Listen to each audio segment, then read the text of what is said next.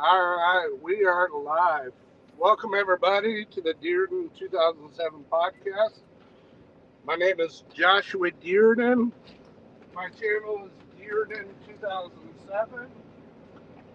I am here with Madhouse Militia. I will let her introduce herself. But before we get there, I want to give a shout out to all 886 subscribers that I have on YouTube. You guys have helped me get to where I'm at.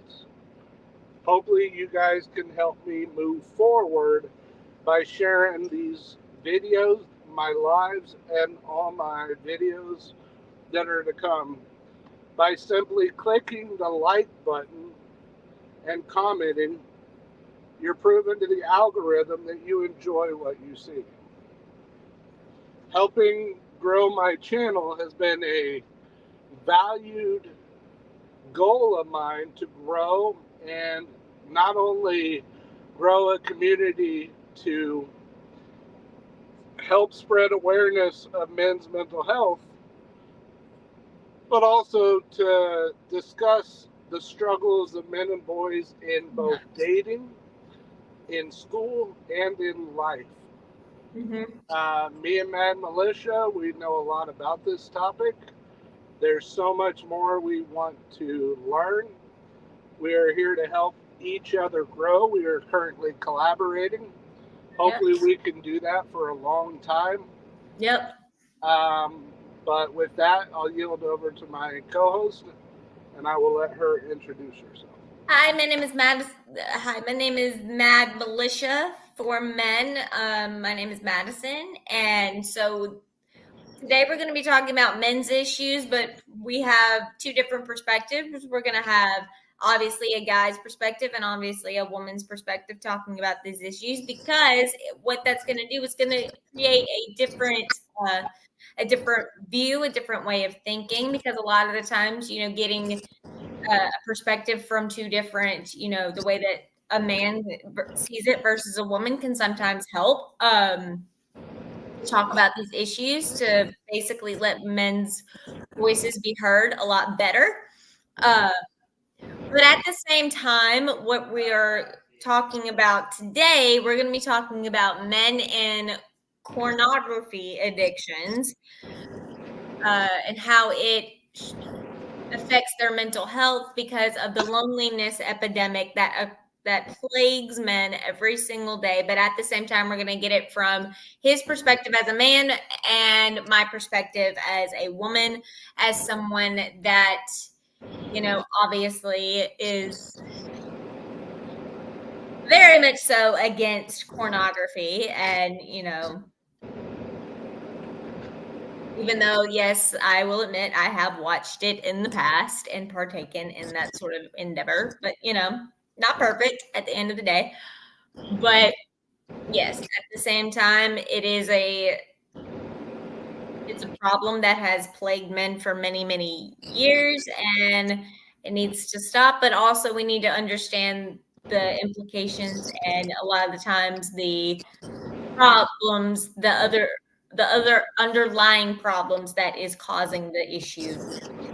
So, as well as Schmeck's work. What, from a lady's and a man's perspective, I want to talk about that today too. So this is a 18 to 21 plus stream today. So if you are not of that age, please go to Vacation Bible School or somewhere else. Okay, not the topic for you. Okay, bye bye. So those were the topics she wanted to discuss.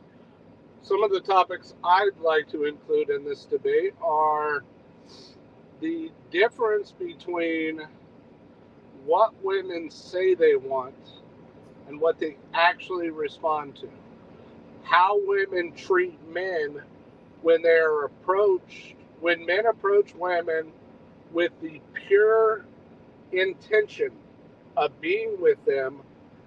My question is, why is it that they assume that his intention is moving too fast rather than,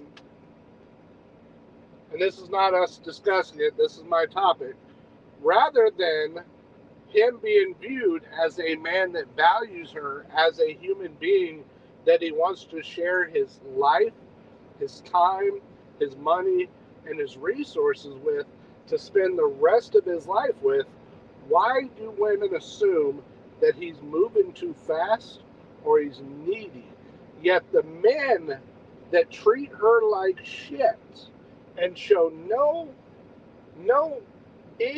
inclination of intrigue or interest in who she is as a person, that man will get all the love in the world. Yet the man that is working so hard to gain her time and her as a valued human being, as a life partner, he's not given the same respect as the man that treats her like shit. So where would you, let's start with your topics. We'll go from there and go ahead and establish your question and your topic, and we'll discuss it. Okay, so what do you think? Well, first we're going to talk about Schmeck's work. We're going to talk about, because I think they're both going to be interlinked for me, in my opinion. Like they're both going to intertwine and be interlinked somehow in a weird sort of way. Because I think both are working together. Let's just say that. I think that there is because of the loneliness epidemic, Schmeck's work exists. Because I think it's because there's an underlying problem, and because most, believe it or not, in a lot of communities, and a lot of communities where Schmeck's workers, they're around, or OF models, a lot of them, believe it or not, or just a regular hooker on the street, like the most of her requests that she'll get is literally cuddling and conversation. That's literally what most men request and want, is they want someone to actually listen to what they have to say. And I think that is by far kind of sad, the fact that, but also I think that in a way they both have it's a mutual relationship where they have agreed to destroy each other. I think that relationship is very damaging because it's parasitic on both ends, because the girl that's getting paid to do that stuff, she feels like she deserves that kind of love because there was obviously either somebody in her past that showed that to her, whether it was from childhood, or there was a boyfriend that did that to her, or did something very traumatic. I think it comes from, a lot of the times it comes from childhood trauma. I think that's why people that are in that sort of industry, they're a lot more susceptible to it. But at the same time, the loneliness epidemic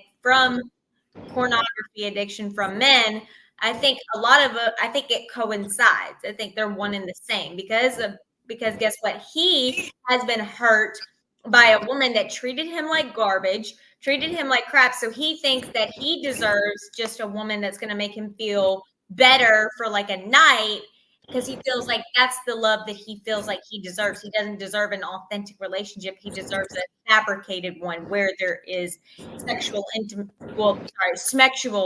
intimacy involved. And so I feel like both of them coincide, and it's a mutual relationship where both of them have agreed to mutually destroy each other's souls. Okay, so you said a lot, so I'm just trying to process. I heard it, just need to process. So, sex addiction, lonely epidemic, destroying souls, and I hear you. But we need to. So I get where you're coming from. I get how corn is causing degeneracy. I Mm-hmm. agree with that. I agree we need to go back to Christian morals, but that's where both Andrew Wilson, Brian, and a lot of the Christian morality debaters, that's where we come in trying to teach the secular people that you have to have some basis, some structure in your life. And that's where Christian morality comes in. That's where morals come in. Now, I want to talk about your discussion about the lonely epidemic. While I will agree that corn is not good for society, it's not good for men, it's not even good for women. Yeah, they're banking off of it, but it's not good for society. No, it's definitely not good for women at all. What I will say is women often complain they want men to be men. Well, where's the discussion that we need women to be women? Where's the discussion where women are constantly they're, I have to be careful with my words. Women are using their as a their sexuality. their sexuality as a golden goose inside of Fort Knox, where men have to pay for her time, earn to be in her time, yet women are the only creatures that are doing that. Men are not out here saying, well, you can't get no love from me unless you earn it.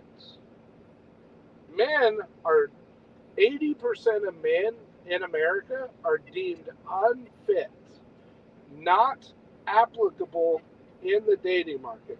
Their sexual market value is zero because we're not 6 foot tall. We don't have six pack abs. We're just not what women want. Now, are we crying about it? Some of us.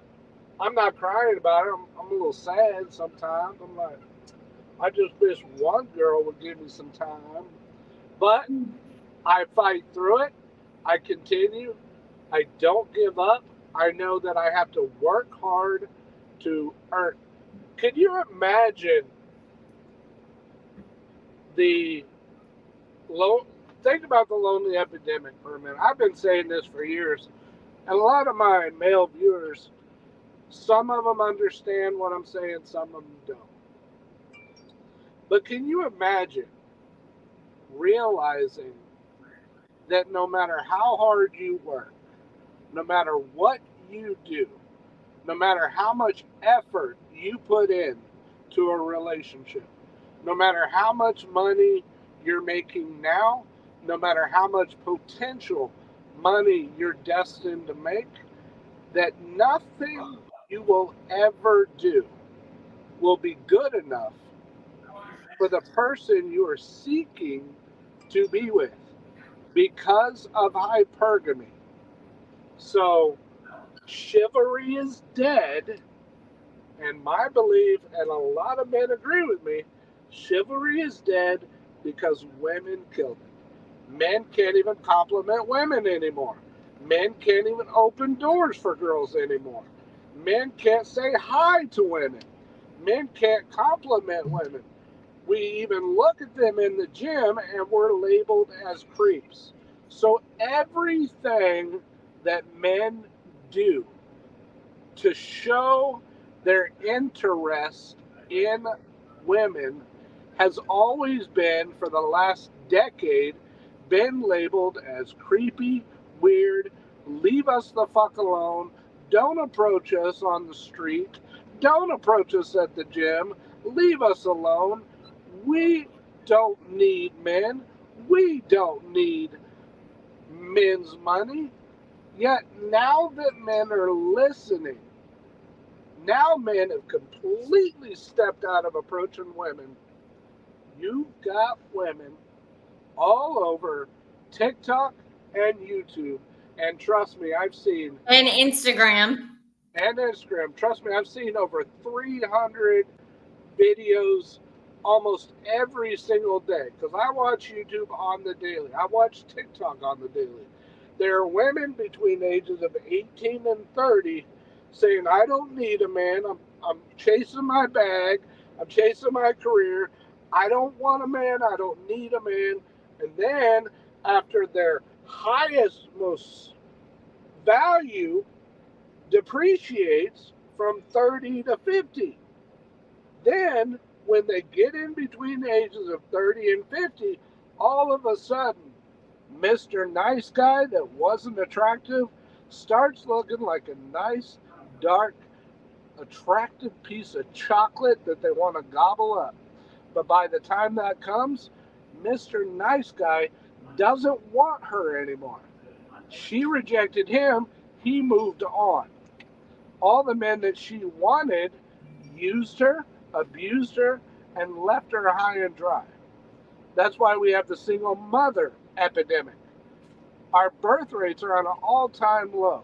Women are not appreciating the efforts that men are giving. So I said all that to lead up to your discussion of both the lonely epidemic and porn addiction.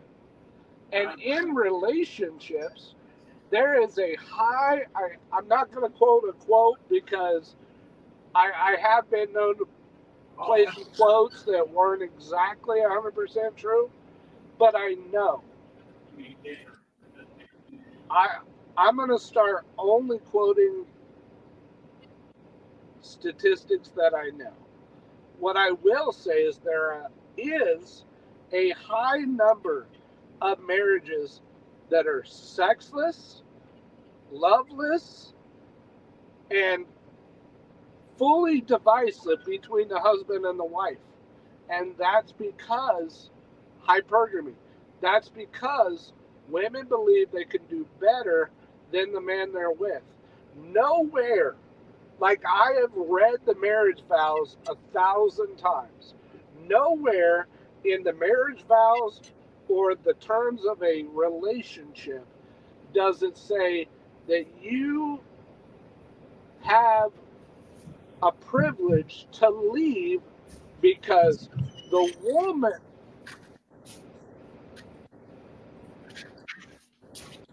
She walked out. Just because the woman is not happy, nowhere in the terms of a marriage contract or a relationship does it say that just because I feel I could do better and I'm not happy, that I have a right to cheat and run out on a man. If he is doing everything that he's supposed to do, if he is providing, if he is protecting, if he is loving, if he is doing all the things that his list is supposed to be doing, just because the woman's not happy does not mean that she doesn't have to stay and fight. She has a right to say, this is what I'm bothered by. This is what I need to work on. This is what I need you to work on. This is what us as a couple needs to improve. Now, if he is not listening and you have sacrificed every ounce and you have tried every possible way to work it out, they have what they call couples counseling and marriage counseling. So the lonely epidemic strives from men who have done everything in their nature to earn love, earn respect, find a woman, get with a woman, and be happy with that woman. But a man only needs five simple things. That's it. We want our women to be feminine, friendly, submissive, compliant, and not embarrass us by fucking other men. On the other hand, women have a long, long list. And and personally, I don't even think my husband, he doesn't necessarily want me to be like all that submissive either. Like he doesn't want like submission's not necessarily a requirement in my relationship. I think men just want common respect and decency and they want to be treated well. I could give a crap less about being submissive or whatever it is. I could care less. As long as honestly, I think that as long as women have a common respect for men and what they're going through in a relationship and they're validating that guy's feelings and validating what they're going through, I think that that's fine. You don't have to be submissive. You don't have to be that feminine. You don't. Like that's on a spectrum, okay? Because femininity is like determined by the guy. Like, Let me give you a little pushback. If you asked your husband if he would prefer that you mouth off to him or that you don't mouth off to him, if you asked him if he would prefer that you follow his lead or you don't follow his lead, what do you think his answers would be? I mean, it would just depend. It would depend on the case. It would be a case by case basis because he knows that there are certain things that I'm going to have questions on. There are certain things that I'm going to be like, hey, I'm going to have questions on, and I'm going to question why you think this way. I said, listen, I'm not going to necessarily like mouth off. Okay. I'm not going to necessarily mouth off. I'm just going to give him questions because I need to know myself, like, how is this going to affect me? What is this going to do to me? Because at the end of the day, it's a give and take, right? So like at the end of the day, I'm like, okay, what is this going to do? What is this going to do to me? And what's this going to do to our marriage? Because I need to know like what his process is and what his way of thinking is, right? Because even though yes, sometimes, submission, sometimes I do submit. There are some times where I'm like, no, because I don't know I'm not getting your mind, or I'm not getting like where you're coming from. So I think that as long as you respect him, you're fine. Submission is like, that's kind of, it goes by a case by case basis. I think submission is something that is not an automatic right. It's something that's earned. It's something that's earned through trust in a relationship. So for me, for myself personally, I tell my husband, I'm like, listen, I need to know your way of thinking about this in very explicit, like paragraphic detail, because I'm not going to understand why you think this way and why we need to go this way, because I need to know if that's going to cause safety and security for me and for our union, or is that going to cause chaos? Let me ask you this. Aren't we discussing Christian morals in this live? Yes. Do you agree with the Bible? Yes, I agree with the Bible. What does the Bible say a wife should do? It submit, but at the same time, a guy should also love her as Christ loves the church. Both parties are not doing what they are supposed to do. Both. Great. But we're talking about your relationship now. He doesn't require it, so I'm over here like, okay. Before the live, didn't you say that you wanted to talk about. You also said that you wanted to also dive in what should be. Yeah.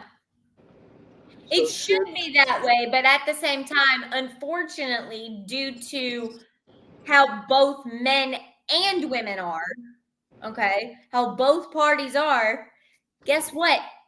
It's just not that way. And the reason why is because both parties aren't doing what they're supposed to do. They're not. And like men, for example, you want a faithful, quiet, submissive woman, but yet you're sitting around watching pornography, going to strip clubs, sleeping with every woman. You don't deserve her. Developing a high body count, you don't deserve her. You don't deserve her because you couldn't follow it yourself.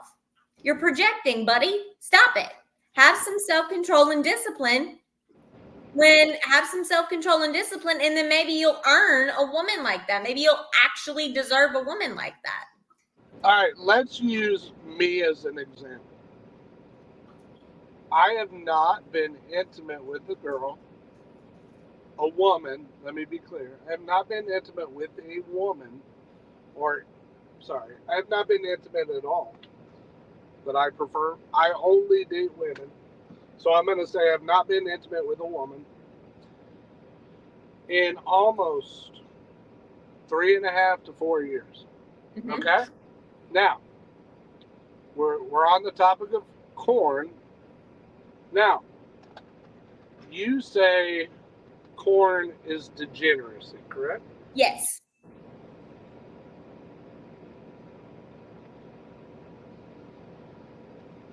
Now, I can admit that corn isn't good for society. It's not good for men and it's not good for women, but it has its purpose.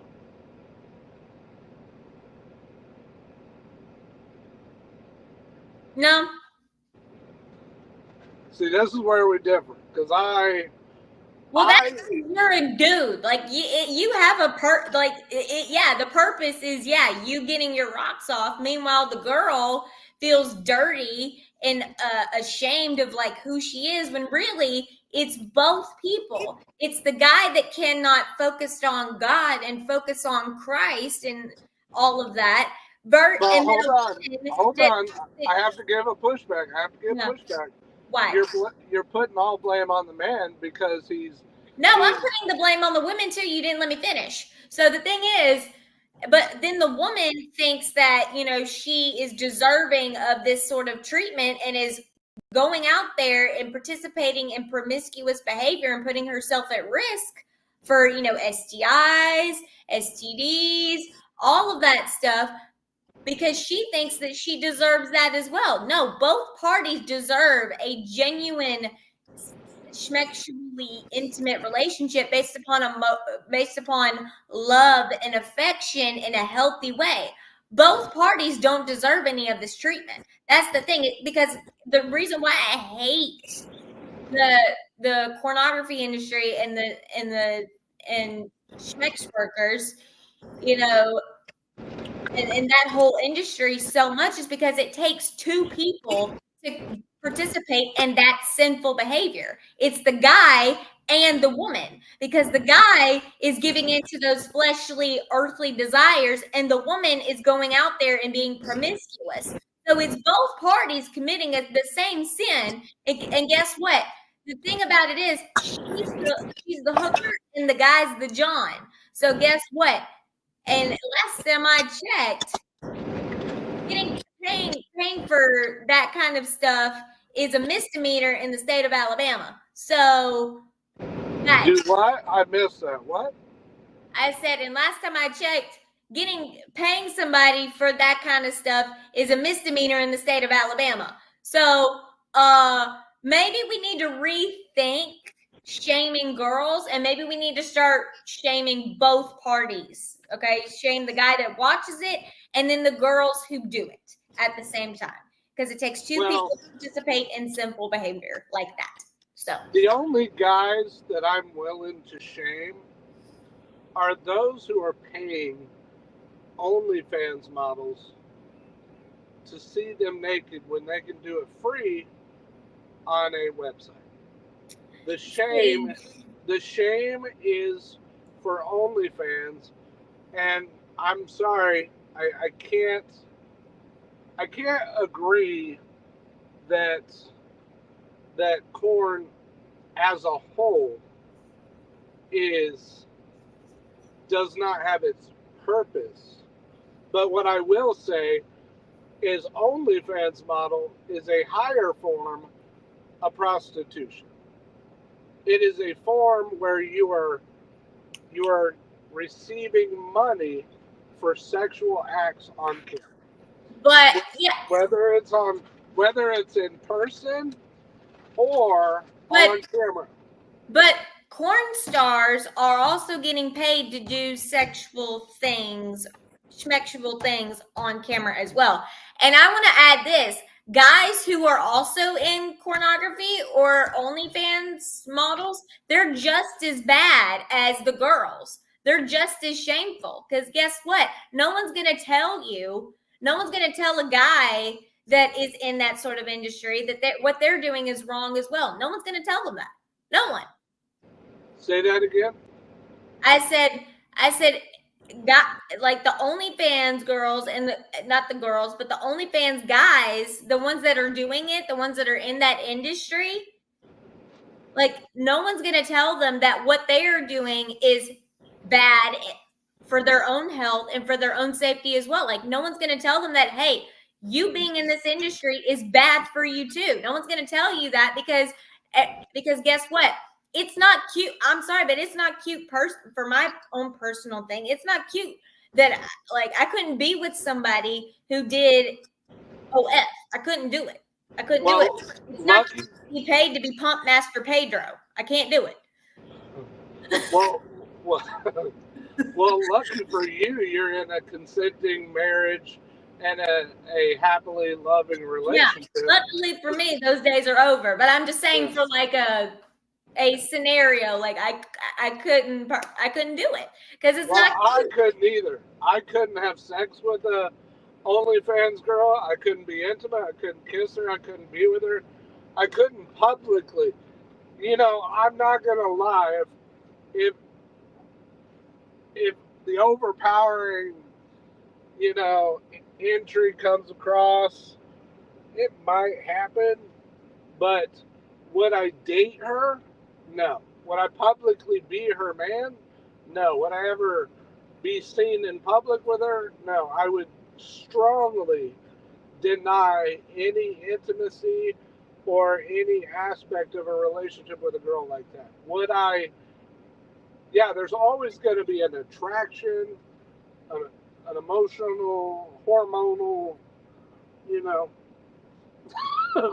but would I be with her? No. Would I marry her? No. Would I date her? No.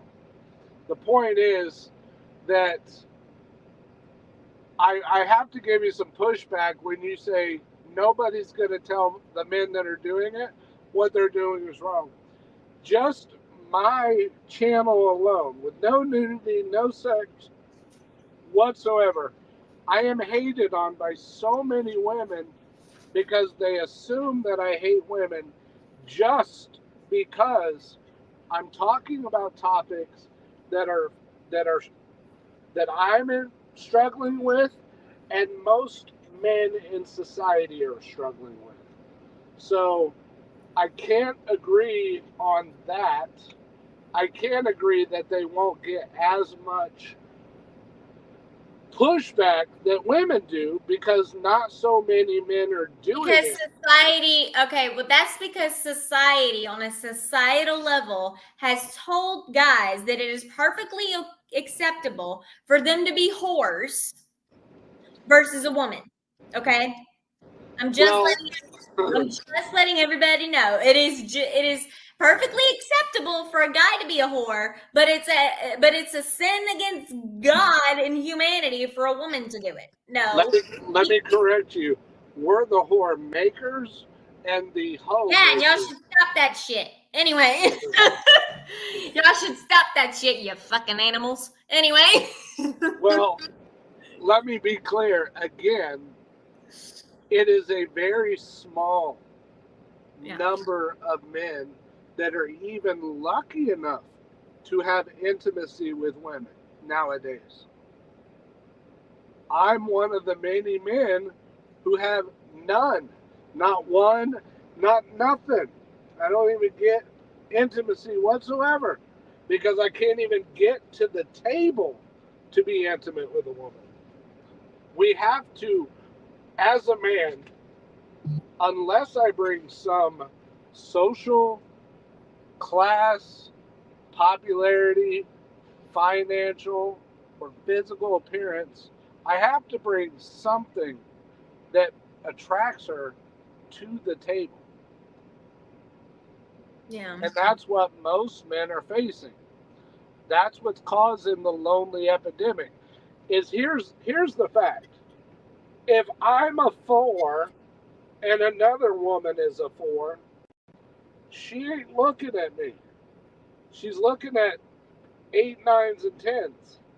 So women are ignoring the guys on their own level and chasing men that don't want them.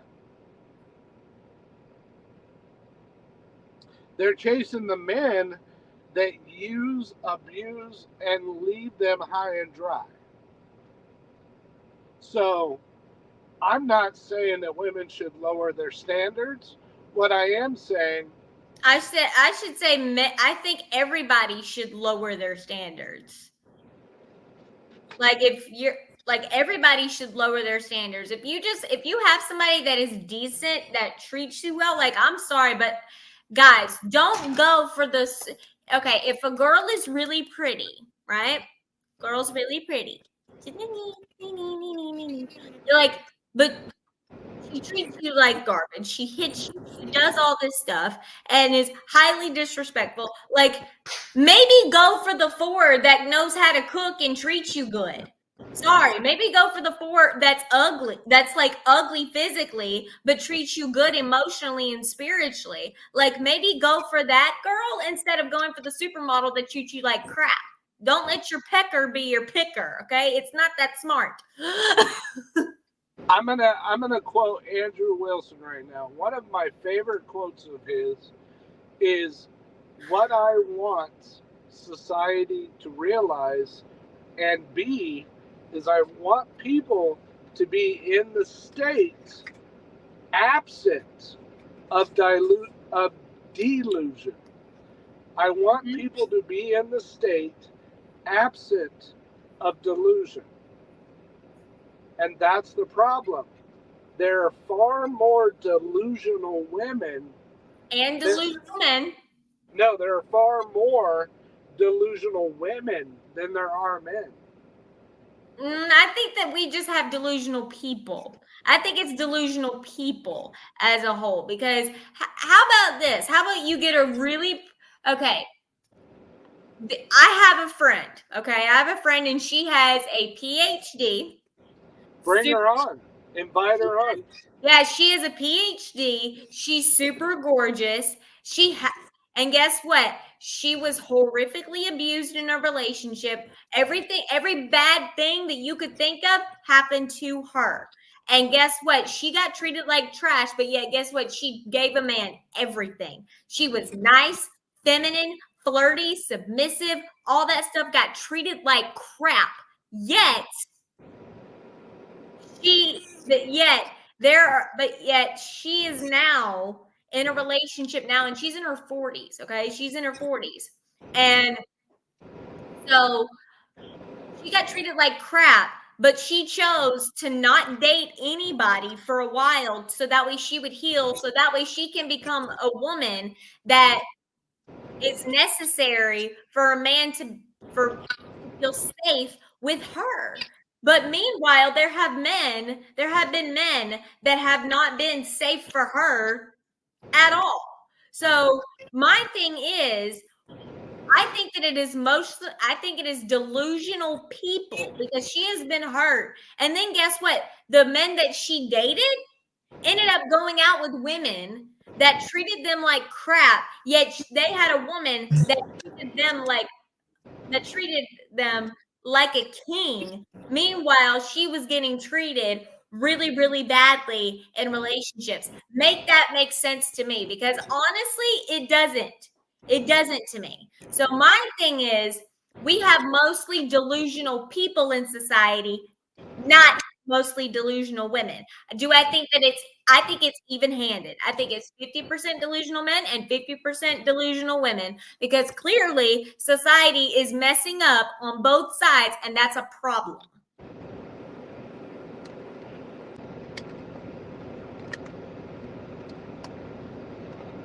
I'm responding to something real quick. So, I can agree that there's a lot of delusional people. They were good looking. I'm going to tell you, the women were beautiful. The women were beautiful. But I've seen far They were more crazy and toxic as crap. But I've seen far more delusion from women than I have men. That's based upon that's based upon personal experience. No, that is about 600 videos a day. 300 to 600 videos I've seen a day where women are fours and they're crying because they dated a Chad who used and abused her, and she said, today a man that's not as attractive as my ex had the nerve to ask me out. Like, it's like you either expect to be appreciated for who you are, or you're demanding something that you're really not worth. Like, okay, so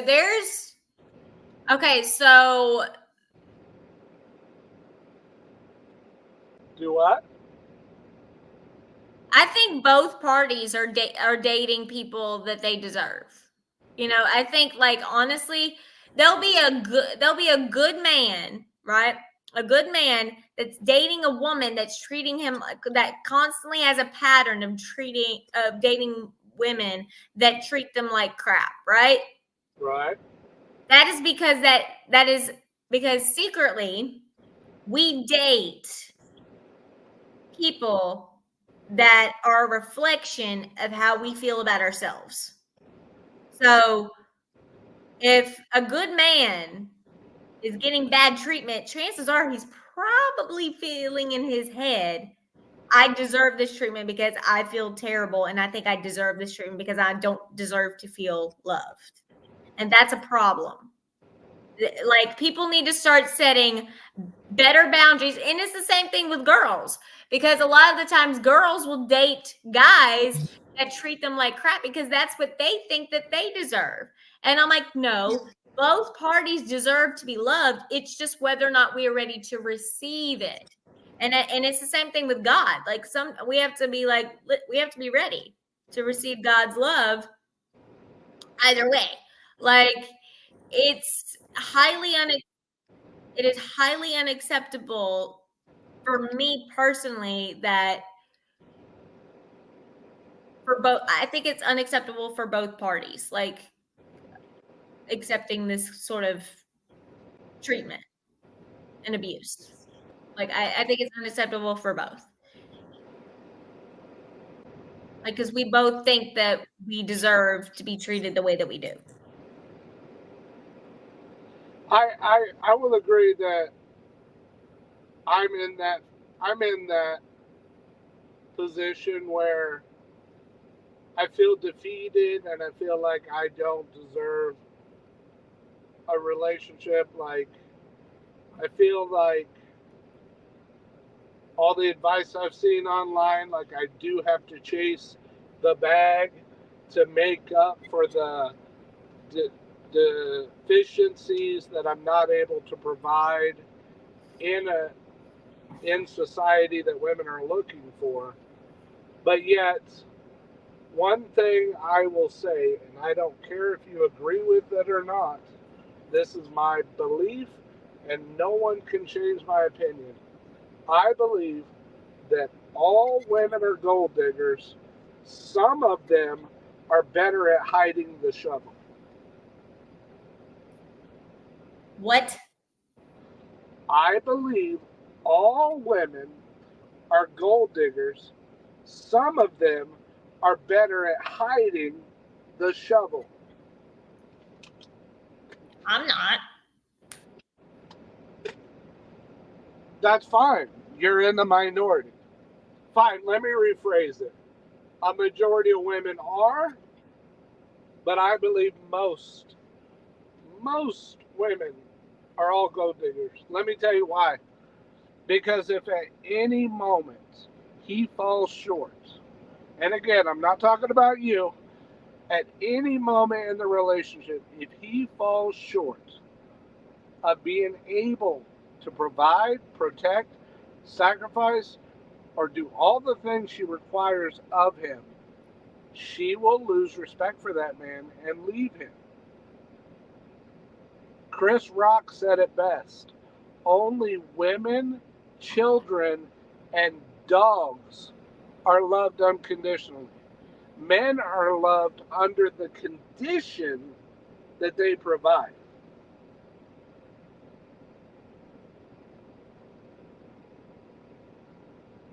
But then women are also valued for their bodies. Like, you got to have the best bang in this, or you got to have a BBL or whatever. And I'm like, I don't know. Let my wife, God rest her soul, she passed away in 2007. I will love her forever. I don't care if I die alone. I don't want to. But that woman will always be the most beautiful woman to me. She was well over 200 pounds.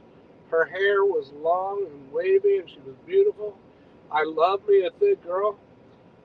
It is not the body I look for, it's how she treats me, how she looks here. Everything else can, does it, nothing has to be, no woman ever has to be perfect. If she's beautiful here and she treats me good, everything else doesn't matter. It really don't. Do I want a woman to be healthy? Yes. Does her weight really matter? There's limits.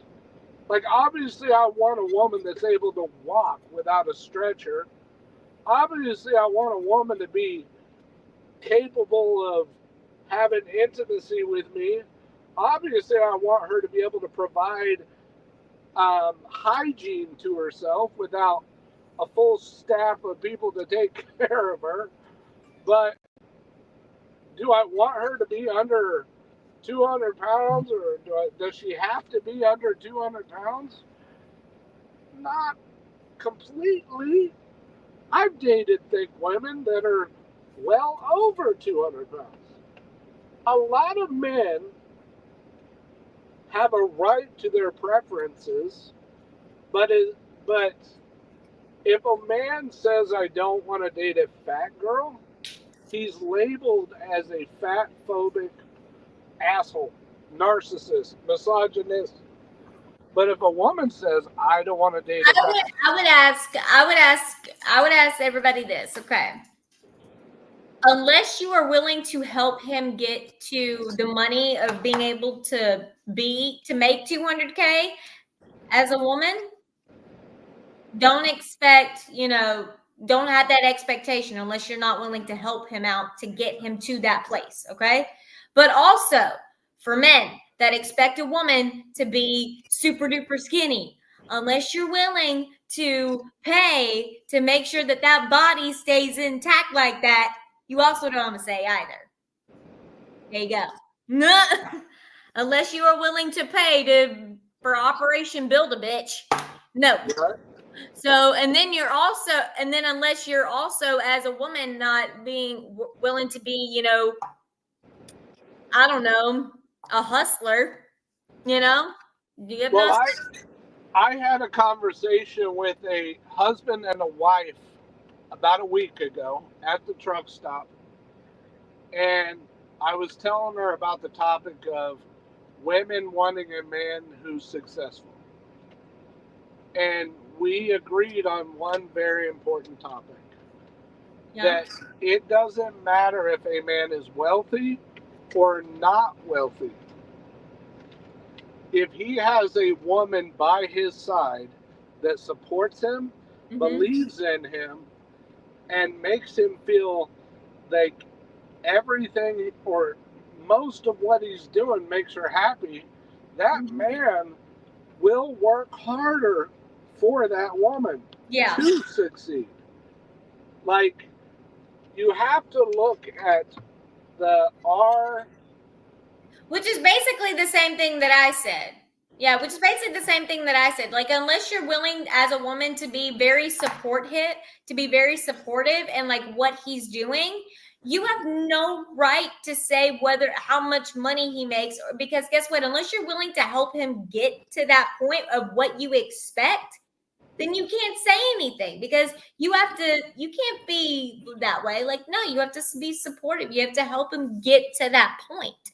Like, you have to Yes. be, because guess what? A guy that makes 200K a year, honestly, probably, and you know what's funny? The top 2% of men, probably the loneliest men in the world, because it is very lonely to get to a place like that, because you're working all the time.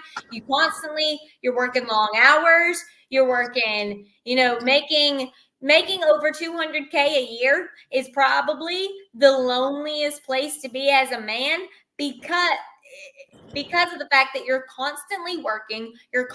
Like, your mental health is like fried, because you're working those long hours, because you're doing this, because you're doing that. It's very mentally demanding, having to work all of that. So are you willing to be a little bit more as a woman? Are you willing to be a little bit more lonely as a woman because he's working those hours? And are you willing to like be so supportive in his journey to get to that point, that guess what? You're going to have to put in a lot of work as a woman to help support him. You're going to have to make sure that the house is always clean and taken care of, making sure that, he's not going to have to come home and lift a finger or do anything like that. You're going to have to make sure of that. And that's really, like, honestly, that's a lot. Okay. So maybe we should stop and also, guys, for wanting a woman that's like really, really skinny and really, really, petite, and oh my gosh, and all that, for not wanting a fat woman. Okay, well then never get her pregnant. Like, never get her pregnant. Like, seriously, because when we get pregnant, our bodies change. And I've seen guys cheat on their wives after they give birth. And I'm like, are you serious? She just gave birth to your child, your legacy, and you're going to treat her like that? Are you kidding me, buddy? Like, no, don't do that. Don't do that to her. Like, I tell guys, unless you are willing to pay to get her body to how it is, okay? Like, pay for her gym membership, pay for unless you're willing to like do all of that to get to make sure that she stays like that, you know, kind of don't have a say, okay? Because she's out here doing the best that she can, trying to, take care of the kids, take care of the household, making sure that, if she has a job as well, if she's working a bunch of hours and all that stuff, if she's working to help all of that stuff, like, you just had a baby and she's working the job, helping you take care of the kids, like all of that stuff. And yet you're going to get mad and you're going to be like, oh, her body's just not the same. She's working hard to take care of you. She's neglecting herself at the expense of you, to make sure that you're mentally doing okay. But because she's not like a pretty thing to look at, you're mad? Really? Really? Does that really matter? Well, I heard earlier that. Sorry, I'm sending Andrew Wilson a message right now. Tell him that the moderator kicked me off the Crucible Discord server. See if he could help me out. But I mean, I have a point. Do I not? yeah, but I heard a guy that explained it this way. There's a way to talk to your partner about her weight being like bothering you, Yeah. and there's a way not to do it. If you approached her and you said, "Hey, I'm trying to lose weight, and in order for me to lose weight, it would be helpful if you would motivate me and work out with me." Now, if he walked up to her and he's like, "Hey, you fat bitch, I need you to lose weight," that's probably not a way to approach it. Yeah. Not the way to do it. Sorry, I'm going to send this. Your other um, members explained to me how to find self-promote. I had to click on the general tab to find it. I am sorry if I upset anyone, but I don't think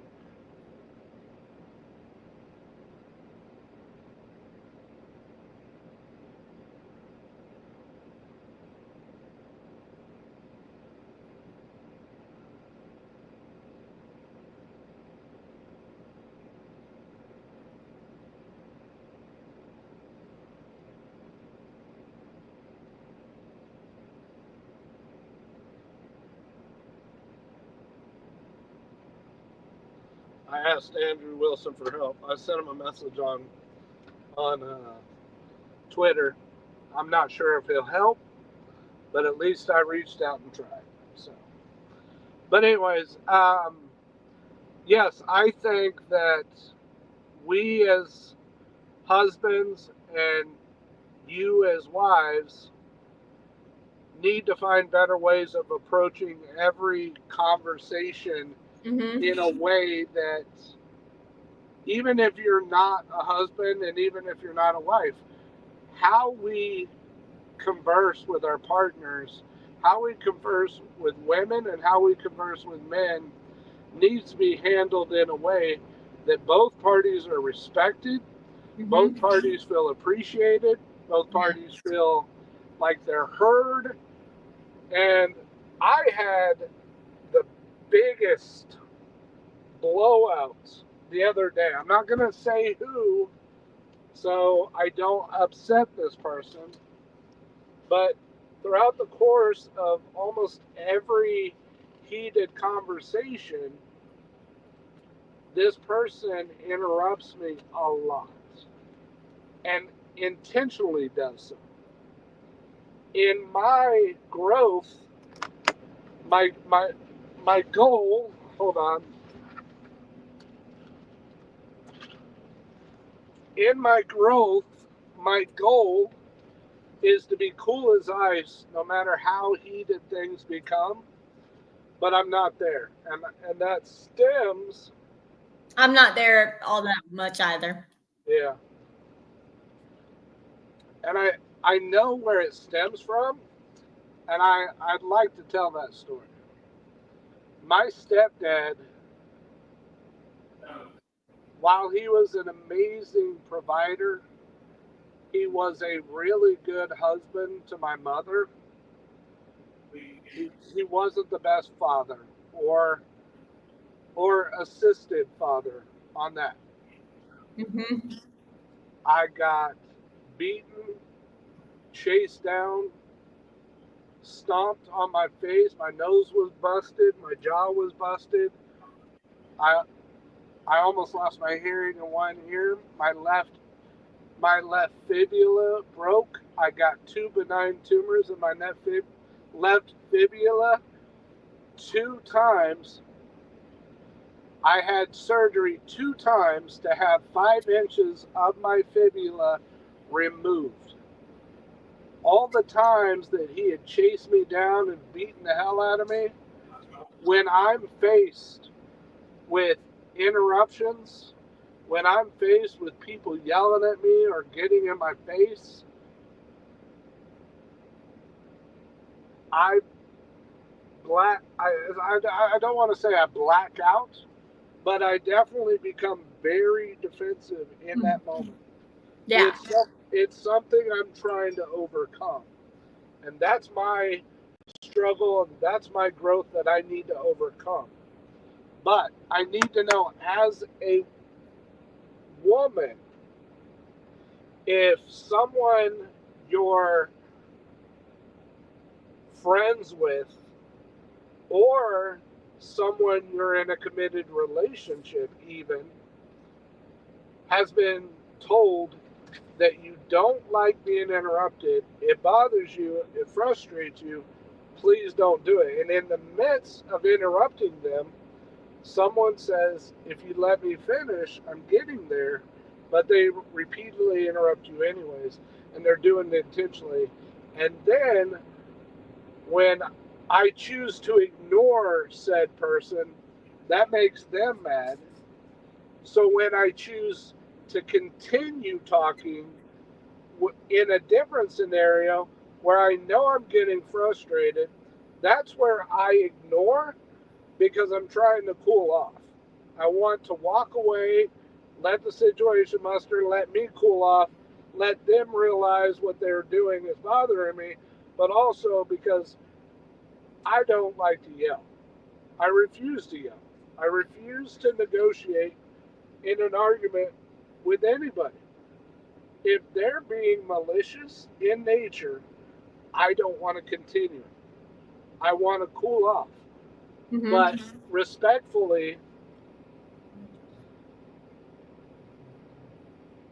if someone tells you what you're doing is bothering them, and Medea said this best, Tyler Perry Medea said this best. If you tell someone this thing that you're doing is causing us harm, and they don't even make an inch to make an effort to change, they're not worth your time. Something like that. But if you see that person trying to improve, that's the kind of people you need in your life. But it's not so much that I'm trying to get rid of people because I don't have anybody. I'm trying to find ways to get them to understand my struggles so that we can better associate with one another. I think honestly, sometimes it depends on a case by case basis. Sometimes it just depends on, the type of person somebody is. Because obviously, somebody that clearly cares about your needs and acknowledges them and they're working on trying to fix it, a lot of the times they will do their best, right? And then sometimes they just don't hit that mark some days. Sometimes they just don't hit what you want.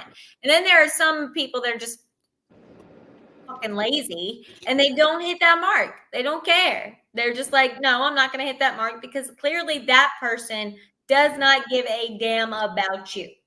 Right? It's not one of those things that it's one of those things where if they are trying to put in the effort, but you got to be careful with that sometimes because a lot of people will say that they're putting in the effort, that will give a little bit and then like go back to how they were and then just to get you back into their good graces so that way they can continue to fudge around with your brain. Like it just depends. A lot of the times you got to use your best discernment, right? You got to use. I'm listening. I'm trying to find this that relates to what we're saying. Keep Like going. a lot of the times you gotta use your best judgment to figure out like who is that person actually being manipulative just to keep you like in their good graces, or is that person an actual genuine person that wants to help you rather than harm you in the process. Like, that's the thing. Like, you have to be able to use that discernment for yourself and being able to say, hey, is this person actually going to help me, or is this person going to harm me? Is this a good relationship or a bad relationship? And it doesn't matter whether it's a friendship, a boyfriend girlfriend situation, or a platonic relationship, or a romantic relationship. It doesn't matter. You have to be able to determine that for yourself. And I think a lot of the times, if you don't use that discernment, then you're going to get screwed a lot. You're going to get hurt a lot. So you got to be able to use your best discernment for that situation at all times. Like, it Right. just, like, for example, a lot of narcissists, they like to think that they're the hero in every story, right? Sometimes you're the villain. Sometimes you're the villain. You may seem like the hero, but no, you're the villain. Well, I think we're all heroes and villains in someone's story. Yeah. Yeah.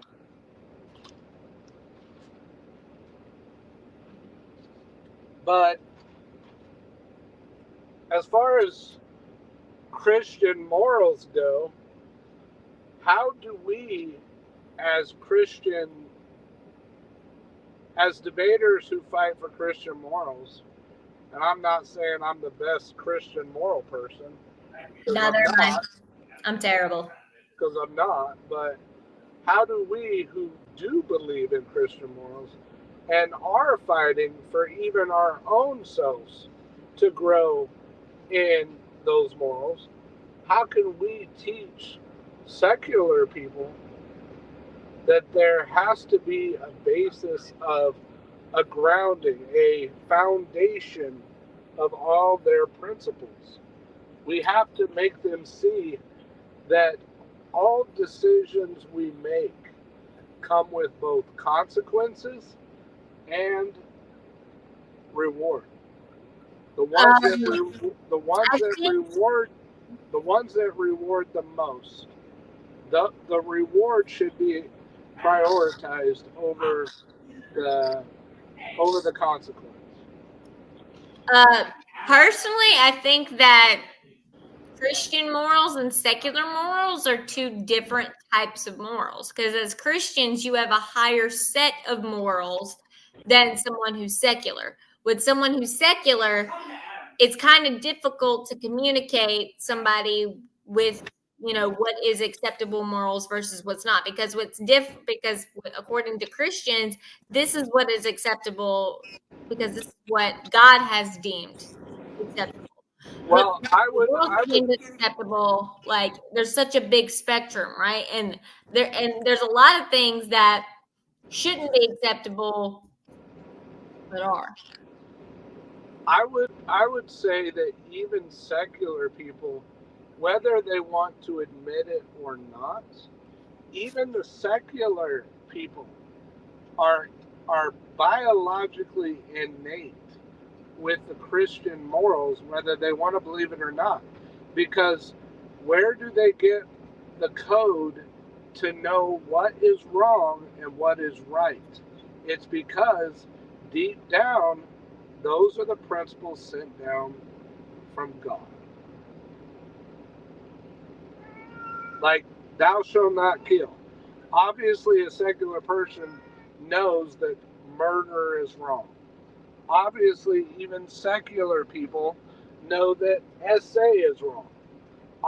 Obviously, secular people know that abusing children is wrong.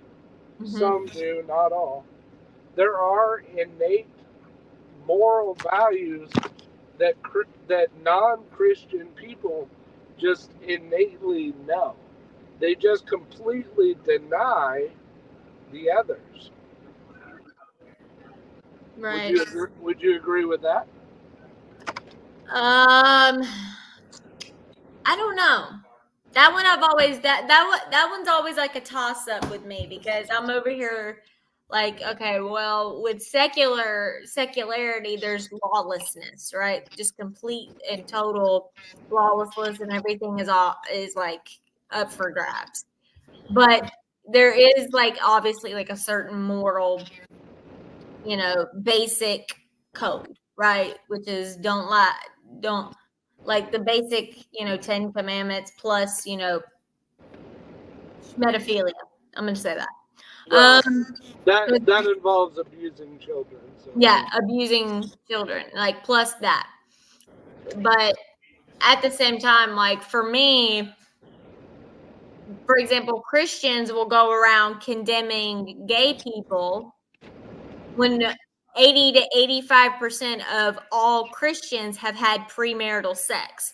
So we need to, and God also condemns that behavior as well. So we need to both look in the mirror and say, listen, I'm a filthy sinner the same way that you are. Well, let's dive into the premarital sex. I understand that is in the code that it shouldn't be done, but let's be clear. A vast majority of women demand that men uphold their end of the traditional role as a man. Would you agree with that? Yes. Okay. Would you also agree that a vast majority of women refuse to uphold their end of the traditional role as a woman? Okay, that is because the guy keeps trying to deflower the woman.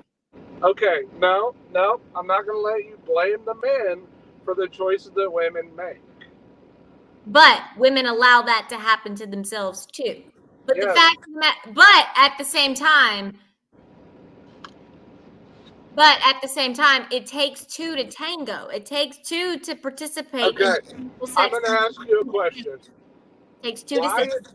why is it we hold women accountable for their alcohol consumption when, when, and this ain't just about SA. This is about, I have some accountability questions. I wrote these down. I was prepared for this. But this is one of the accountability questions. Why do we hold women accountable for their alcohol consumption when they climb in front of a steering wheel? But we do not hold women accountable for their alcohol consumption when they climb on top of a man. All of a sudden, because a man is involved, she's no longer held accountable for her own decisions. Like, what do you mean? Get a little bit more detailed with that question, because If you're at the bar and you get drunk, okay, you with me so far? Mm-hmm. And you climb in front of your car's steering wheel and you put it in drive and you go out and you have a DUI where you either cause harm to property or you cause harm to people. You will be prosecuted to the fullest for that harm. Would you agree with that? Mm-hmm. So the police and the courts don't care that you're a woman. They care because you were drunk behind the wheel of a car. They hold you accountable. Do you agree with that? Yes. Okay. So, a woman goes to a club, she gets drunk, has sex with a man. Now, because a man is involved, he's responsible for her, not her own responsibility. Okay, I will say this. Was the man sober? I just focus on the woman. Just focus on the woman. No. Was the guy sober? Because if the guy was sober, that's wrong. If they're both drunk. Let's say both. Okay. If both give me an answer for both. Okay. If both of them are drunk, then that means their inhibitions are fucked anyway. Okay, their inhibitions, they're all fucky wucky, drunky monkey, da da da. Like they're, but because whenever you're drunk, you're not in your right mind, right? Okay, so you're not in your right mind. So if a guy is sober, he is well within his right mind not to do said action. However, if he's he took advantage of a vulnerable woman at that point. Yes, she may have been coming on to him, and because she was drunk, because her inhibitions were like that. But guess what? He was sober and No, we're talking about they're both drunk. They're both okay. They're both drunk. I'm just saying, like, they're both drunk. Okay, well then both of them are fooling around like that. You shouldn't be getting drunk. Both genders shouldn't be getting drunk if they don't know each other well enough like that and getting down with it. No. I've discussed this with at least 400 women in Arizona. I asked them, have you ever had sex after getting drunk while at a bar or at a party? And they all said, a lot of them, not all of them, a lot of them said yes. And I asked them, were you aware of what you were doing while you were doing it, while you were drunk? Did you know what you were doing? They all said yes. Not all of them, but a majority. So I said, so would you consider the man that you had sex with as taking advantage of you when you knew what you were doing? They all said no. The ones that said yes all said no. I would say, personally, I think that they're both participating in sexually reckless behavior, both the guy and the girl. I would say both, because guess what? When you are drunk like that and you are random people and you don't know each other very well, like, my guy, Let you me could be clear. Go ahead. I interrupted you. Sorry. Like, my guy, don't be stupid.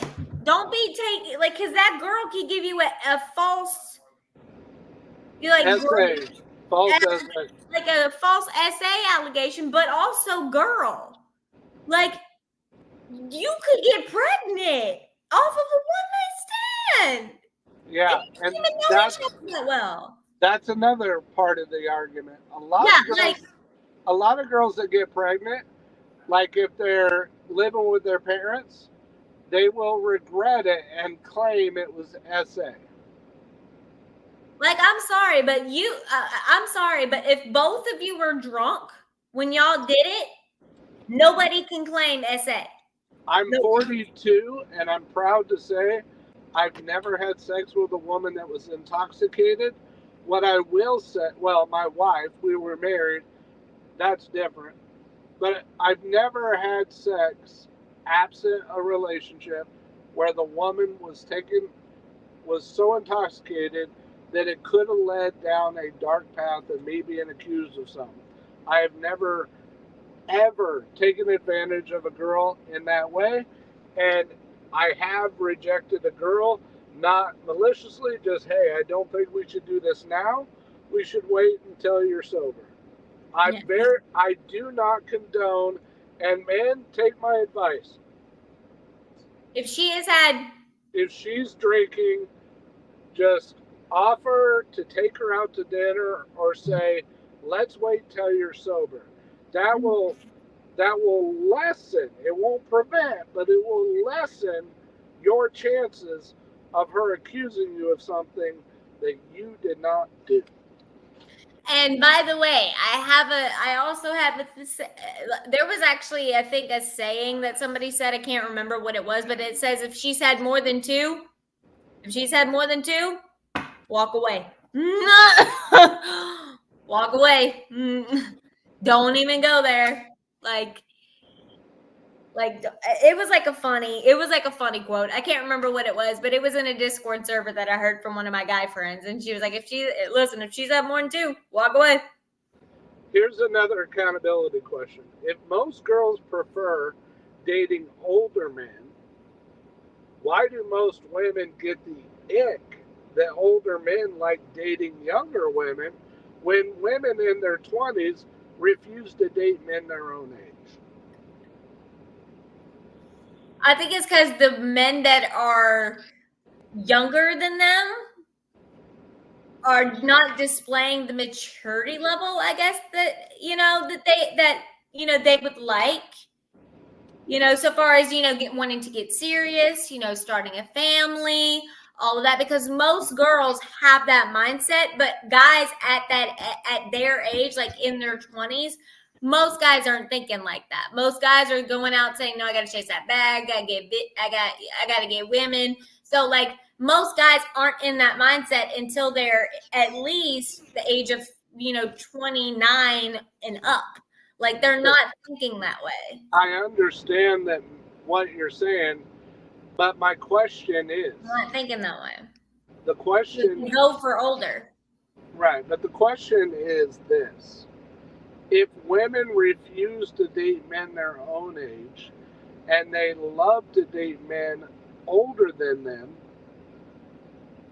why do, and I've heard you before say it gives you the ick that older men want to date younger girls. So why is it that girls have the privilege, or not the privilege, but have the distinction to show negative connotation to older men wanting to date younger women, yet younger women refuse to date men their own age? That makes no sense. Women are participating in the thing that they have an ick towards. I That think is it's a because lack. the men that are of their own age don't have that same mindset. Like they don't have the need or the want to settle down. At least the majority of men at between the ages of 18 to 25. They don't have that same mindset. They're all about getting drunk and getting as many women in their bed as possible. Like that's what they're and so Right, like but listen, guess what? At 18 to 25, they're girls societally are told, "Hey, when are you going to get married? Hey, when are you going to have babies?" So maybe if men and women were on the same page, maybe, just maybe, we would have a better society as a whole. Maybe they should start pressuring men to get married at 18 or 20 years old. They should say at 18, a guy just be like, "When you gonna get a wife? When you gonna have a family? When you gonna start a family? When you gonna get a wife? When you gonna get a wife? Huh? When you gonna get a wife? Huh? Huh? You're not worth anything unless you got a wife." Like, yeah, like but when are we? Aren't we in the middle of a discussion of lonely epidemic? Isn't those women adding to the problem by not dating men their own age? well, that's because men that their own age aren't acting I heard, maturely. yeah, you They're not already you acting. already said that, but They're constantly like trying I'm to asking you, a do. very specific yes or no. Aren't women adding to the lonely pandemic epidemic I'm at by refusing to date men their own age? Uh, yes. Okay, so that is a lack of accountability when girls refuse to date men their own age, date older men that are twice their age, and then complain about men dating younger girls and getting the it factor about it and shaming women. Maybe we should stop date. Maybe we both should stop dating people that are older or Maybe young. we should appreciate the fact that men in their 20s have no choice but to chase the money. That is our job. That is what we're supposed to do. So, mature or not, that is our job. Or else we are not going to get a woman. This is why I encourage people. This is why I encourage men and women to get married young. This is why, because it will correct all of these problems. It will. I say, listen. I will say this: if you are not married, both man and woman under the age of 25, oops, maybe it's your problem. Like, maybe we should start doing it for both genders. Maybe you should say, maybe if you're not, if you, you know, maybe we should start doing it to both genders. Maybe we should start pressuring both genders to get married before the age of 25. Like, maybe we should start telling guys, hey, you need to get a wife because she's going to help you be a better provider. Hey, woman, you need to, get married before the age of 25. So that way your eggs aren't, expired after a certain point. Like, maybe we should pressure both genders to get married before the age of 25. And maybe it would solve all of these problems. It would solve it all. It would be like, hey, because then they could grow up together. They could grow. That's the best part about me and my husband's relationship, is that we got married super duper young. We got married practically as teenagers. I was like literally, I had just turned 20 years old 3 months prior to getting married. And my husband is 2 years older than me. We got married practically as babies. Okay. We were babies getting married. And it's magical. Like, so we're both growing up together. We're both building our futures together. I love it. It is freaking wonderful. And I think that the majority of society should do it. I think that both genders should be pressured into getting married before the age of 25. Both of them. So that way they can both grow to become better people as a result. Like, maybe if we should tell men, hey, you need to get married before the age of 25 so that way you can have a very good, caring support system. And on top of that, maybe, just maybe, you'll be able to, whenever you have kids, when you two are ready, you won't have it with multiple baby mamas. Okay? You won't have it with multiple baby mamas. Like, you'll have it with one, maybe two, okay, on an intimate basis. Like, let's talk about a relationship and the program that it is. The software, the hardware, the programming, the rules, the regulations, the guidelines, and how to make it work. The problem is we make divorce and leaving a relationship way too easy. well, I think we did that because of the fact that, abuse is very prevalent. And I think it should be just as easy for a man to leave a relationship if it's abusive as a woman should. That's why we created no fault divorce. So that way, just in case, the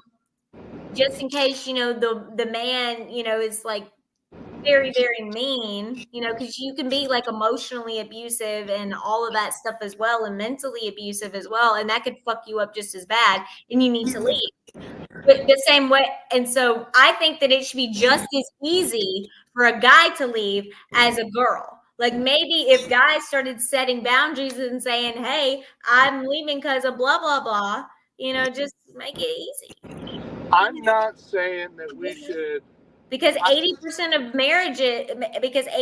of divorces are initiated by women. Maybe if we reverse that, and maybe men should start doing the reverse and being like, listen, you're not doing this, or you're not doing that. I'm leaving. Okay. Yeah, I that's not the prescription that I want. I don't want to increase the amount. I don't want to increase divorce either, but I understand what you're saying. Kind of an eye for an eye argument. I get what you're saying. Give them what they've been given women. And I laugh because this reminds me of the drizzle thing going on. Women have been doing this sprinkle thing all these years. Now men are just making fun of them, saying drizzle, take care of me. I'm not saying men aren't being serious about that. And I think women need to realize that it's a satirical thing. It's not real. Men are not demanding that you pay for them. We're just tired of the demands, the expectations, the way you disrespect men, the way you dehuman. The problem is most, not all, most women have completely dehumanized men in society. We are not human beings. Warren Farrell said we are treated as human doings. In light of that, what he's saying is we're nothing but wallets to the majority of women. Provide, protect, and sacrifice at all costs. If we're not doing one or all three, we're just not valuable to the women we're trying to date.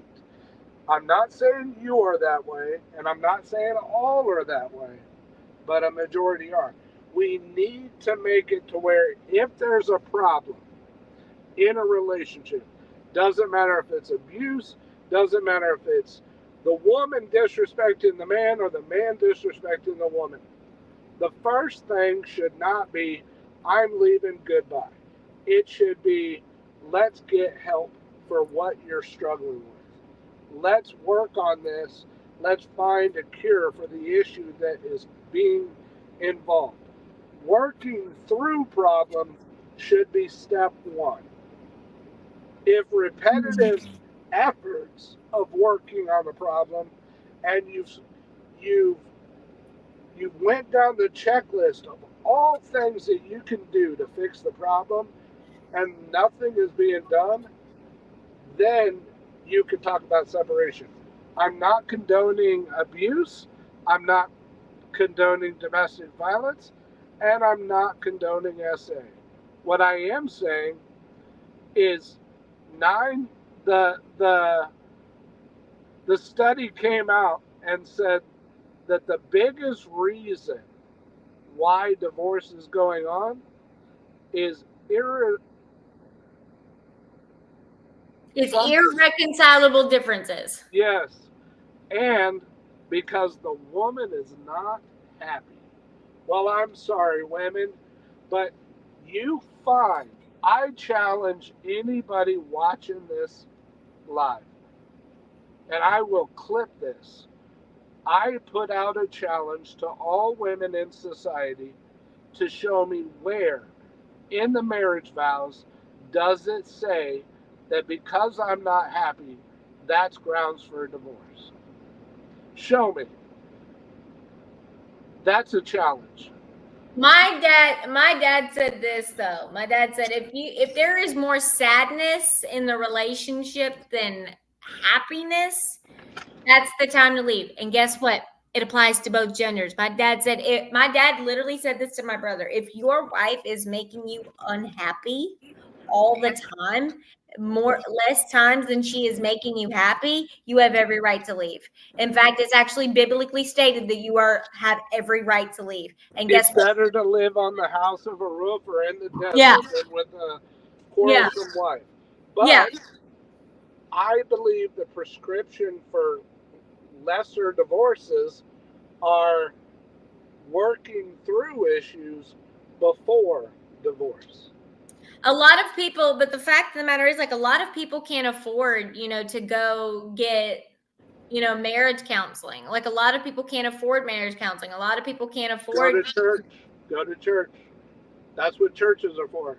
And not everybody, and by the way, not everybody's in a certain tax bracket to be able to go to church. You don't have, even if you're not a Christian, I've talked to many pastors and priests. They said even if a homeless person or a couple that is satanic wants marriage counseling, they would happily do it for free.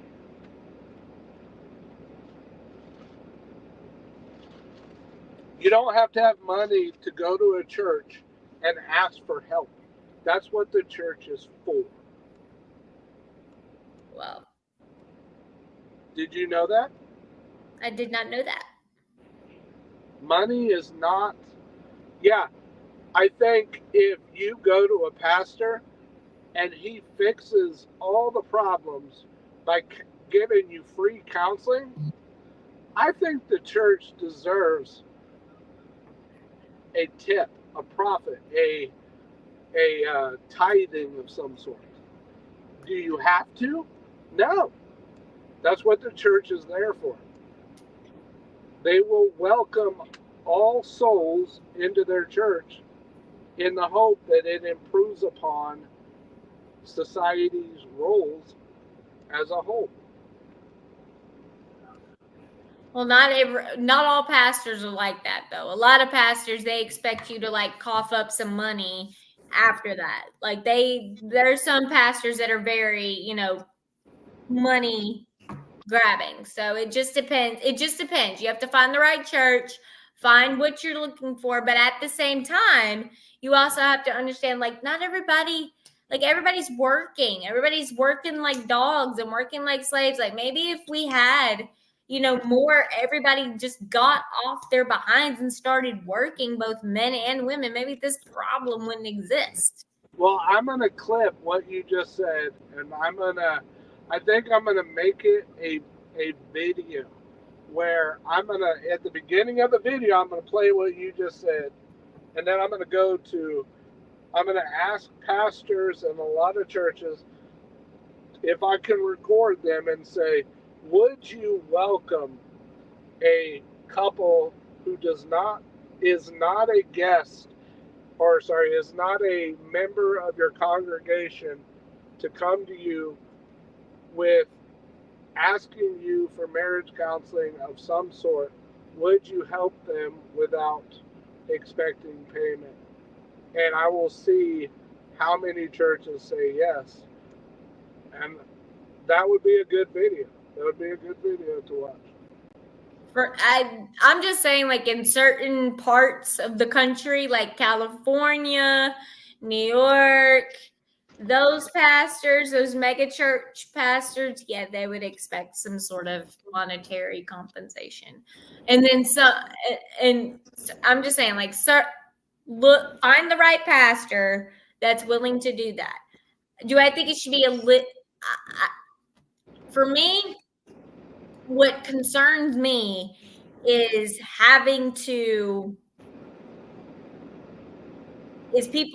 what concerns me about making it harder to divorce, making it harder to divorce is for both genders. I'm thinking about both gender safety. Like, let's just say a guy's being abused, and he wants to divorce his wife, but yes, he has to prove it, right? He has to prove it. And that's, in order for the divorce to happen. Well, what if he's going out to make that exit plan, because girls can be fucking bananas, and they can, like, the girl could just try and kill him because he's trying to leave, right? So I've seen that happen. So a lot of the times I think that the having to prove the abuse is happening is probably not the best and safest route sometimes just leaving and saying, no, I'm leaving you, before it gets to that abusive point, saying, listen, I have told you this boundary 1,001 fucking times and you don't listen, bitch. Like, I'm leaving. I want to go back to fault divorces. I want to get rid of this no fault divorce. All that does is give women an easy out, because I'm not saying that I condone SA. Never said that. Not saying I condone domestic violence. You realize that no fault divorce thing can, like, harm both genders, right? Like, having to prove fault can harm both genders, right? Because there's some women that are crazy as fuck, and they'll be like trying to kill him in the process and be like, well, there's no divorce because there's a murder now. No, I'm saying we are currently in the no fault divorces. We need to go back to fault divorces where women have to prove abuse, have to prove the claim that they're having. Right now, women don't have to prove anything. They just have to say, I'm not happy, and a divorce is. That's. Am I wrong? Are we currently in the no fault divorce? We're in the no-fault divorce, but I think that no-fault divorce also could help men. But the problem is men are stigmatized for not leaving relationships that make them unhappy because guess what? They're told that they're just not man enough to hold, that they just weren't man enough to hold on to that woman. No, it's the fact that he needs to also have some sort of like boundary setting and all that stuff. Like let's just make the no fault divorce exist, but also encourage both genders to leave relationships before it gets to an abusive point if they're unhappy. Like, see, I'm sorry, I have to give a little pushback. I understand what you're getting at, but what you're saying is only going to add to the divorce, only going to add to the ending of a relationship. How about we make it harder? How about we make it harder for? How about we make the process of getting married harder? That way, there's less divorces as a result. Like, how about we end women getting lifelong financial gain for destroying a man's life, and if she wants to leave, then she should leave. She shouldn't leave with the house that he bought. If look at it this way, do you think if tomorrow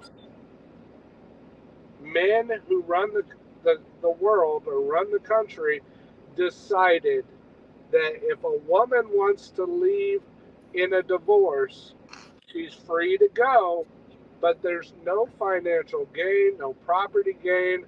She leaves. That was her decision. The man keeps and retains all the stuff that he worked so hard to achieve. She leaves with nothing. Do you think that divorce would be as high or less high than it is now? I think it would be not as high to a certain extent, but then also I think that it would also backfire. How? It would also backfire. How? Because I think that it would cause a lot of honestly, I think it would cause a lot of resentment that they just couldn't leave. Well, Yeah. I think if women knew that there was no financial gain for divorcing, I believe less women would want to get married.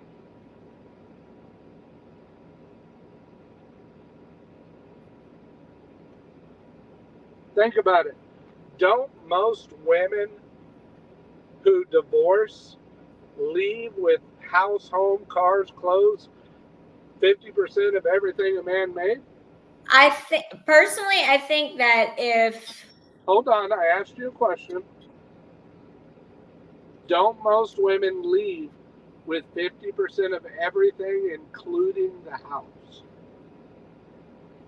in my personal experience, no. No, in society. In society. In society, yes, but in my personal, no. Okay. They left with what they left with 40 at least. Okay. So if women were not incentivized in the future to divorce their husbands, wouldn't less women want to get married?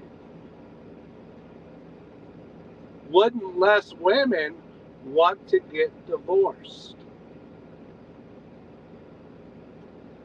Personally, I think marriage licenses should be applied like driver's license. Every 4 years, you got to go back to the courthouse to renew it. Well, I understand. I agree with that, but you didn't answer the question. I agree with that, but you didn't answer the question. Yeah, I think so. But at the same time, I think that the process of getting married should be harder.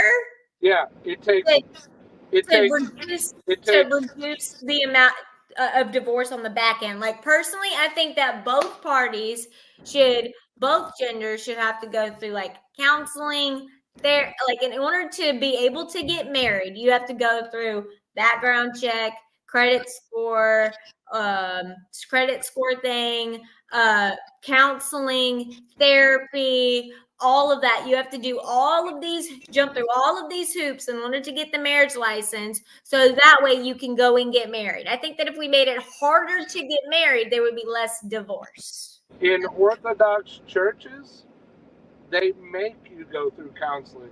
They did it mine. What? They did it mine. They made me go through. I know. That's my point. That's why we need to make. I agree. We need to make marriage harder because it takes less than 2 hours to get married. It takes 2 years to get a divorce. Yeah. So maybe if it took 2 years to get married, maybe it would take 2 hours to get divorced. Being like, now if you want to end it, you're just quick. I think we need to prioritize the nuclear family and bring that back, where the father and the mother are raising the children together, and stop incentivizing women to divorce and leave men so that they can eat up like 90% of financial support for single mothers. There wouldn't be single mothers if we incentivized people who are raising children together.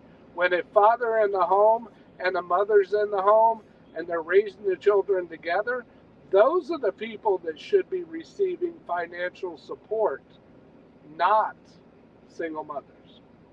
And not single fathers either then. Exactly. Well, no single father. If it has to work with one, then it has to work with the other. I'm very much so what's good for the goose is good for the gander. What if, like in my situation, my wife passed away? What about that? Okay, well then that's different. If the husband died, then guess what? She should get just as much government assistance as the next person.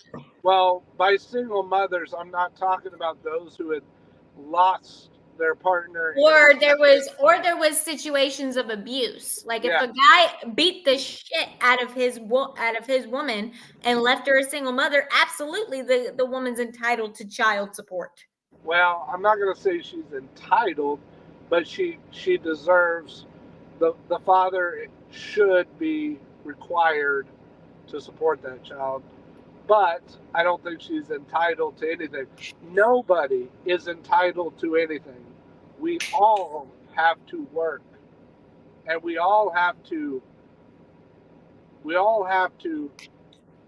do some form of effort for everything that we use in society. And by the way, if a girl lies about being on birth control when she was to get pregnant, she should be denied government assistance. Ooh. I believe that women prefer, like I've asked women this question, and this is about accountability. So I will ask women, do you prefer a man that is honest with you or tells you what you want to hear? A lot of girls will say, I want him to be honest. So I asked them, have you ever had a one-night stand? And a lot of them say yes. Then I asked them, if a man is honest with you and he openly says that I find you attractive, I'm not ready for a relationship, I really like you and I want to take you out, I want to take you out for dinner, I'm not ready to be in a committed relationship, but I really want to have sex with you. A lot of girls say they don't like when a man is honest about wanting to have sex so early on, yet a Chad or Tyrone that shows her no interest whatsoever, doesn't appreciate her, doesn't love her, doesn't value her in any way, she'll have sex with him. But a man that is trying to be 100% committed to her, love her, value her, and honest, and all these things, she'll make him wait. But the man that's a Chad or Tyrone that abuses and uses her, she'll have sex with him. That makes no sense. You're talking in circles because I heard two different things come out of your mouth. Okay. I brought up two things. The man that is honest and wants to have sex with her only, but he's being honest with her. Again, women saying they want a man to be honest. When he's honest, she gets mad. But when he lies in order to get what he wants, he's telling her what she wants to hear. And then when she finds out that he lied, all of a sudden he's a bad guy because he was doing what he wanted. Maybe guys should stop. Okay, well then how about maybe guys should stop lying? Hold on. I'm telling you two scenarios. They admitted that they don't want to receive, they don't want men to tell them what they want to hear. They want to be man to be honest. Isn't he being honest when he says that he's in a bad place, he's not ready for a commitment, he really likes her and finds her attractive and wants to have sex with her? Why isn't he being honest and he's not using her? And the women find that very insulting that he was honest about what he wanted, but what he wanted is not what she was willing to give him, but she gave to him, but she gave to Chad and Tyrone the same thing that he asked of her.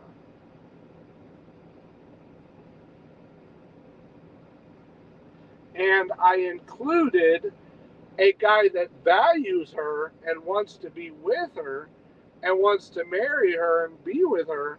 She will make him wait, but she will not make the Chad and Tyrone wait. So there's two parts. She's talking to her husband right now, folks, so give her a minute. I say you pick some more up. Where's my tiny chicken nuggies? How many you want? 6? I want 6, and you need to have just like, don't cook the whole bag. You cook half the bag, and you don't cook half the bag. You grab at least 7 or 8 of them, and you cook those. Tell your husband I'm gonna buy some tiny chicken nuggies, and we're gonna have a tiny bro moment. Yeah. Your stomach works different from my stomach. Okay, well then, looks like somebody. Listen, I'm trying. I'm working to fill your stomach as well as mine. And I said you can pick up 3 more bags. I don't care. What money? Homeboy? I'll take money. Okay. We may not tomorrow. You don't know. I do know.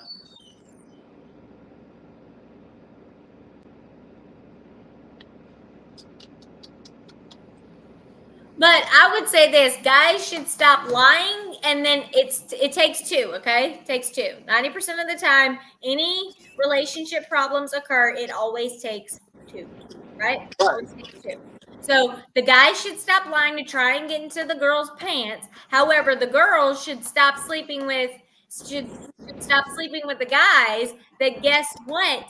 We're honest with her. Maybe don't sleep with that guy. Maybe don't sleep with the guy that was honest with you saying, I want nothing more than sex. Because guess what? You want something more out of that. Saying you just explained to the guy saying, hey, I'm looking for more than just a sexual relationship. I'm going to pass on this right now. I don't want to hang out with you unless you can bring a romantic relationship to the table. I've done that. I've said, listen, I will not sleep with you. I'm not.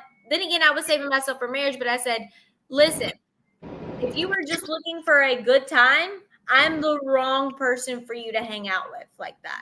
You are not. That is not going to happen. I value myself. I want romance. I want an actual relationship.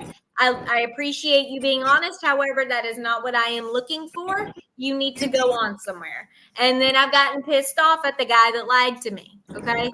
Just to get a kiss out of me or just to get any sort of time out of me. I've done both. Okay. This chick has done both. I have gone off on both. And let me tell you, it's not cute whenever you have to go off on both as a woman. I'm not kidding. I might have a couple people that want to join. Oh, nice. Double standard. They want to know what the topic is, but we're all over the place right now. Yeah, we're all over the place right now. I'm trying to figure out what to do with my hair. Tell your boyfriend to use a vacuum and put the hair butter on it. Your husband, I meant, whatever. Hey, listen, he's technically a forever boyfriend. He's a boyfriend. He's a permanent boyfriend. That's essentially what it is. He's permanent. He's a live-in. Looks like we... He said that's going to starve to death because of Dino Nuggies restrictions. I was like, wait a minute. I'm just trying to let it last me all week, okay? I like Dino Nuggies, okay? All right. So somebody said they're joined, but I don't see any viewers or guest requests. So let me ask you this. I agree that responsibility goes both ways, but I would argue that most women are not holding themselves accountable for their own bad choices and decisions. You gotta vet. Okay, both people have to. Okay, men have to stop letting their pecker be their picker because it's not that smart. Okay, change heads, homie. Because one's thinking one head has one thought. Meanwhile, this head right here has multiple thoughts. Go with this one. That one, no, because that one only has one thought. Okay, that one only has one. And girls, don't let the vagina be the vetter. It's hollow in there, which means there's no brain. Okay, don't let that one make a decision. Okay. I will agree with that. So maybe we both should pick better partners to sleep with rather than letting our body parts make the decisions for us. Okay? How about that? Because better yet, this is why I tell both men and women to save themselves for marriage because of the fact that guess what? Now, because God is letting you, because now God is basically saying, no, now I'm making the decisions for your sex life, Now I'm making the choice. God, I let God make the choice on who I slept with, which means if he wasn't my husband, now what's happening? So guess what? It ended up working out better. Okay? I'm just letting everyone know. Saving yourself for marriage for both guys and girls is the best how to delete this plan ever. I didn't mean to post this in there twice.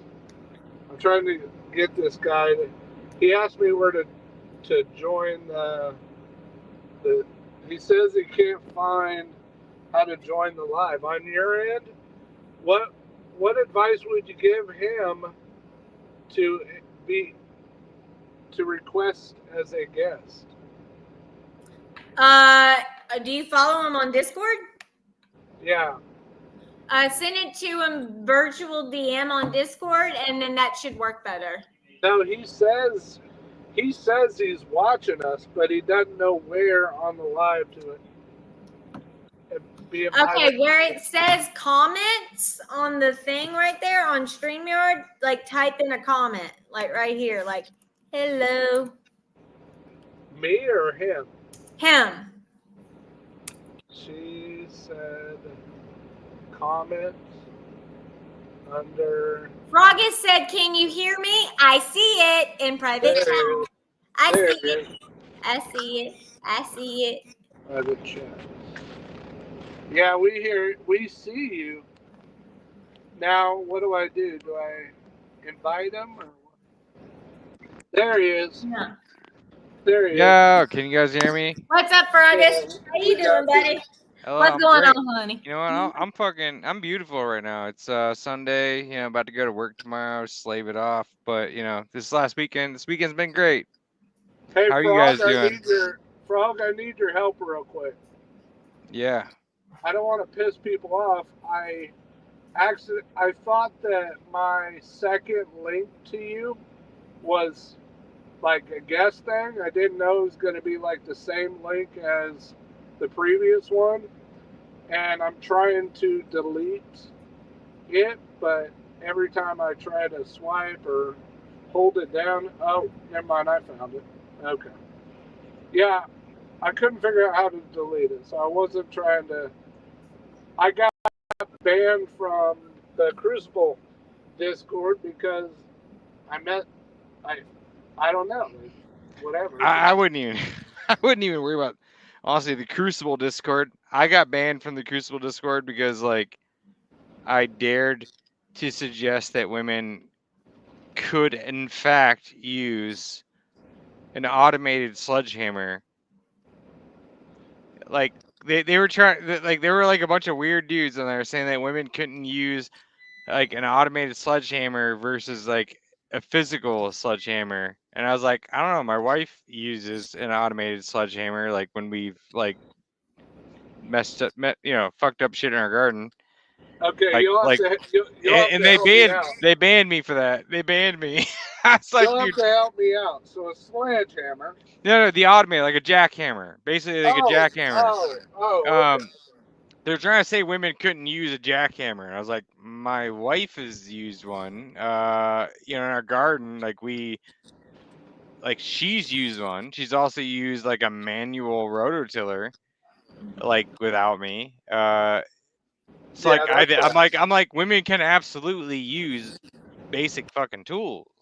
Yeah. And I was like, in fact, I think that they could use a sledgehammer more effectively than they could a sledgehammer. And then they argued with me, and then they banned me. 'Cause I was like, so you know what? The Crucible is a bunch of fucking weirdos, dude. They're like they're not. It's not like they're red pilled. They're weird. They're weird motherfuckers that I personally don't. I don't agree with anything they have. I mean, I was in there for like 12 hours and I got banned. So it's like, and I wasn't saying anything weird. All I was saying is like, my wife has used a sledgehammer just fine. And they're like, you're lying. And then they banned me.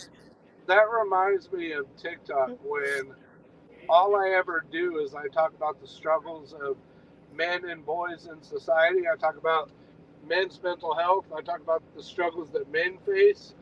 I have had 3 accounts banned. I'm on my 4th account where I'm struggling to get to. I am on my 2nd account on TikTok as well with the Mad Militia for Men. I'm on my 2nd account. It got banned the first time, and I'm sitting over here like, what the hell? I mean, I'm sitting here looking at. I'm sitting here looking at Dearden over here, and he's a fucking trucker, man. You're like carrying the country, dude. You're bringing shit from places that have no food or have an abundance of it to where they don't. Like your people are keeping this country fucking running. Nobody can talk shit to you. Like you are the lifeblood of the country. If all men were to drop dead today, society as a whole would fail completely. That's true. And it's also, I mean, but as conservatives, and I think people that generally speaking, like, we want equal rights, generally equal rights, like equality doesn't really exist. Equality doesn't exist, but equal rights, I think we can all agree on. But yeah. If men disappeared, society would be dead. If women disappeared, society would be dead. So I think we can all agree on that we're all like generally. How about we both just go away? Yeah, we all have our purposes. Like we're all designed for our purposes. You know, women have their purposes. They're nurturing, they're mothering, they're loving. Like and what I can't stand about this trend on like #kill all men. I'm sitting over here like that's highly misandrous. That's highly hateful. I would say for women that want to kill all men, I'd say let's try it. Let's try it. Let's see how that works out, because it ain't gonna work out well for anybody. I'm like, I'll literally look at him and I'll be like, listen, I have a suggestion, because I hate, for me, people like, if people would realize this, I'm like,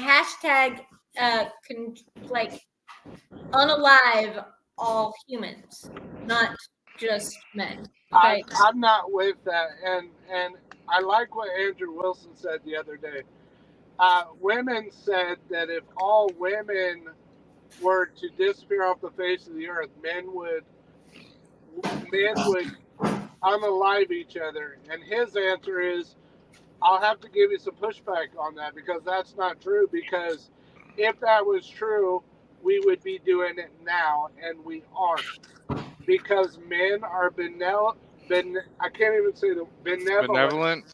Yeah, we're benevolent because men as a whole are not predatory. We don't hate. We value human life, and we value children, and we value family. Men are not as evil as women paint us to be. Y'all aren't. I don't think women really necessarily. I don't think women in general really consider us evil. I think this is. I mean, well, I'm not going to even say that I think. Like, we can observe that it's the fact that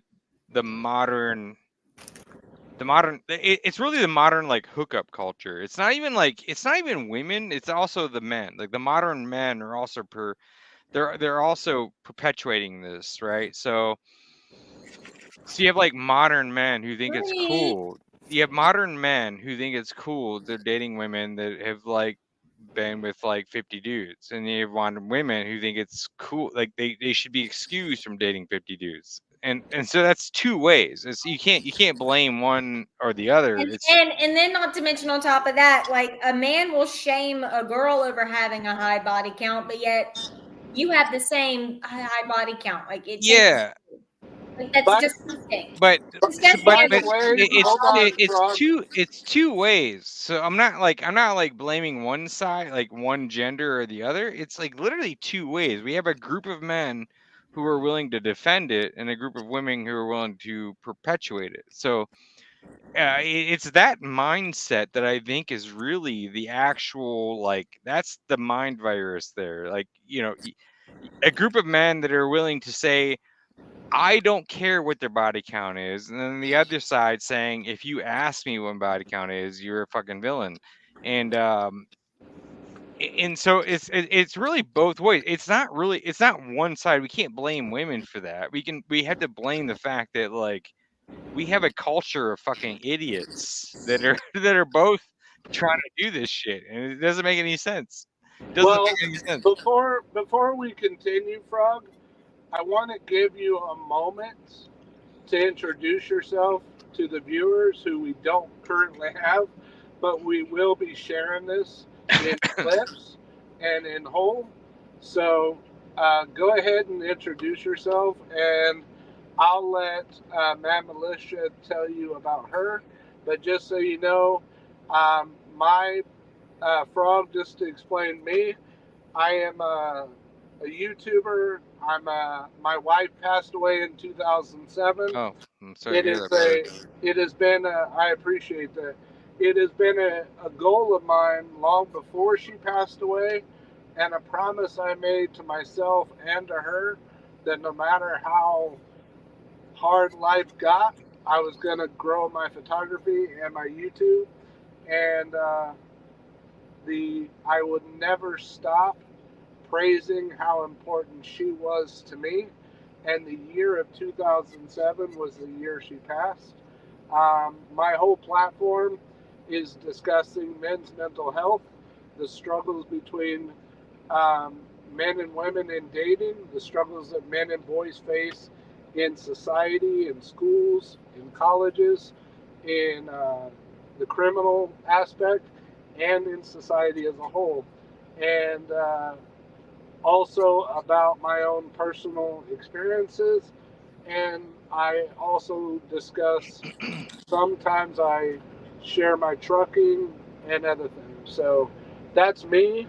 Mad Militia, I'll let you explain to Frog what you do, and then I'll let Frog introduce himself to everybody. I am the Mad Militia for Men, where I talk about men's issues through a female perspective, through a female lens, talking about if we, were to acknowledge and validate men's feelings and emotions and all that stuff, and actually just not necessarily be submissive, but have like a common respect for men, I think society would be a lot better as a whole. I don't think, I mean, personally, I am very much so like, your relationship, your fucking business. Like, as long as it's not abusive in any way and there's like very little toxicity, I don't really give a shit what you do. And as long as you guys talk about stuff and have effective communication, I don't really care how your relationship is. I don't care if you're polyamorous. I don't care if you're gay. I don't care if any of that stuff. As long as it is loving and it is making you more happy than it is making you miserable, as a man, I do not care, because guess what? As a man, sometimes your happiness sometimes needs to be put to the side, as well as women. Sometimes your happiness needs to be put to the side. The problem is both genders are not willing to put their happiness to the side and fuck their own feelings. Okay, both genders are susceptible to bullshit. Okay. Long story short, we need to live in a state of absent of people being in the state absent of delusion. So go ahead, Frog. For my introduction, I don't know how in depth do you want me to go? Because it can be the short story or the long story. Just introduce yourself, where you're from, what your plan is, and before you do, I have a question for you. Would you be willing to be a part of our panel as often as possible and help us to grow? As often as I can, I would be willing to do that. That is definitely a thing. But let me, I guess, short story. Okay. My screen name is Frog Butts, Frogus, Bustigus, whatever you want to call me. Frog Butts.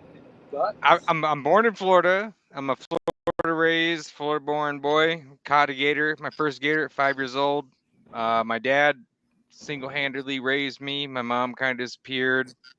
My dad died when I was, probably 11 years old. Yeah, I was 11. I was 11 years old. He died. This Melbourne, Florida. My mom disappeared. I lived with aunts and uncles that I never really knew. They were great, by the way. So, 33-year-old uncle that brought in a 12-year-old, 11-year-old, 11, 12-year-old. Mom died later from drug abuse. Later in my life, I hadn't talked to her in a decade, and I found out she died from drug abuse. Sorry to hear that. All that stuff, none of that matters. None of that matters. I went to college, dropped out, got into the field that I was actually going to college for, and I've made a good life for myself without the college degree and without the debt.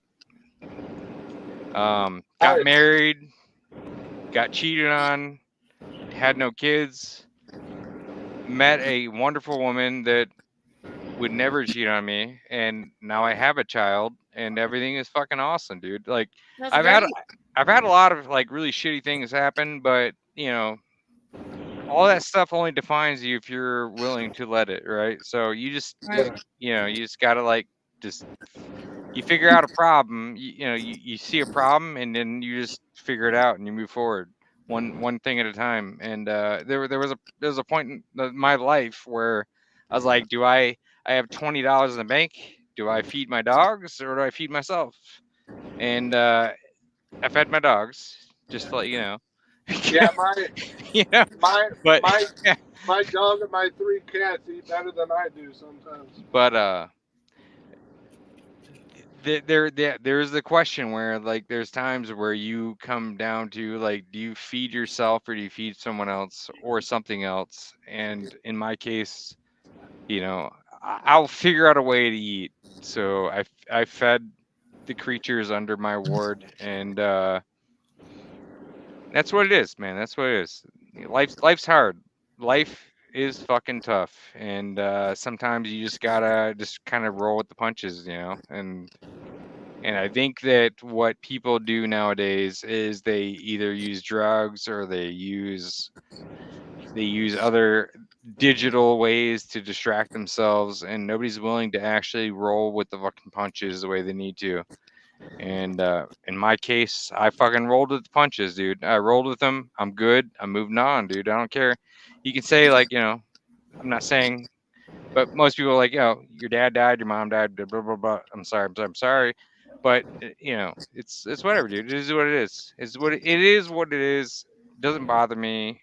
That's a thing that I think people need to understand is loss in life, challenge in life needs to be counteracted with the ability to actually move forward with it. Like the emotions will hit you. They'll hit you. You'll get the emotions, but then you need to actually move forward. And I think that's the problem with both genders. The problem is we both have issues moving forward with the past abuse, with the past hurt, with the past trauma. I think I have a lot of the times my own trauma has affected my own marriage in a lot of ways. Being in a mentally toxic, relationship with somebody whenever I was in high school for 2 years that nearly wrecked me and fucked up my brain, to the point where I had to seek therapy, and now I'm on Wellbutrin. So everything is all good. But I think more men need to start going to therapy. I think more men need to start, but I think more men need to have not female counselors, but male counselors and male therapists, because that have a background in how the brain works and how the brain functions. Like, I think if more men had more male therapists, maybe they would be more comfortable to talk about the issues, and maybe there would actually be tools that would be beneficial for men's problems, and they would actually benefit more in society to be able to be better as a whole.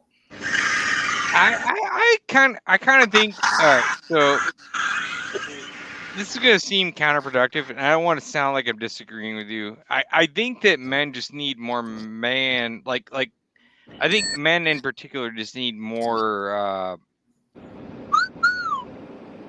they need more role models. A therapist can be a role model. I've never. I mean, this is just me personally. This is me personally. This is not like this is not a suggestion. I'm not a mental health expert. This is not me telling anybody to do anything. But I've never seen a counselor. I've been through a lot of shit.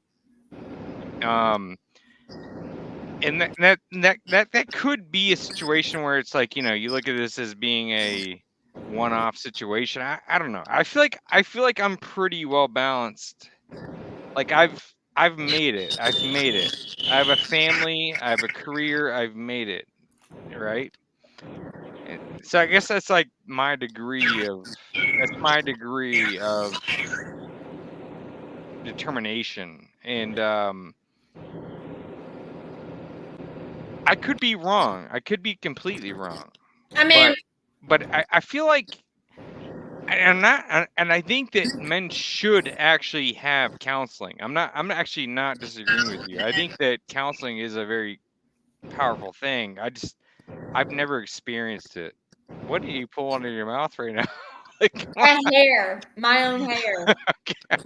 but like I've Yeah, but my thing is, I think that if you guys had like a male counselor that was trained professionally in brain function, and like maybe the male psychology would be able to be studied a little bit better, so that way we can get to the bottom of like how men are wired and how men like are able to psychologically set boundaries a little bit better and a little bit more on the mental level, I guess I would say. I think, sorry if I'm interrupting.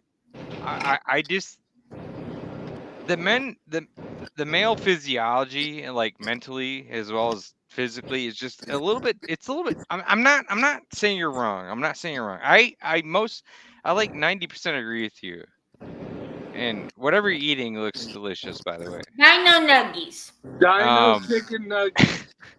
But men, like we're we're kind of this weird thing, right? Like it's only Generation Z and like in some of the late term millennials that really like find value in having like discussions with a like a professional, right? And I'm not saying there's anything wrong with it. I don't disagree with it. I do think there is a value in that.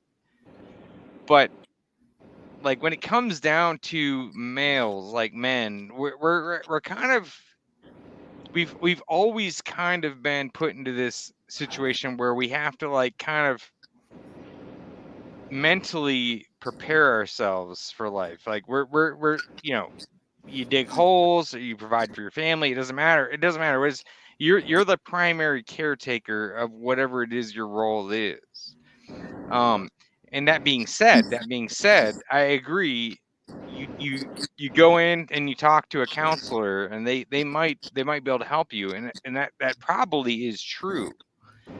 But that being said, like there is a large scale on us to learn how to like control our emotions, and I don't, and that's always been the case. Farmers from the 40s all the way up to now, it's always been the case that males have kind of just been bred to understand our emotions enough to control it, to put it into a box. And it's not healthy. It's not healthy. I'm not saying that's what is preferable, but that's what we've always done. And for society that's always existed, you look at all of society, like all of mankind, that's just kind of how we've operated. That's been our modus operandi. And so I don't think the new stuff necessarily will solve a problem. I think it might alleviate some stuff, but and I think it's definitely willing to try. But like men are just, and women kind of have the same thing too. I'm not trying to go one way or the other. Women are not like just stay in the oven for the kids. They've had their own issues too. Like in the Middle Ages, all those problems went both ways. Yeah, like shoot. I mean, I didn't choose to have a cycle every single month where my body says to me once a month, if you don't give me a baby, I agree. Yeah, there's gonna be a bloodbath. Literally. Yeah, like I agree. I'm over here like, really? Does it have to be like this? Like literally, this is what our bodies do. I'm gonna give you but your body was designed that way to do that thing. Yeah, but I didn't choose the design. I didn't choose the design. Yeah, that's the harsh reality of whatever creation. If you're religious, if you're not religious, doesn't matter. But like the way the determination is that, like that's just kind of how it happens. I mean, honestly, like I have a conversation with Jesus all the time, once a month. I'm like, literally, I was like, God, if you like smack the shit out of Eve for me, like literally just smack her one time. Yeah. We could have all been immortals if she didn't eat that fruit. No, literally, if I could go back in time, if there was this one question that I was asking, if you could time travel, where would you go back to? The Garden of fucking Eden, because I promise you, I would literally go back, and as she has the apple in her hand, I would smack it out of her hand and say, "Listen, bitch, you are going to fuck it up for every single woman. We're going to bleed every single month. It's going to be painful. It's going to hurt. And then not to mention our bodies are going to be ruined after childbirth. You are going to mess it up for every single woman. And also the guy is going to be punished too for being, as well, for listening. Pretty sure though that God, I'm pretty sure that God would understand time travel. I'm pretty sure because it's within his realm of understanding. Like, I'm just saying, like, if I could do it, if I could do it myself and go back to that time period, I would go back to the Garden of Eden and smack the apple out of her hand. That's assuming God would let you do it, because God is. If he would let me. If he would let me. Like, I'm just saying, like, if we could do that figuratively, but humorously, on a not so serious note, if I could go back in time, I would go back to the Garden of Eden, smack the apple right out of Eve's hand and say, "Listen, bitch." We were all immortal until she did that. But anyways, all right. So what I kind of forgot the original discussion here, though. For the rest of us.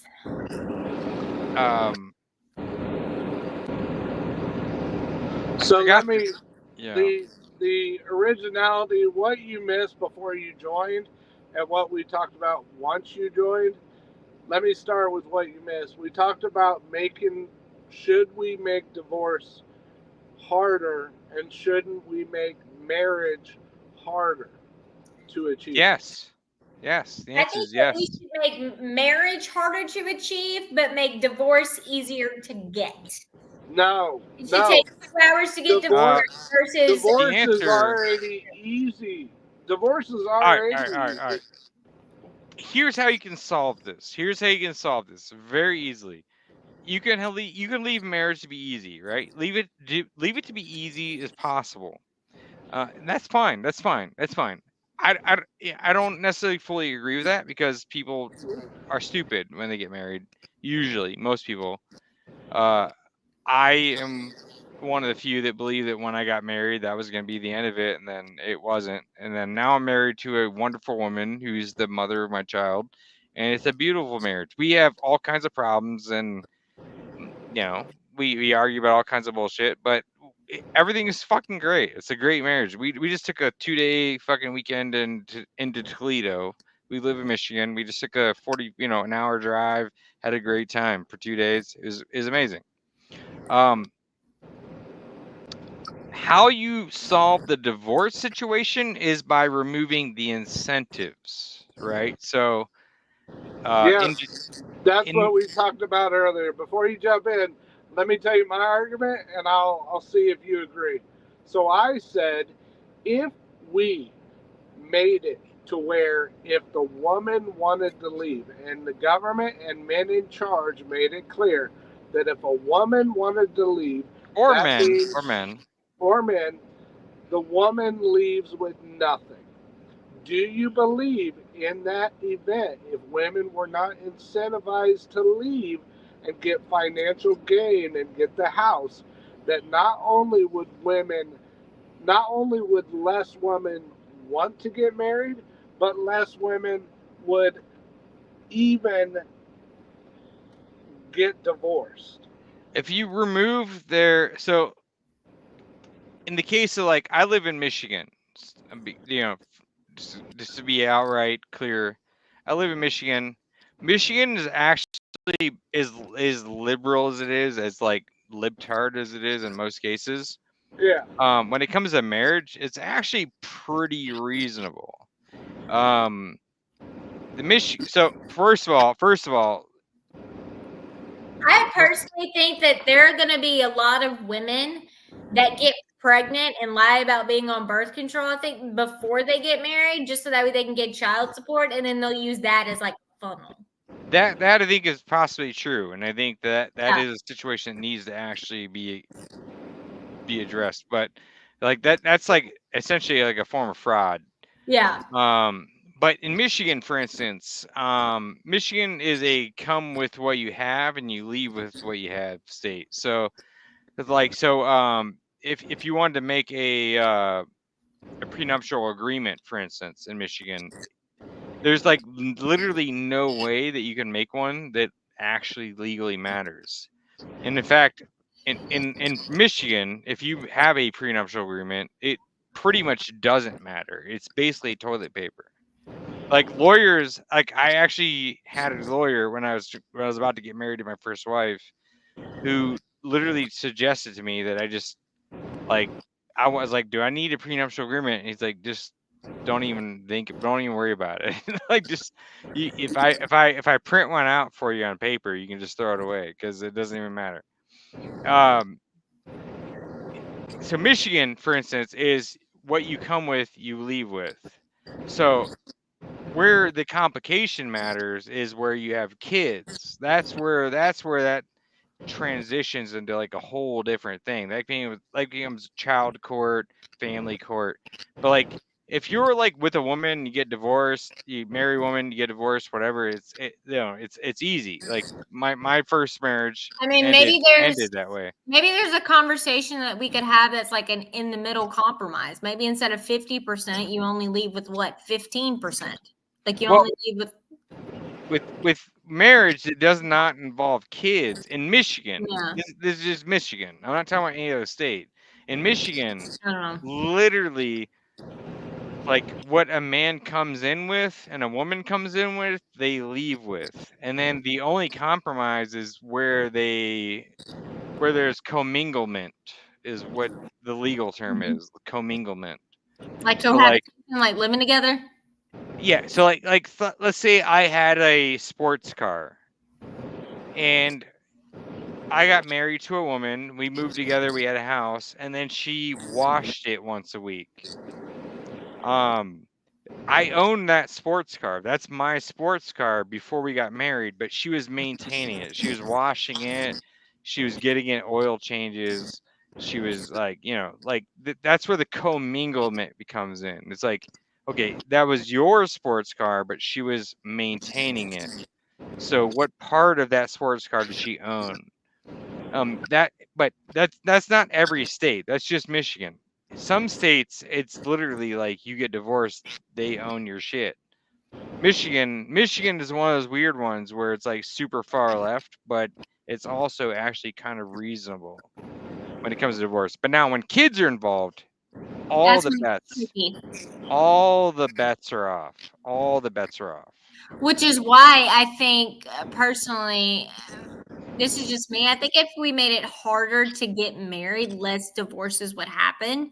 I think that if we made a lot of people get, premarital counseling, I think before being eligible for a marriage license to occur, like if they were to go get a background check, credit score, therapy, all that stuff, like before they're even eligible to get the license to be able to get married, I think it would be, honestly, I think you should have to go through at least 6 months to a year's worth of marriage counseling in order to be able to get the marriage license from the get-go. All right. So I'm not disagreeing with you. Even I don't personally fully agree with you, but I'm not disagreeing with you in this argument. My question, I guess, is like people have birth out of wedlock all the time, right? And so where does that fit into this? Yeah, stupid people are always having kids. Well, yeah, I mean, just maybe we should arrest people for having premarital sex now. I'm just kidding on that one. Yeah. But I'm saying like when we're talking about marriage, we're talking about like, all right, like what's the biggest reason for marriage? Most people are not getting married because they truly love each other. They're getting married because they had a kid together, right? So it's like maybe you should have to have like when a lot of marriages like get married because of like a green card situation. Well, that's something else. I think that is like a whole I'm gonna go this route to get to this route. Okay. I'm going to show you the parallels. Okay. We're going parallel here. So, like a lot of people we're going this route. I really hate going this route, but we're going to have to go this route. Okay. So some people like get married because of like a green card situation, right? So that they can stay in the U.S. and have a green, like a citizenship. Yeah, but that's right? I don't like that situation. I want to get rid of that situation. I know. That's what I'm saying. Love. That's what I'm saying. Sorry. Go ahead. Let me finish. I'm letting you finish. Go ahead. Okay, Watch but out, she go smack you. no, I'm not. No, I don't do that. My wife would love you, by the way. My wife would. You'd be my wife's best friend. She would love you. She would love me. Yeah, my wife would love you. But the fact of the matter is, I think that if we had to have like proof of love and affection and adornment, like genuine, like we would have to prove it. Honestly, I think that less people would be getting married. I think that the most attractive thing that I look for in a woman are two things. That she's presenting genuine interest in only me. And she's loyal even in the talking stages. I think that's a very fair assessment. So like in my case, my wife, I was married once, and then we got married and then immediately divorced because my wife at the time had found another lover. I don't know. Oh, I'm sorry, buddy. Whatever. I'm not mad. I was mad for a long time. Vagina energy. Don't go anywhere near that. Nope. I was mad for a long time, but she's married now. She has kids. Yeah, it's whatever, dude. I can't even like really be mad anymore. It's like whatever, dude. It is what it is. I'm happily married right now with a child of my own, and so my past life doesn't even fucking matter. Mm-hmm. Happy for your brother. In terms of like getting married, I don't know, man. It's really like what you're saying doesn't say anything wrong to me. Like I don't disagree with it. I don't know. But at the same time, it's like I don't know. It's Honestly, I think and maybe preventing marriages happening while drunk. Also saying, hey, listen, maybe having like chaplains and priests and all that saying, I refuse to marry y'all because you guys are drunk and not of sound mind. Okay. I think that there's a part where we could say that you can say that, but I think there's a part where we like really kind of have get married. We really need to like acknowledge that people are just fucking irresponsible, right? Like, cause like when people get married in Vegas and they do drive-through weddings and shit, they're not. Those are not. I'm not a religious person per se, but for people who are religious, those aren't even considered to be religious ceremonies. So they're at best legal ceremonies. And you're never going to change that. You're never going to change that. It's just never going to happen. So it really comes down to like how are people like if they're having kids out of wedlock, like abortion should not be super fucking easy. That's the first one, all right? That's one thing that women are not being held accountable for, their own bad choices, like, and their own bad decisions. Yeah, like you've been irresponsible and you created a life, and now you're saying your irresponsibility should condemn that life. The biggest red flag in women is doing harm to children and elderly. And women are on the highest spectrum of doing harm to children and elderly people.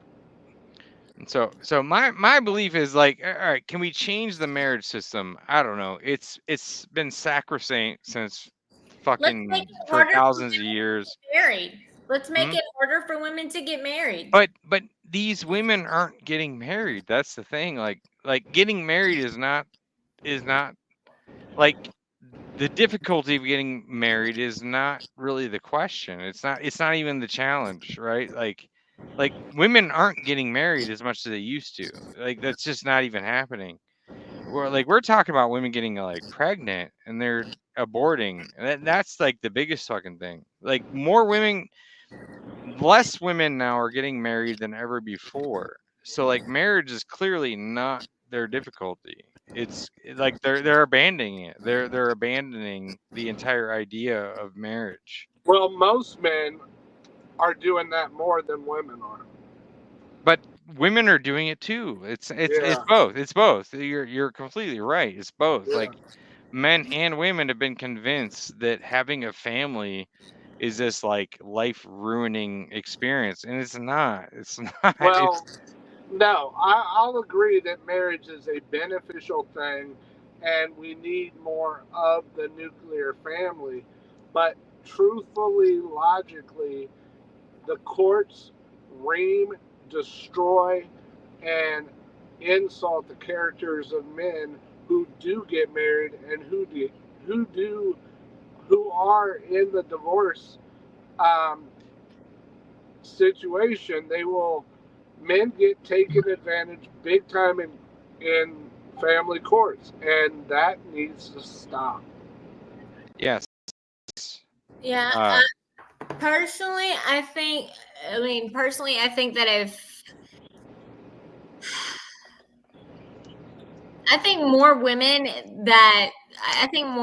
more women realize the responsibility of marriage, because my mom literally, like, she sat down and had a conversation with me. She literally said, "You realize that the moment that you get married, like, it is your responsibility to take care of that man. Like that man is your responsibility." And I'm like, "I know, Mama. I love him."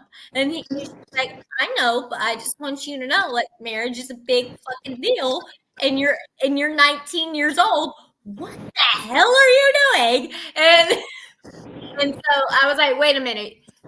You don't." And I literally looked at my mom and I'm like, "Wait a minute. You told my grandmother at 7 years old that you were going to marry my dad. But then it took like 25 years and me being born before then, like 21 years after that, for it to happen. But still, at the end of the day, like, my mom realized that marriage is a big responsibility, and I realize that marriage is a big responsibility. And I think that if we were stricter with who we picked to marry before, I think it all starts before. If you work on it before, you're not going to have to put up with it after. But I think women should also that I could say the same thing not only about marriage. Oh, we got a guest. Green Gamer. There he is. What up? What up, Gamer? Yeah, hello. Yeah, beer back. What? What? What you say? Yes, hello. Hey, Gamer, how you doing tonight? Pretty slow night. I had to say that. All right, okay. I have 15 minutes left, and then I have to end this live. Real quickly, I'm gonna respond to what he said. Not only should we make marriage harder, not only should women be more selective with who they allow to who they marry, but I believe women should also be more cautious with who they allow in between their legs. They are choosing to have sex with men that could care less if they're dead or alive. Men should do the same. Let me finish. Women are choosing Chads and Tyrones and destroying the character of average men who want anything to do with them.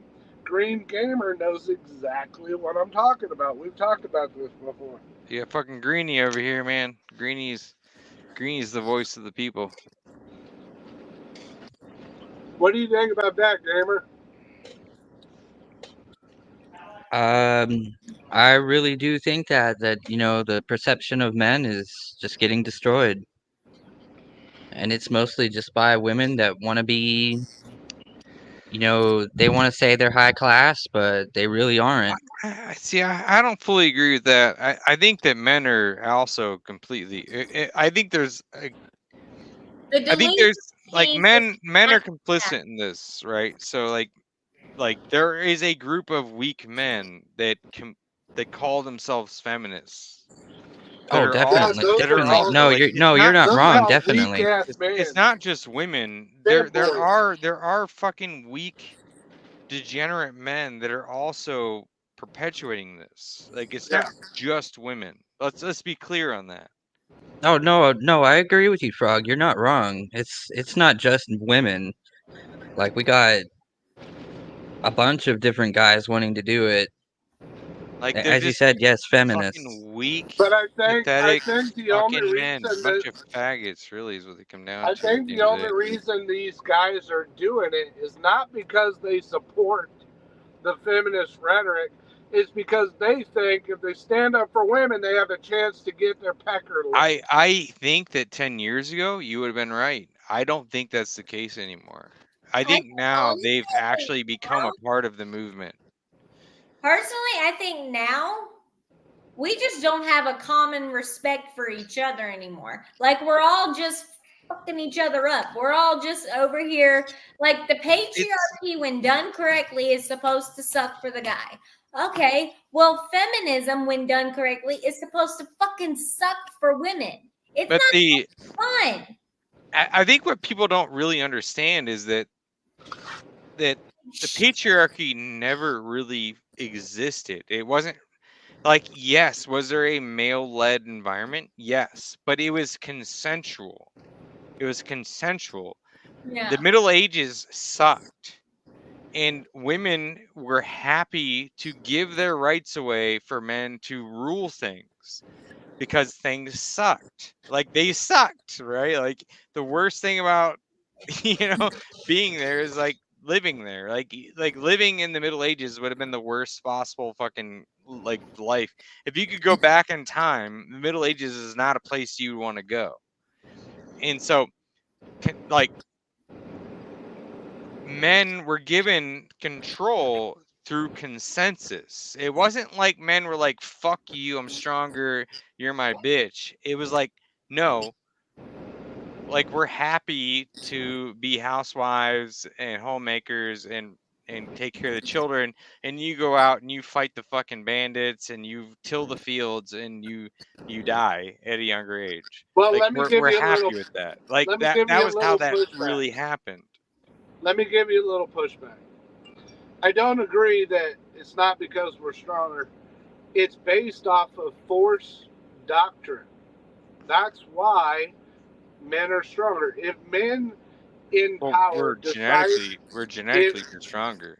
Period. If men decided tomorrow, the men in power, not all men, but the men in power decided tomorrow that women have no rights, there is absolutely nothing that women can do to change that. No. You're 100% in agreement there. Yeah. You're 100% correct. But my point is when we're talking about like the patriarchy didn't really. It's never been real. It wasn't real. It's never like has in the been. Middle Ages. Let's talk about the Middle Ages. My point is in the Middle Ages, life was hard for everyone, period. And so it was kind of basically a moral.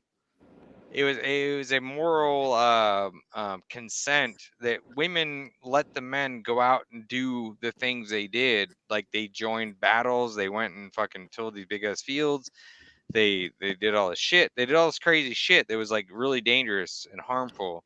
And then in exchange, they were homemakers. It was a moral consent. Men didn't force women to do this. No. It was an agreement. Like, I'm going to be the mother of your children and I'm going to keep the house clean. I'll till the fields around the house. You go out and you do all this crazy fucked up shit that's really dangerous and bad, and you're going to probably die.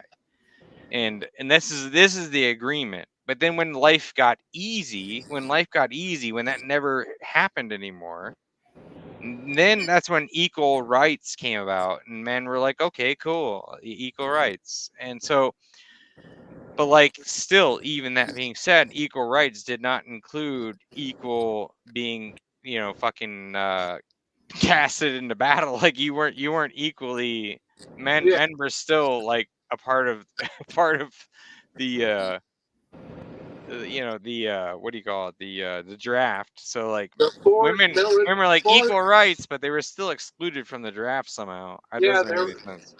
You're But hey, talking about forced military conscription. Women often complain nowadays that women never had the right to vote back then. Well, women didn't want the right to vote because they voted 60%. against it because they didn't want to be forced to go to war. The draft was a prerequisite. Yeah, you had to be eligible for the draft to be able to vote. Period. Even before the One draft. second, I have to step away. I ordered a pizza. It's coming. It's about to get yours. I'll be right back in like 2 seconds. I'm sorry about this. I didn't mean to. I don't mean to break things up. That's fine. Mad Militia, I know you got to go soon. Is there anything you want to jump in and say before you leave? I want to give you some time. I think that women should have the right to vote because, again, we have different issues. We have different like bodily autonomy. Like we have different issues. Like whenever it comes to like reproduction, like we have like bad health issues regarding like, for example, there are women that have such bad menstrual cycles they have to go to the hospital to go get blood transfusions. And then we have men that don't know jack shit about a woman's reproduction that are making those decisions for us. No, if anything, I think the majority of women, I think that women should only be making the decisions in hospitals for women's issues. Well, are you talking about abortion? No, I'm saying like reproductive health. I'm saying like we have periods that are so bad that we have to go get blood transfusions. I've seen it happen. There are women that have been so nauseous and they have had such bad periods that they have to go and get blood transfusions. This is an issue men will never understand and never grasp and never be able to say, oh shit, this is really, really bad. And that's why we need the right to vote, because so that way we can get the proper medical health care to deal with it. I know that it's an issue that they probably will never understand, but that's why we need the right to vote. So that way we can make decisions for that and get the proper health care, because our voices need to matter in that regard. I don't agree with abortion. I don't agree with that at all. I agree, however, on being able to get proper health care for our bodies so that way we can make the proper medical decisions for ourselves, because we're the ones that have the body parts and we're able to educate ourselves on it better because we have the body parts for it. Just so you know, I want to preface the fact and make it clear that I value women in society. I do. I think women are a gift to men, and I think men are a gift to women. The problem is women dehumanize men and expect that men value them. I'm not saying you do that. Now, when you talk about healthcare, what I heard, and you could correct me if I'm wrong, you want the right to vote so women have medical. Well, I can agree that in extreme cases where women are having medical conditions, and medical can be very expensive, the problem I have with your argument is, and maybe I'm getting it twisted, but it sounded to me like you want to vote for discounts or even free medical for women to have, birth control or things like that. Now, in extreme cases where they're bleeding and it's uncontrollable, yeah, I think they should get the help with that. But if we are not going to discount and give credit to men with medical conditions in the same equivalent that you're voting for women, yet women want all this free shit, but they're not willing to vote for things that benefit men's health. The problem is 80 to 90% let me finish. 80 to 90% of all healthcare funding and research is dedicated to women's health. So I stepped away for about 45 seconds. Could you guys tell me just what the conversation shifted to? Just is anybody willing to do that? So long story Best short, way to put it is Roe v. Wade. yeah. Well, she's talking about not about abortion. She's talking about in extreme cases where women are like bleeding uncontrollably in their private areas, they should have the right to vote for medical health care for that. And Yeah, which I think that's fair. That's fair. My argument is, while I do value women in society, and I think women are godsend, I praise God every day I see a gorgeous woman, and I pray for one of those women, just one out of 8 billion people in the world, just one, be with me. But while I understand when a woman is bleeding uncontrollably or she's having issues in that department, she should have the right to get medical care for that, and she should have the right to vote for discounts and benefits for that. But my problem is, and I could be hearing it wrong, is that sounds like a privilege and a special advantage for women about medical, because 80 to 90% of all healthcare and medical research is geared towards women's health. Well, so like if I may interject, I understand what you're saying. The one so like when it comes to like I'm assuming that you were getting into abortion specifically. No. I don't agree with abortion. I think that if you consented to having sex as a woman, yeah, like and also as a man, if both of you consented to having sex, you guys consented to the possibility of becoming parents. yeah, but my name is Joshua Dearden, that's like and not even that's not even what I was getting at. The point is the safe, legal, and rare bullshit that they were pushing is actually like I think what most humans would actually agree on. Like if you got raped, that's one thing. If you got like if a woman's hold on, let me at least make my point. Hold on. Okay, good. Use the word essay, please, for the algorithm. Oh, you guys are gonna publish? Yeah, this? YouTube will take that a wrong way. Yeah. I didn't know you were publishing this. But anyways, safe, legal, and rare is the concept that which the Democrats pushed that I think was what tricked most of the conservatives, and it was really like, you know, if you were graped, if you were forcibly entered and a baby was formed, you could abort it, and that's reasonable. Or like if the mom was going to die during, you know, like the mom was pregnant from a consensual, you know, impregnation, and then she was going to die because it was going to harm her health, then abortion could be considered like a thing, right? And like everybody can agree that that's actually like a pretty reasonable stance. Yeah. Like I'm not religious, but even my family really is, and they all can agree on this. But 94% of abortions are just people being dumb idiots. And so it's like you like safe, legal, and rare is out the window. It doesn't exist. It's a fucking it's a whatever the Google. It's the Google F word safe F word thing. You can say the F word here. Like you can swear. You can't say. I just can't say real fucking term. Sorry, I did it again.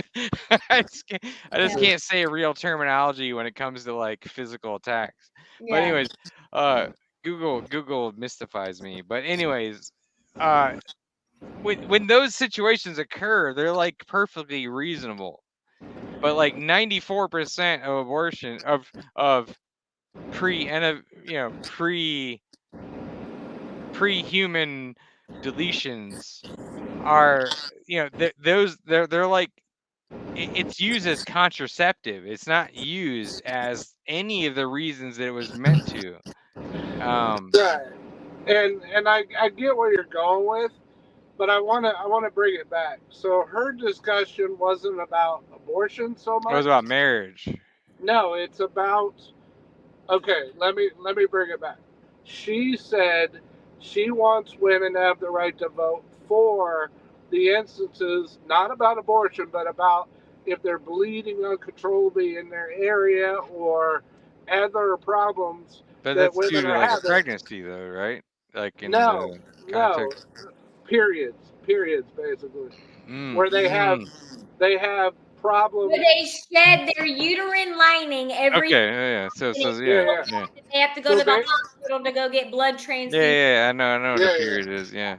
So basically, Thank God there's a woman here. Anyway, basically, she wants the right to vote, so women can have the right to vote for not only discounts but possibly free medical care for stuff like that.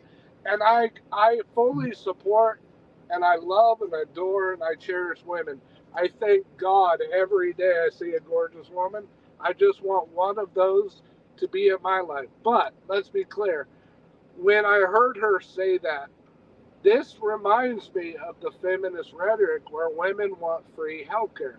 I'm not saying that's what she said. What I'm saying is, it kind of made me think about that. That sounds to me like an advantage in the on the side of the fence for women, where I'm not seeing that benefit men.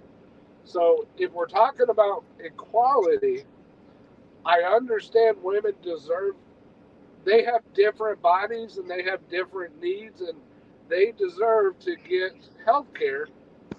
But I think that we should vote on something that benefits both parties, not one party. I think how about men get free condoms? So that way, I was actually just about to say that. I was like, I think that actually could be the agreement: is we'd get free condoms.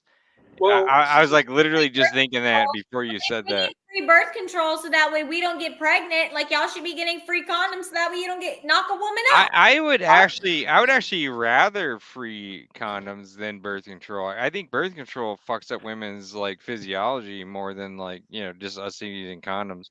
Which I'll admit, condoms suck. I will admit. I'll be the first to admit. Like I hate them. I hate them. But I don't even agree with that. It's not hard to pay $6 for a box of like 3 or 6 condoms at the gas station. It's really not hard. Yeah, no, it's not hard. But I would rather condoms be free than women being encouraged to use birth control, because birth control, like literally physically, it affects them on. Like you're affecting their hormonal levels and By the way, Dearden, a little education for you. Like, by the way, before you get into that, let me say my point. Hold on. Let me say my point. The birth control medication they use, they put women on, is the same shit they trans people with. By the way, it's actually the same thing. Okay. It's one thing. Let me respond. The reason I don't support your free condoms, my belief is because don't feel good. My belief is if you can't afford to buy a box of 3 condoms, you probably shouldn't be having sex. Bro, people are gonna fuck any way they can. But anyways, man, militia for men, please, it's your turn. I personally, if we get free birth control, y'all should be getting free condoms, and also y'all should also be getting free. What is it? For your, it's for. What is it? It's not a spermicide at all. It's actually like free something. Hold on. I'm liking it less as you describe it, but I'm still on board.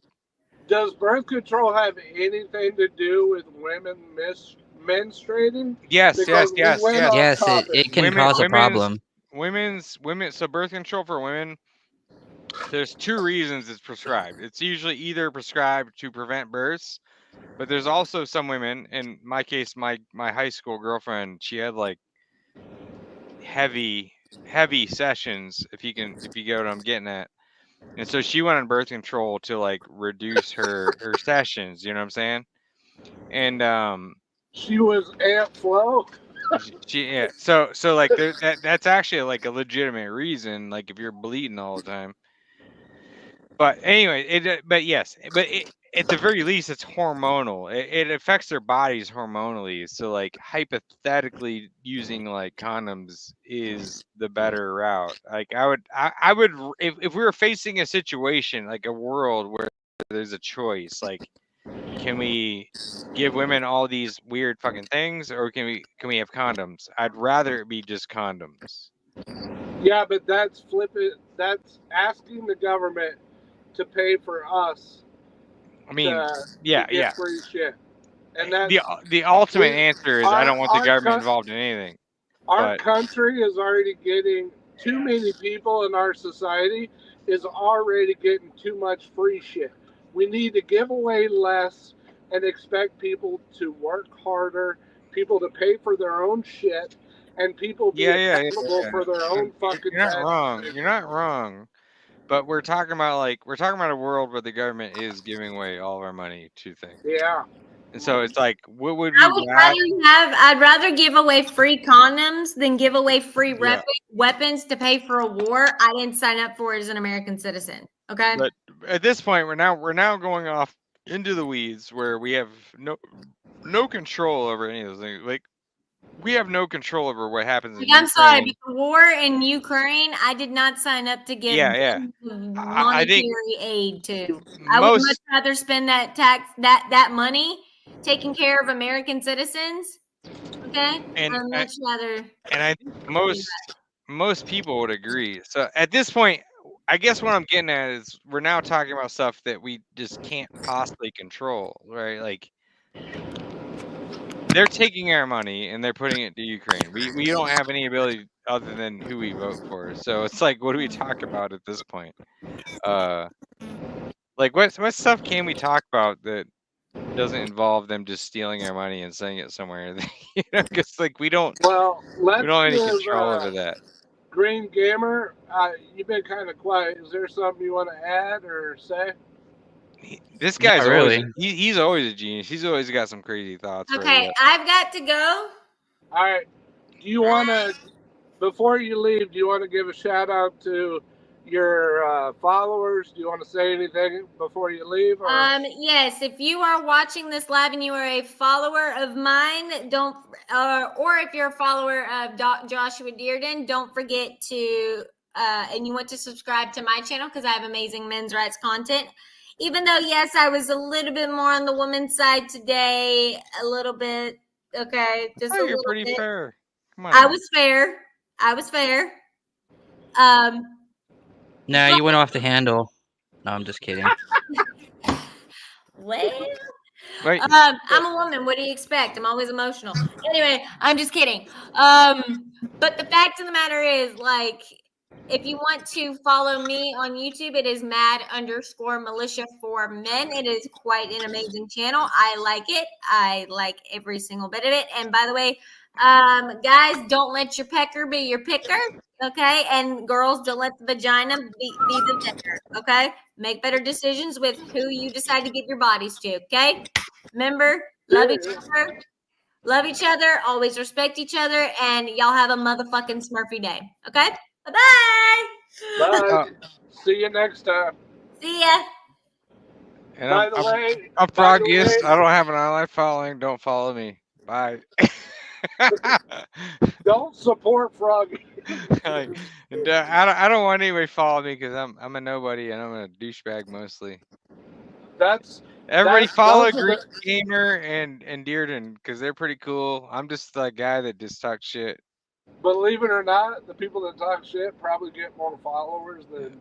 Which I don't want. I don't want any followers. Don't follow me. Anybody who's paying attention, just don't follow me. Follow those guys. Those guys are cooler than me, not me. Look at how dirty my window was. God damn it.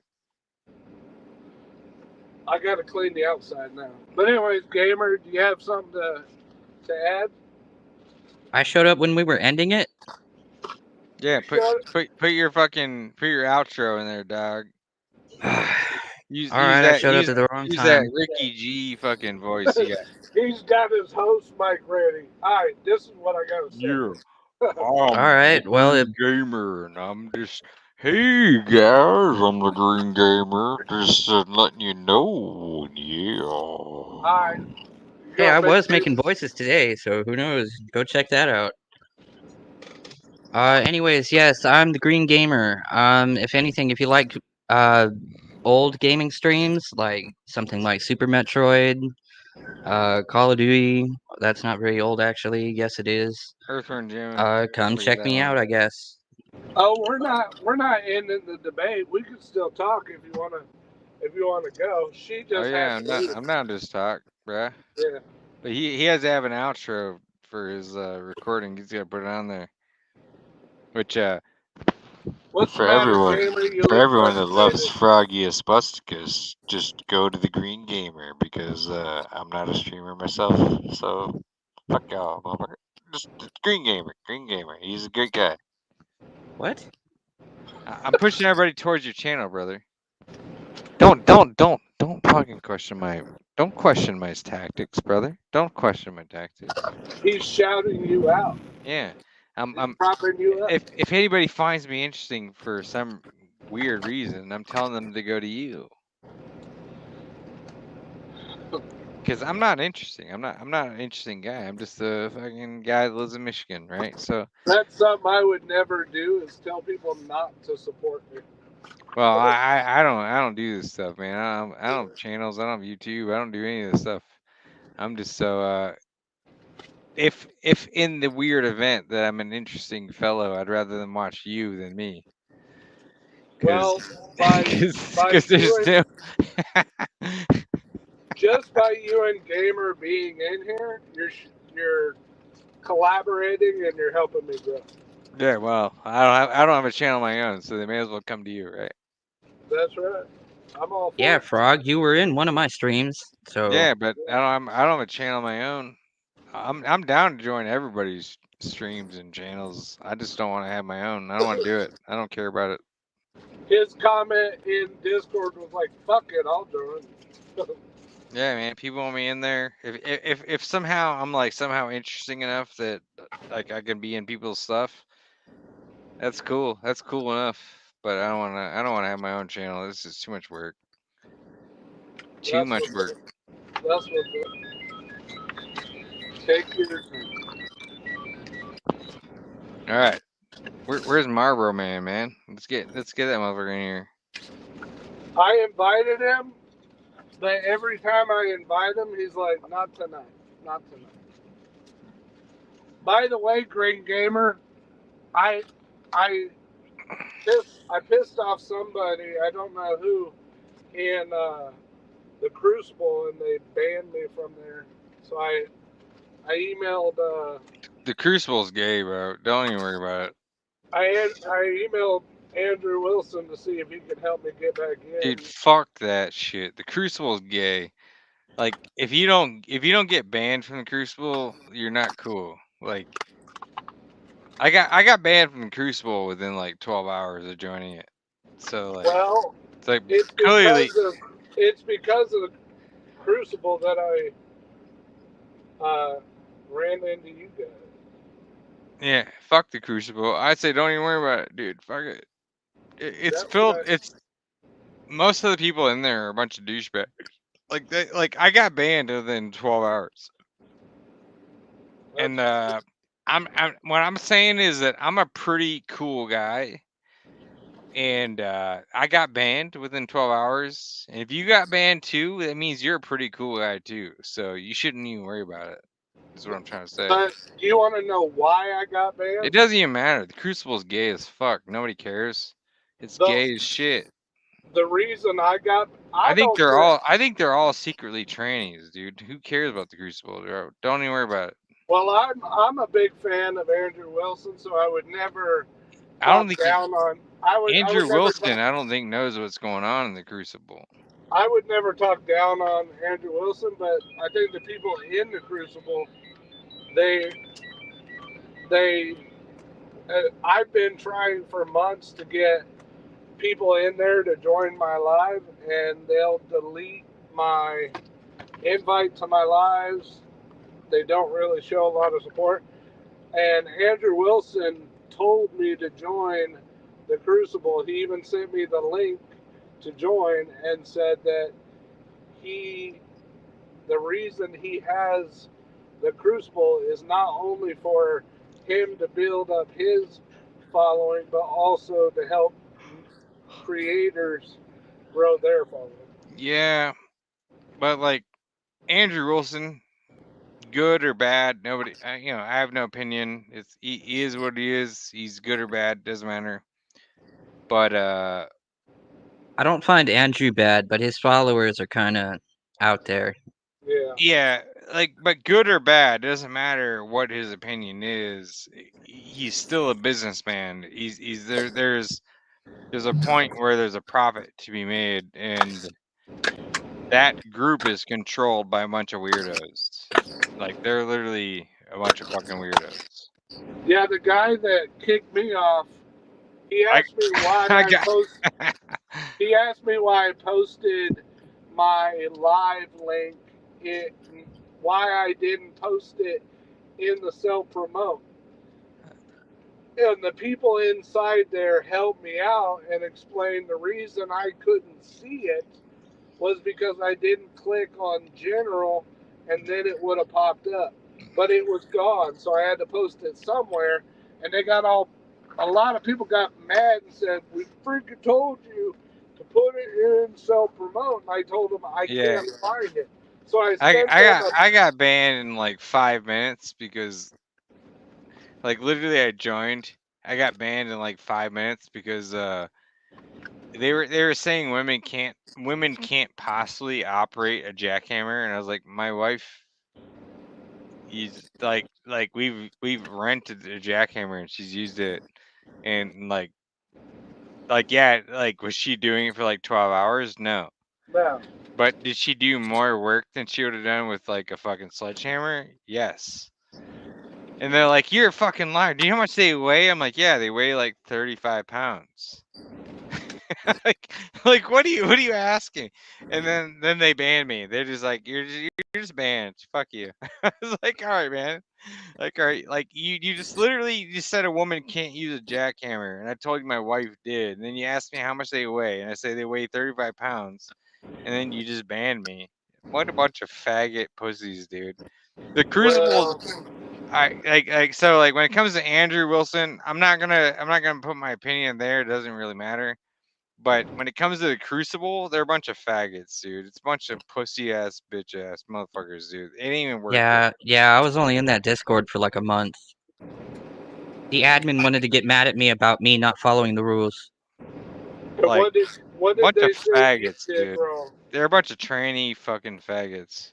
What did they say you did wrong? Me? Yeah. I think I was talking too much in the memes channel or something. Like the admin wanted to tell me like I needed to stop posting in there or just regularly talking. I'm like, well, what the fuck's wrong with that? And he's just like, why don't you check the rules? That's what's wrong with that. I'm like, well, what rules? Come on, man. That's even like a weaker case than mine. Mine, they're like, women can't use tools. I'm like, my wife can use tools, and then they're like, fuck you, and they ban me. My wife can use my tool. Right. But I've been in those servers, and I've seen the admins and people that are there long talking way more than I've ever seen newcomers ever. Like all day, every day, just pictures, memes, all day long. Yeah, like they're bitching about you doing it. That's. You get the oldies. Once you get the oldies in there, it's just like a group of oldies.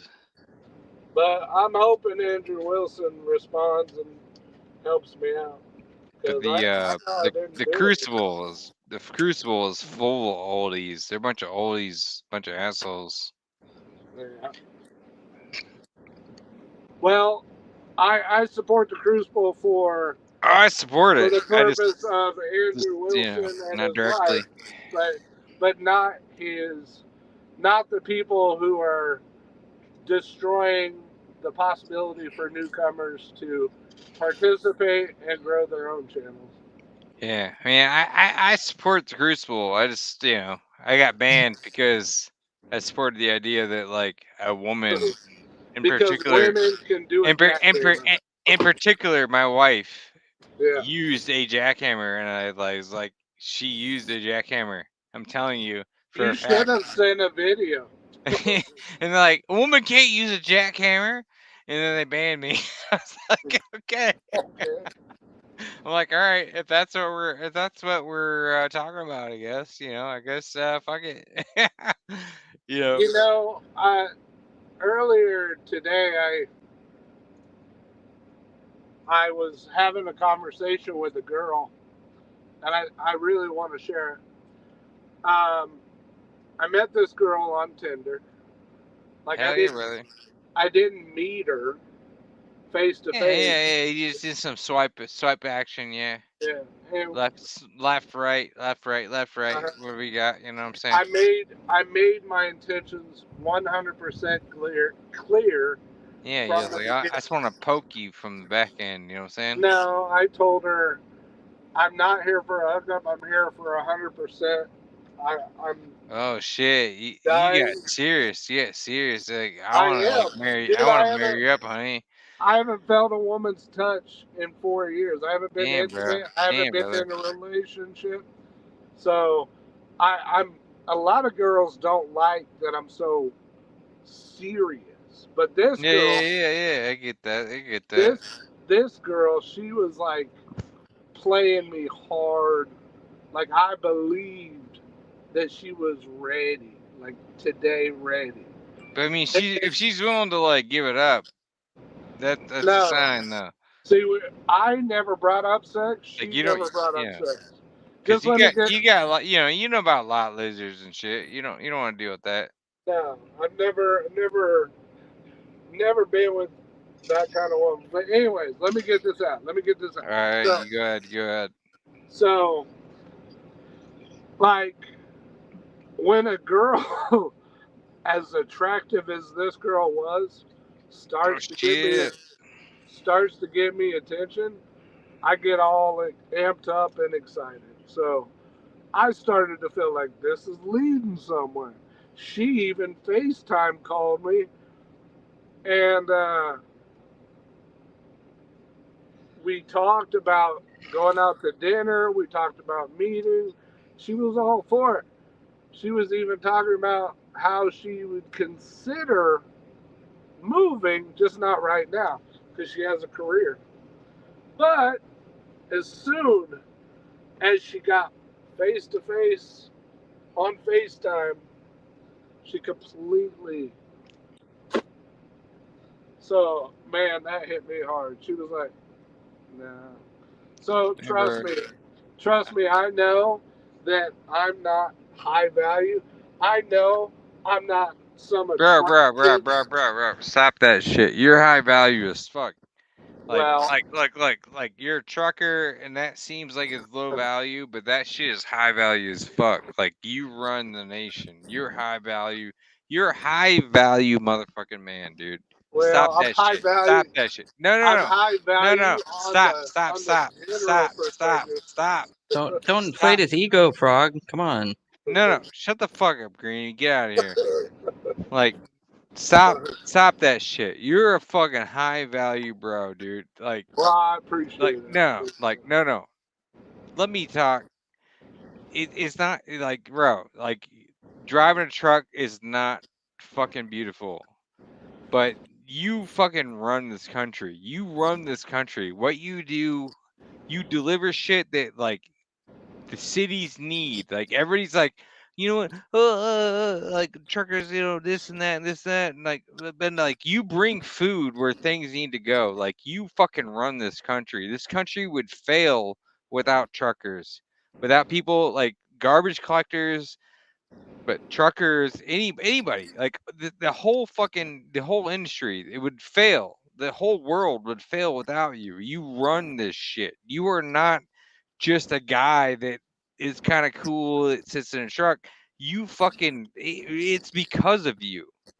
Have you heard of the devil complex? I have not, but whatever it is, I think that it what- requires you to do this job, and What you three need to do this numbers? job. What 3 numbers make up the devil? I'm gonna guess 6, 5, 5, 6 and 6. No, 666. So Yeah. this is what I call the devil complex.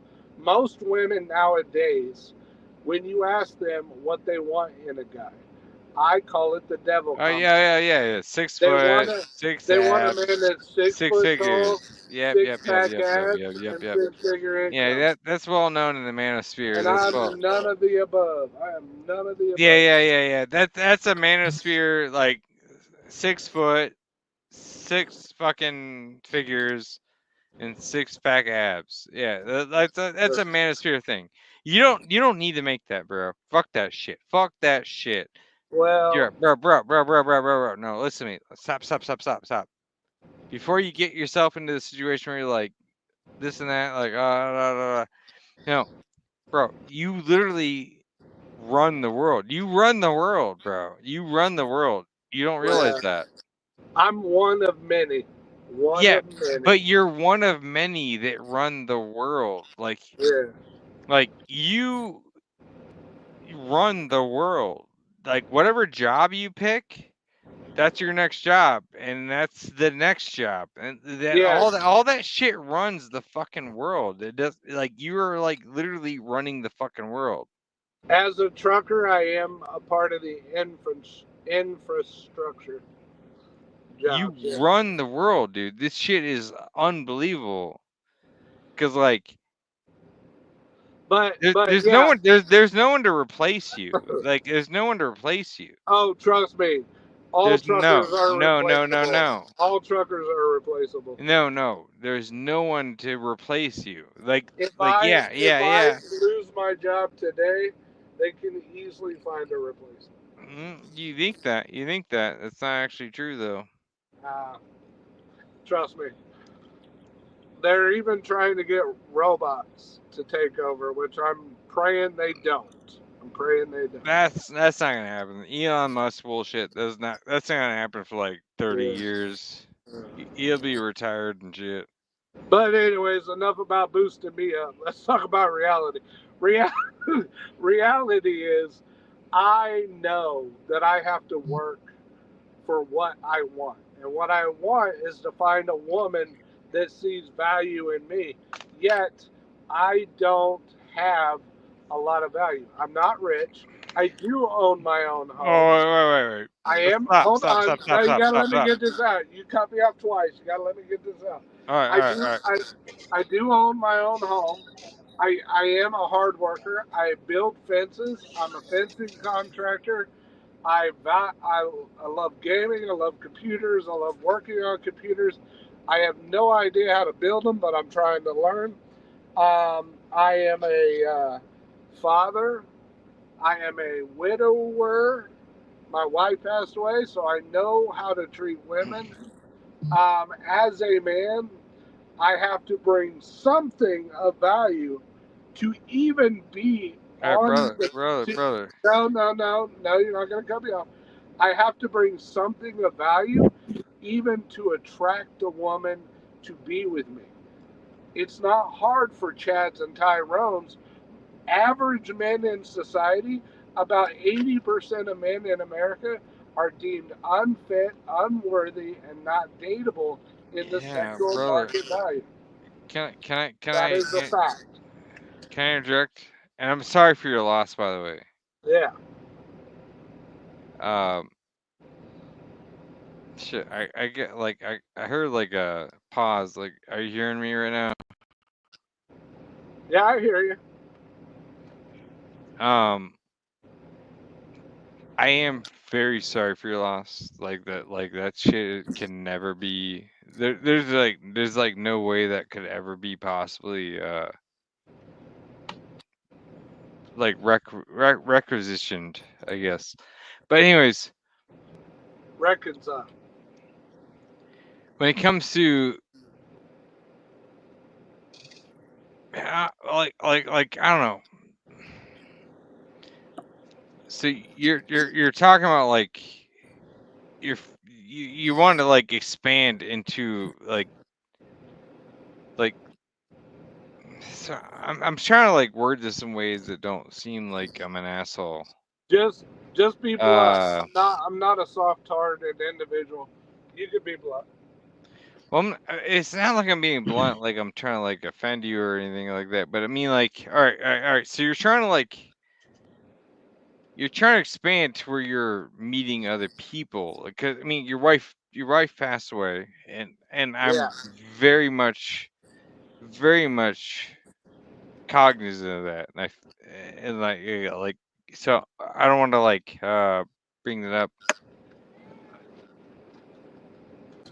Go ahead. I'm listening. I'm just watering my cat's bowl. I put Yeah. water in my cat's bowl. Go ahead. Oh shit, brother.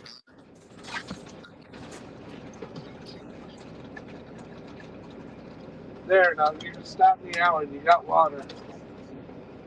Move. You're in my seat. All right, go ahead. Oh shit! I was like, damn, did you get like a friend there? Man, what? I'm not really sure what I was getting at here. I was like, I feel like I was like just kind of like I don't even know, man. I don't know. All right, But let's give Gamer a minute. Greeny, it's your time to shine, bro. Greeny, stop fucking around. Shit. Stop being a little bitch, bro. You said that right when I pulled trap hole. Great. Fell right in the trap. But you ain't got Right, no what? life, man. Bro, come on now. I bought a circle. I bought a circle. Man, I bought one of those forever ago. Okay, so what? So, well, he You know, said a lot. Do you have anything to add to what he's, or any topics you want to bring up? No, I kind of lost track after the trap hole thing. All right, lost so track. let's bring it back. Let's bring it back. Do you believe we should make divorces just equally as hard as we should make it hard for people to get married? Because wouldn't divorces be less frequent if women were not incentivized to easily leave marriages? To be honest, I think we should make it harder to, get a divorce, if anything. I agree, but I think we should also make it hard for people to get married. Period. That's my belief. Maybe. I've fit my mindset in here. I think yes. I think. Guess what? Shut the fuck up, bitch. All right. Well, I'm Anyways, listening now. all right. Hold on, Frog. This is his time. We've been blabbering on for hours on end. This is his time. The drugs kicked in, but all right. Greeny, go ahead. Huh? Greeny, it's your time, Greeny. It's your time. All right. Well, if we made it harder for, divorce, like how many divorces would there ever be? Like, I know it was harder to get divorced, like, way in the past, but, what the fuck happened to that? Seriously. Yeah. But I suppose having it harder to get married, though, I don't know if that would help out anything. Don't you think that if we stopped incentivizing divorces, that less women would want to get divorced?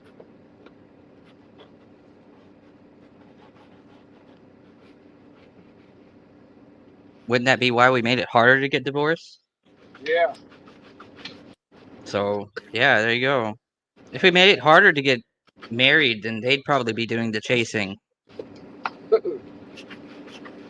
Well, I think more women should approach because they're the ones who told us for a decade to leave them a fuck alone. And now they're sad that men aren't approaching them. It makes me laugh to see them cry when they're the ones that caused it. Yeah. Liberal tears bring me joy. Going down to the club and wondering why men aren't even talking to you. Yeah. Liberal tears bring me joy. Bring me joy. Happy, happy, joy, joy. It's like this. Green Gamer and Frog, it's like this. If we told women to give us sex for decades and they finally stopped rejecting us and gave us sex, and we turned around when they started to give it to us and say, no, I don't want your fucking sex.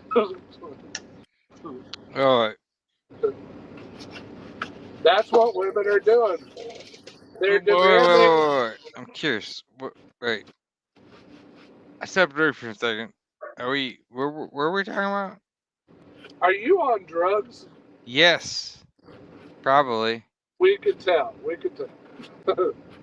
So what I said is, just like women have told us for a decade to stop talking to them, stop approaching them, stop asking them out, the analogy to that, I made a joke, is to say if we have been telling women for decades to give us more sex and they finally start to give us sex, we then turn around when they start to give it to us and we're like, no, I don't, leave us the fuck alone. Yeah. Oh, no, I get what you're saying. Yeah. So it's like they want their cake and to eat it too. And now that they've gotten everything they've asked for by men leaving them the fuck alone, sorry, I'm cleaning right now. Men are finally leaving them a fuck alone and they're crying about it. I get it. Yeah. So it's like, what the fuck do you want? You want us to leave you alone? Now that we're leaving you alone, you're sad about it? Quit being retarded. Generally speaking, I'd say at this point, there's no reason to say not to leave them alone. I don't know. Gamer, would you agree women have been demanding that men leave them the fuck alone for decades? Okay, hold on. For decades. Yeah, I don't know. All right, I can't really hear you with that on. All right, what was it? I said, wouldn't you agree that for well over a decade, women have been demanding that us men stop approaching them, stop talking to them, and leave them the fuck alone? Yeah, they've been saying that a lot. So saying it so much that they want their bears. Yeah, so by that logic alone, it's like women have received everything they've ever wanted. Yet women nowadays are so unhappy. They've got more rights and privileges than men have ever had.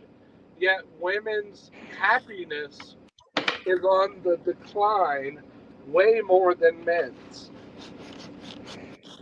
So we need to go back to where women were in the home, because over the decades since all this equality bullshit came up, women's happiness level has been declining for decades. They have more antidepressant medication, more antipsychotic medication. They're less happy, yet they have way more rights and privileges than men have ever had. Yeah, pretty much. They want to ask for so much and then act like they have nothing. Yeah, they claim to be victims when I don't see them as victims. I don't. And then you have all these false rape, false sexual assault, I know I said the word, I shouldn't have, sorry. False sexual assault allegations and false domestic violence accusations.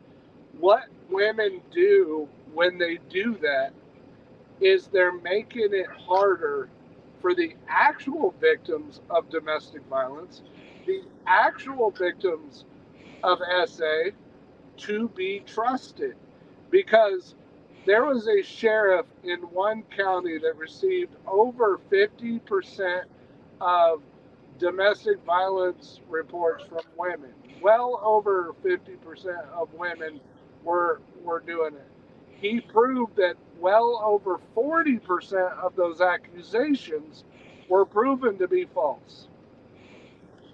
And this is in one town. Imagine that happening in all towns. Not saying it does, but imagine that's going on.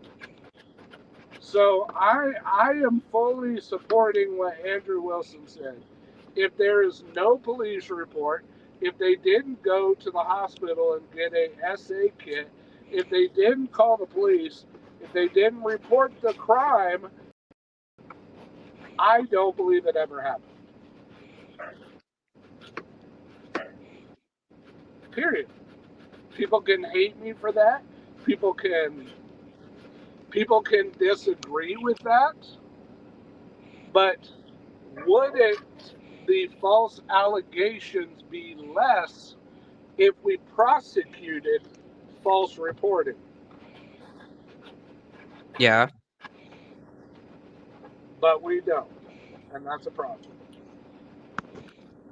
And we should, when someone is proven to have falsely accused a man and destroyed his whole career, his whole life, even boys are being kicked out of colleges for something they never did before they were ever gone to court or had a chance to prove themselves. They were kicked out of school, and even when they were proven to have been falsely accused, the school would not allow them to come back. Yeah. And that needs to stop. But will it? Will it ever stop? Probably not. If Harris is elected, probably not. It'll probably just get worse. That's one thing I'd like to talk to many politicians, even though I've never once met a politician, even if I did it in a letter. Like, I don't even know where to write a politician because I've tried. A long time ago, I got a book mailed to me from the state of Kansas, and it had every politician's office address, email, phone number, and I emailed hundreds of politicians. I even emailed and wrote a letter to the White House. I got back the same response from all of them, and it was a chain response letter saying, with their letterhead on it, every single one of them said the same thing. We appreciate your letter. We will bring that up in the next meeting. Thanks for your whatever, and then they signed it. But I know damn well it wasn't even them that responded to it. It's just some chain letter response. So it's like, what's the purpose of writing a politician if they can't even spend 5 seconds to respond to like less than 1 page letter? It's almost like the mailman just took it out, wrote something down, and then sent it back. Yeah, pretty much. Or it was computer generated, every letter they get. Thank you. We'll bring it up. Bye. Don't write us again.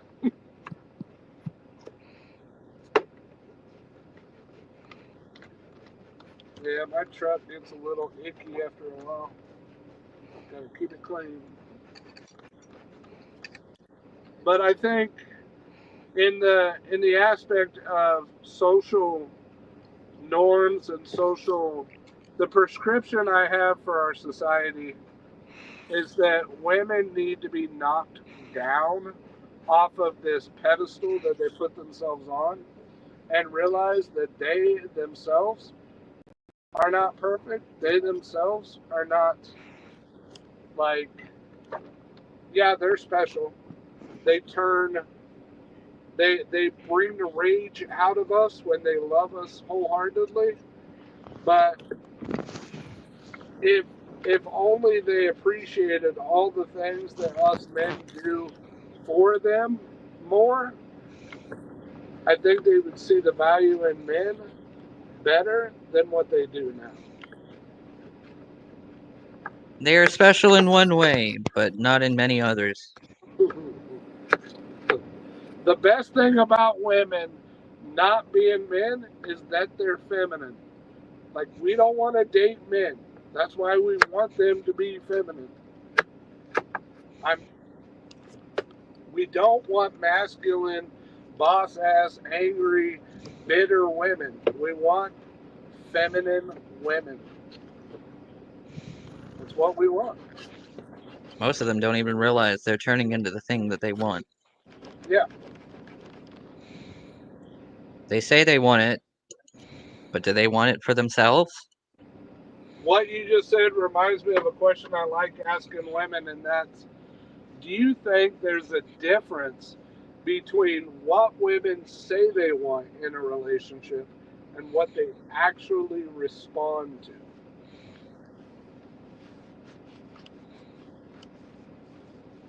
And the answer is yes. Because, for example, don't most women often say they're looking for a good guy? They want a good man? Yet when they get that good man, they will destroy his character, leave him, cheat on him with a guy that would abandon her without thought.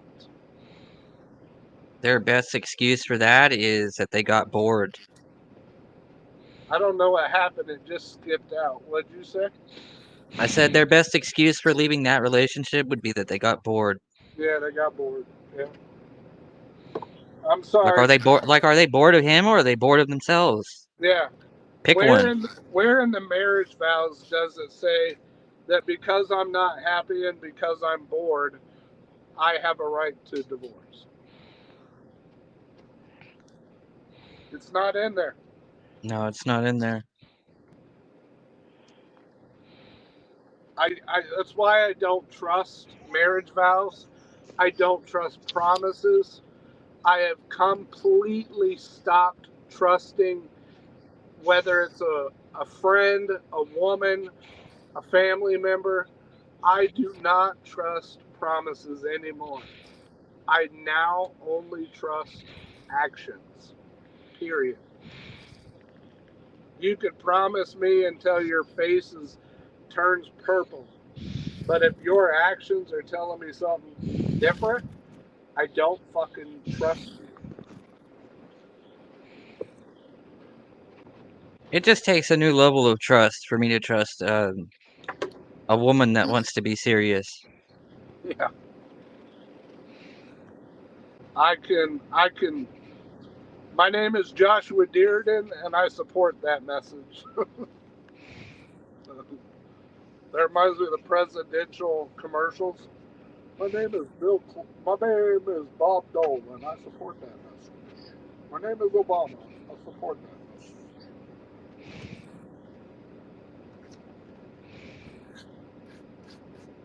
message. Here's where I had an issue with. When I catch a woman lying or cheating or doing something that they know is wrong, like, for instance, hiding their cell phone, they have the nerve to show in their actions that they're hiding something, and then have the nerve to turn around and ask, what, you don't trust me? Not anymore. Why should I trust you when you're deliberately hiding your cell phone?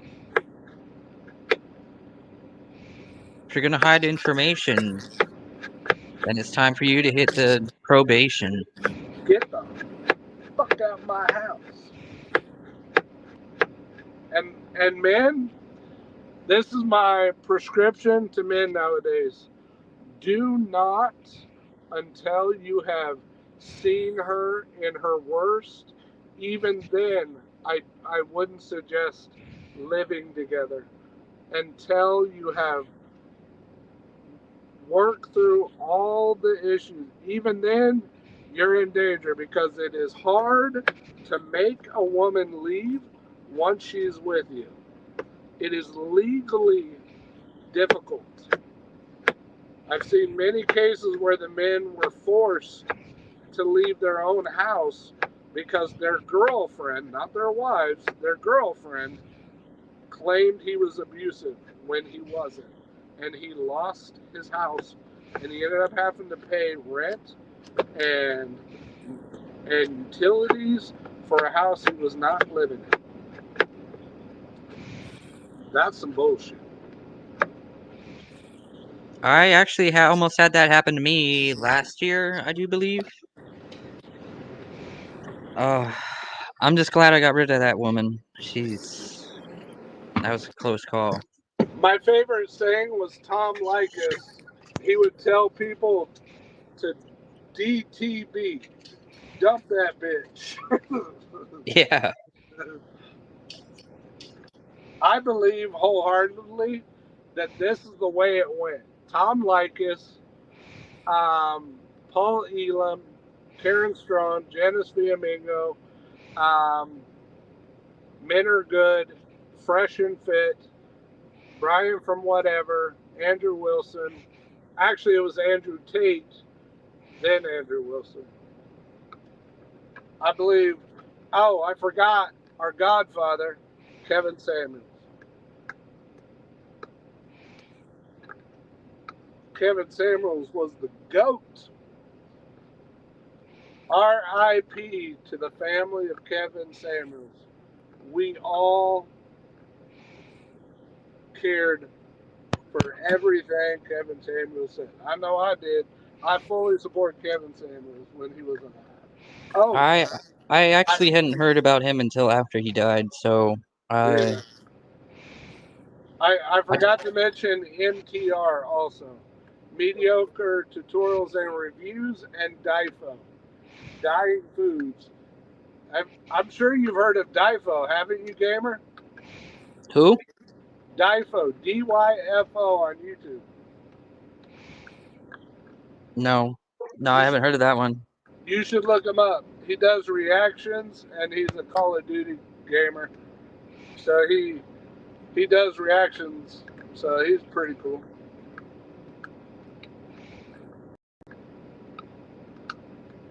But ever heard of Vine Sauce? I haven't, actually. Oh, he's a pretty good guy. Italian New Yorker that plays a lot of games at night. I'll have to look him up. But the other thing that we need to analyze is why is it that when women claim that men are all evil, and a man approaches a woman with something that women are doing wrong in society, they do the sister code thing and they defend the bad actions of women. For instance, they always say, what about the men though? They always say, well, men do that too. Well, imagine if you have imagine you're a parent and your one child is an axe murderer, one child is a rapist and another child is, I don't know, a human trafficker. Okay, you're a horrible parent, but but Yeah. but if somebody were to say to you, imagine all your kids are women, are girls, okay, and someone tells you your your child is a SA or your child is a human trafficker and your child is a whatever I said, a murderer. And instead of discussing the problem that they have brought to you, you're saying, well, what about the men though? What about the men that do that too? Well, the problem I have with that is while I'll agree that men do bad stuff too, but if we are in the middle of analyzing the bad that women are doing, let's let's talk about the discussion that I brought up or that somebody has brought forward to you, and then we can analyze the bad that men are doing. And I don't like that. I think that women use the sister code without thought. They will attack, diminish, insult, and even threaten to murder men that do anything wrong in society. But the moment a woman has been proven to have done something, like for instance, Difo talks about this often, he shows reactions to female teachers being predatory to boys as young as 11 all the way up to the age of 15. If that was a man that did it, the entire internet and news would lose their fucking minds. But those things are not reported as seriously as they would if it was a man that was doing it to young girls. And that's a problem. Yeah, they probably no. If a man did it, no, he'd probably be executed on spot. Yeah. But But a honestly, woman does it. The cop is probably just saying nice right there. yeah. Well, the way I think it should be, whether it's man or woman, if if a child is victimized by a predator, whether it's a man being predatory or a woman being predatory, I think the parents of the victim should be hand delivered the person that harmed their child. That criminal should be hand delivered to the parents.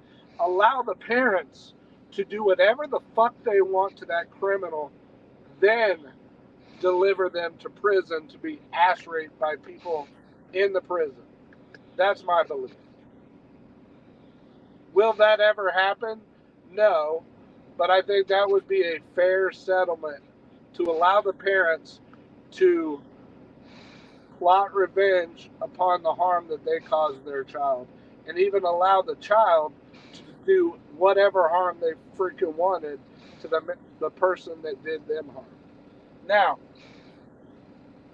what do you say about that? I wouldn't mind quite something like that. Like have the rapist get his comeuppance the way he needs to, or even if it was a female. Yeah. Like, hey, older woman with a younger man, as long as that younger man's at least 18 or older. Let's talk about what is though.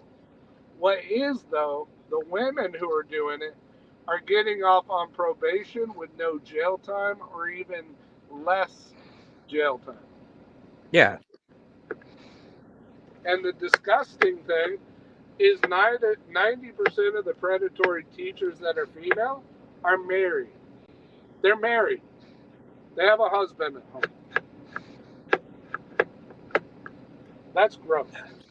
They must be getting encouraged by a lot of corn. Probably. But You know what I laugh about it is this: if 100% of women were telling women to jump off the Empire State Building because it makes you cool, just like Adam Sandler said, you're not cool unless you pee your pants. But if a high number of women were telling people on the internet that you're not cool unless you jump off the Empire State Building, they would do it. Look at all the women who are repeatedly molesting children in the school system. Like, it would be bad. It wouldn't be as bad if it was like one or two women, but I'm seeing so many women repeating the same mistake over and over in the school systems.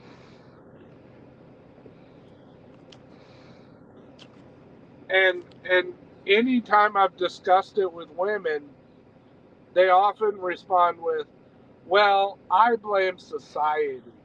No. The individual made the decision to do harm to a child. They made a personal decision. You can't blame society. You have to blame them, the person that did the wrong.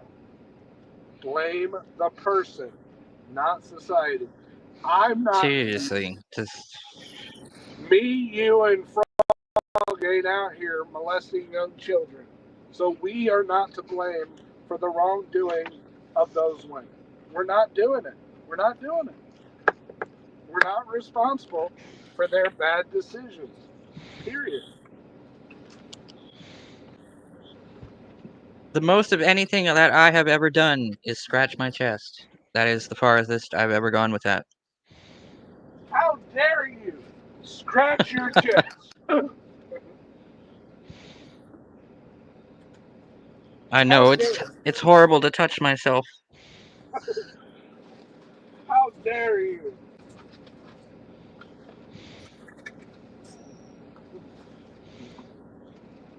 The song goes, when I think about you, I touch myself. This is you. When I think about myself, I touch myself. Frog, are you okay? I think he passed out. He was pretty jacked up. He mentioned something about pizza, but now he's just gone. I think he's been back since then. Remember, he was blurting out how he's on some form of narcotic or something. Popping some pills. I don't know. Probably not Oh. TOS to do that. But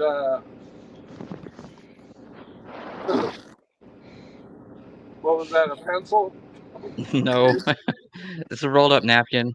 A rolled up napkin? Just whatever. I've been so busy driving that I haven't really had a whole lot of time to clean. Part of it is just pure laziness because when I have a break, I just want to relax. But when I'm driving, I fill up my cup with Coke, and sometimes I'll go over a dip and the pop will spill outside of my cup, so it gets on the cup holder. So, like, I'm sitting there scraping and cleaning, and it's pretty nasty. It's pretty nasty. So, it's good that I'm cleaning it. It's embarrassing of how nasty it is. It's nasty. I'm using this pretty good product. It's called Goo Gone. Goo Gone. Goo Gone? Yeah. Because it's like sticky residue of pop. Sounds like a different type of Mr. Clean. I also used it to remove. I super glued. Like I had this GPS unit. It's like a TND tablet. That Yeah. at one point in time I had this window mount super glued to the windshield, and apparently the tablet is too heavy for that window mount, so it fell off, and I couldn't remove the window mount because it was super glued on there. And luckily, this Goo Gone does a hell of a good job. So, while it's not perfect, it's definitely a lot cleaner than it was. So what were you doing earlier? With what? Just today, when I messaged you, what were you doing? Oh, I don't know. It's just relaxing with some TV. Chilling out, Seeing, maxing, relaxing. yeah, seeing what wacky antics Homer Simpson was up to. Man, I'm amazed at all the predictions the Simpsons got right. Have you seen those videos where they talk about the The predictions. yeah? Yeah, I've seen a couple of them. It's funny how many they got true, Yeah, especially with Trump. and especially with the I towers, yeah, which, let's be honest, I've seen many engineers talking about the towers. There is the framing, the steel framing on the outside of the building, like they have cross beams all throughout it. So with a plane impacting it, it would have never caused the buildings to fall down like that. If anything, it would have caused the building to collapse like that.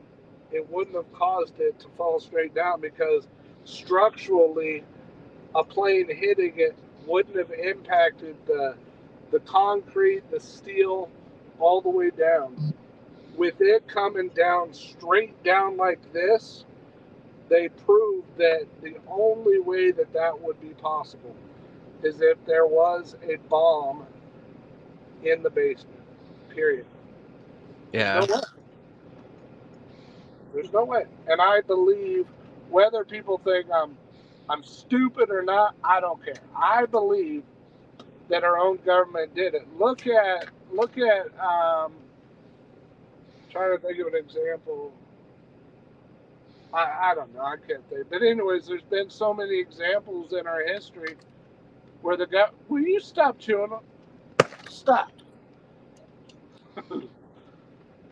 My cat likes to chew on stupid shit. There's been so many examples in our history where deaths could have been prevented, but they weren't. For the sake of causing fear.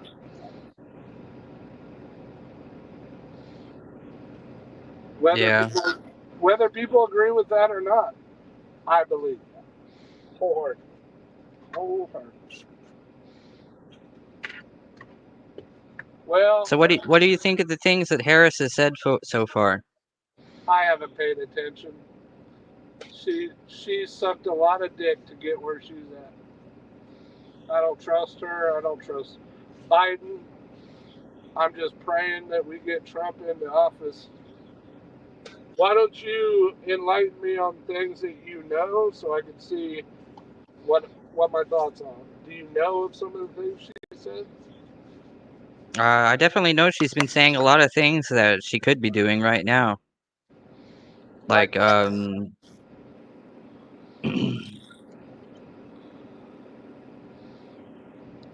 Okay, I haven't exactly been listening to her things, but I guess Frog would know more about this than I would.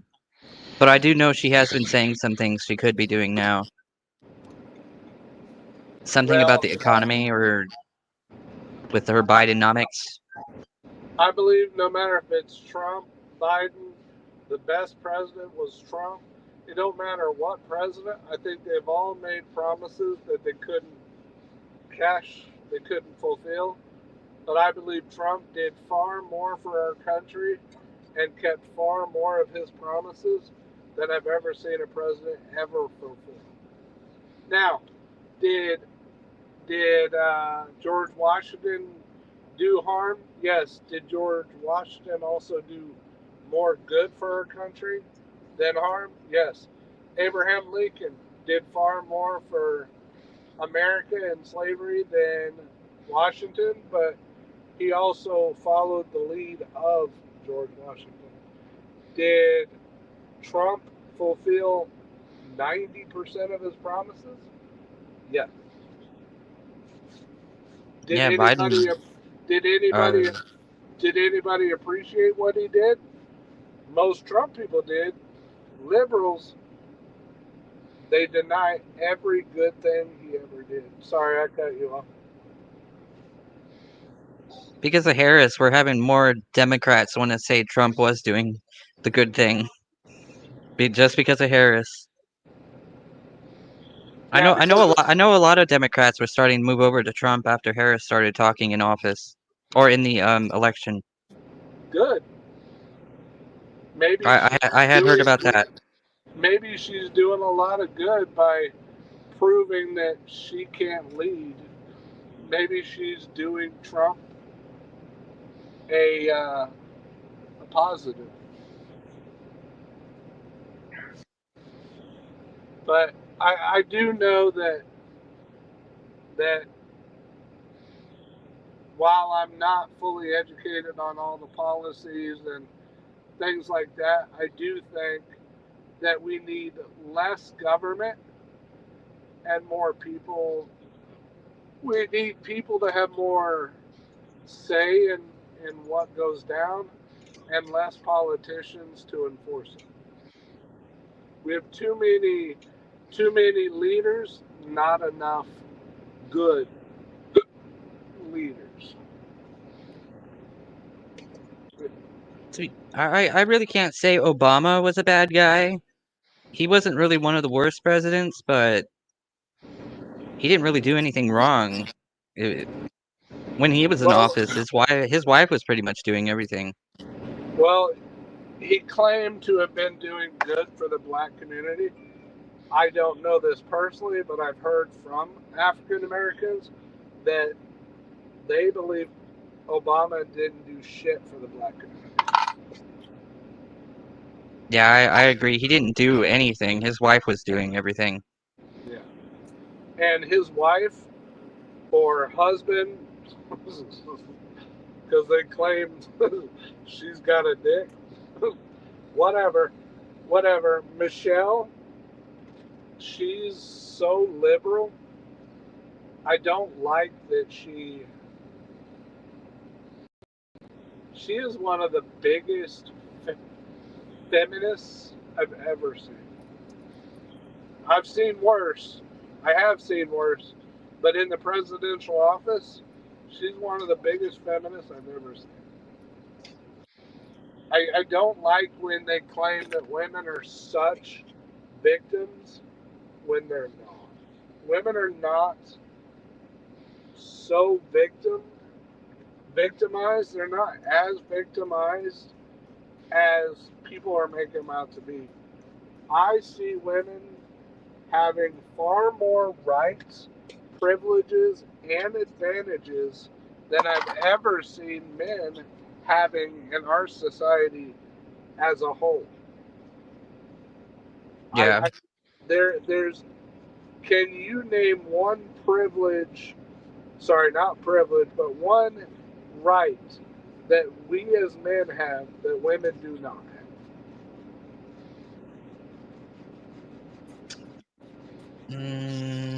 No, I can't really think of one.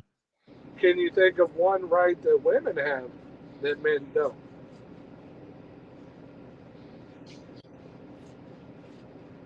I was going to make a joke, but no, I can't think of one. I can. Oh, yeah, There's voting. military conscription. They're not forced into it. Not Yeah. only that, but they're treated as they're not punished equally under the eyes of the law. Their men receive 63% more prison than women do for the exact same crime committed. And that's been proven tenfold. So, Yeah, they can vote, but they can't be drafted. They just get to enter if they want to. and if me and a woman robbed a bank right now, we both planned it, we both participated equally, we both hold people at gunpoint, we both run from the police. A lawyer made it clear. He said 9 times out of 10 he can get a woman off, even if she contributed equally, because all you would have to argue is that I, as a man, pushed her and forced her to participate. So even if she was fully intending to participate and was a willing member in the crime, women will easily be less criminalized for the crime because the man was involved and she can be labeled as a victim. So that's two. Women are less criminalized and women are not forced into military conscription. I can go on, but I believe I've proven that women have more rights and privileges than men do. Yeah, definitely.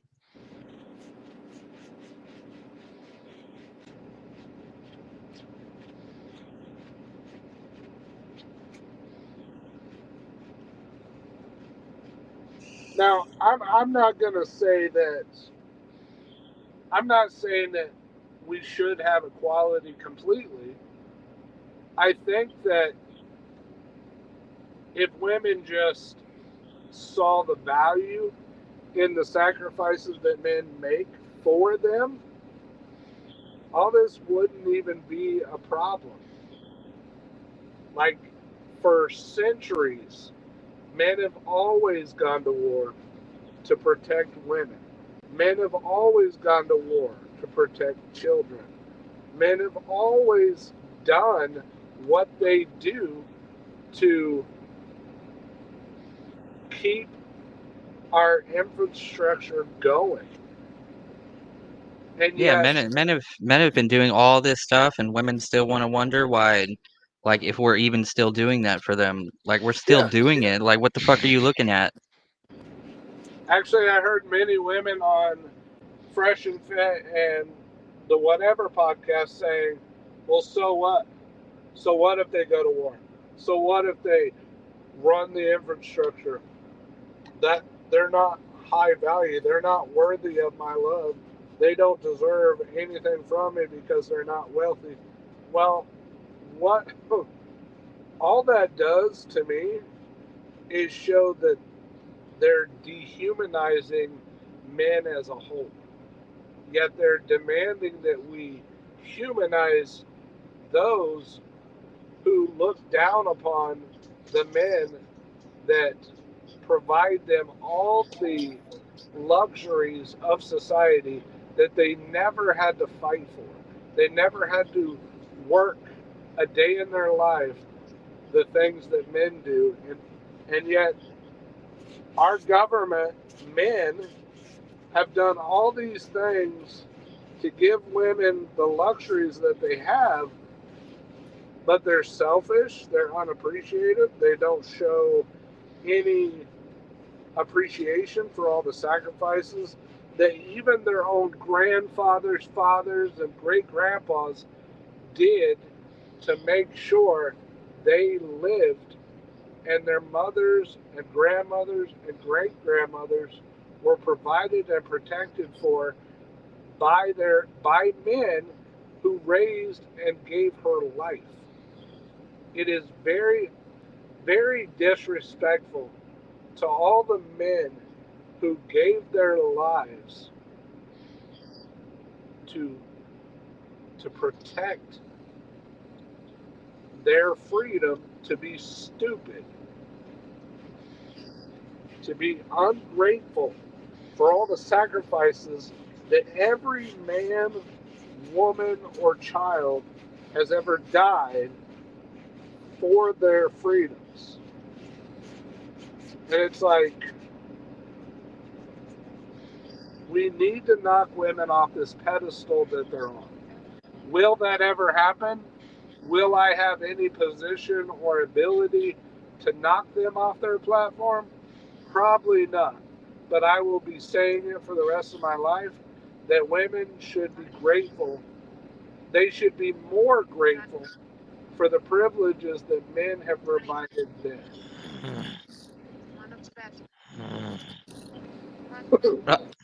I heard that. Yeah, Frog's out. Froggy, your wife is trying to get you to bed.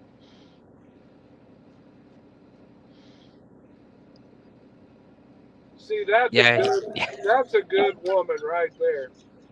She's supporting her husband, helping him get to bed.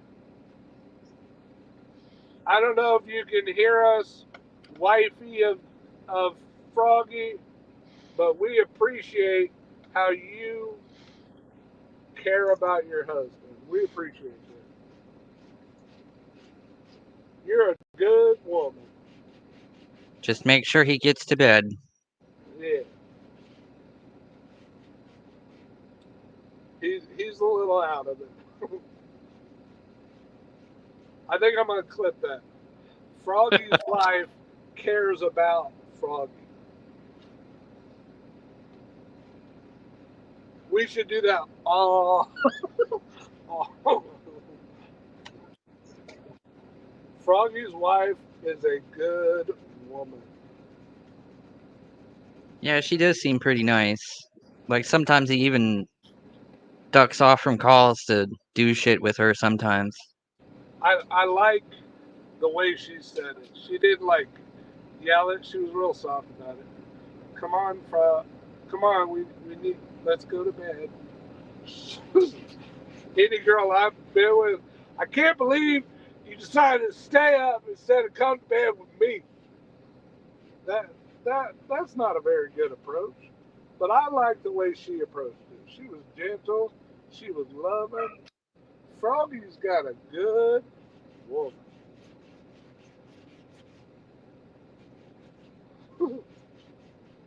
She's logging them off too. Look at it. Maybe. Froggy's got a good old woman. Let me ask you a question, gamer. Yeah. Have you met a woman yet? Did you get a girl yet? I've been with about 3 ladies. Or 4. No, I mean, have you committed to a girl yet? Oh, marriage? No, just a girlfriend. Oh. Yeah, 4. Oh, you got 4 girls that you repeatedly see. At the same time? No, I mean, are you dating all 4 of them?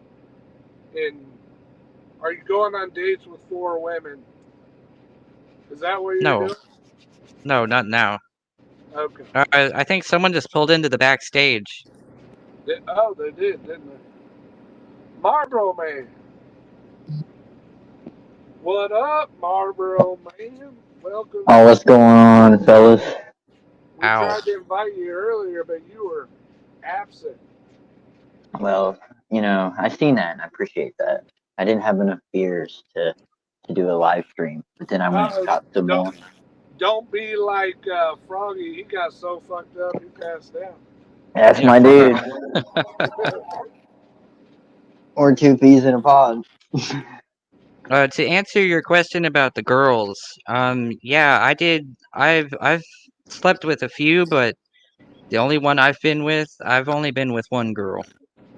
Okay, well, maybe maybe you misunderstood me. What I'm saying is, did you find a girl that you were committed to yet? And if not, That I fell for completely or something like that? no, that you're in a relationship with now is what I'm Oh, saying. now? No, I'm single right now. Okay. So here's my question. I will say what I'm looking for in a girl. What would you say to the women to a woman that you wanted to be in a relationship? What do you want from your partner? What do I want from my mother? From your partner. Oh, from my partner? Yeah. Well, I tell her to be my mother. No, I'm just kidding. But Whoa!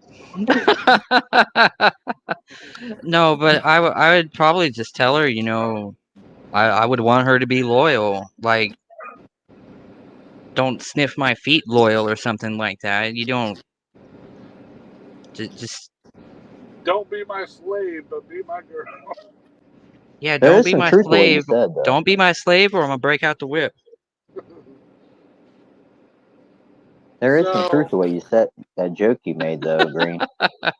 What? I said there is some truth to that joke you made, though. About being his mom? Yeah, like a close, not like his mom per se. Like you don't obviously that's weird, but like a mother type figure like that definitely makes men want to marry women. Yeah. Is when they're motherly.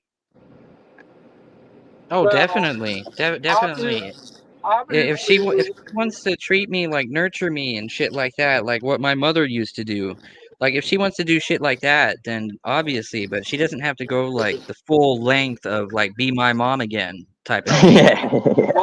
well, I just gotta say, I would hope your mother wasn't kissing and fucking you. So, Well, yeah, No, that's taking no. it to the extremity, right? But you yeah, just seen it with Frog, right? You was just talking about Frog. How his wife yeah, is like, all right, it's time to go to bed. I'm gonna log you yeah. off the computer.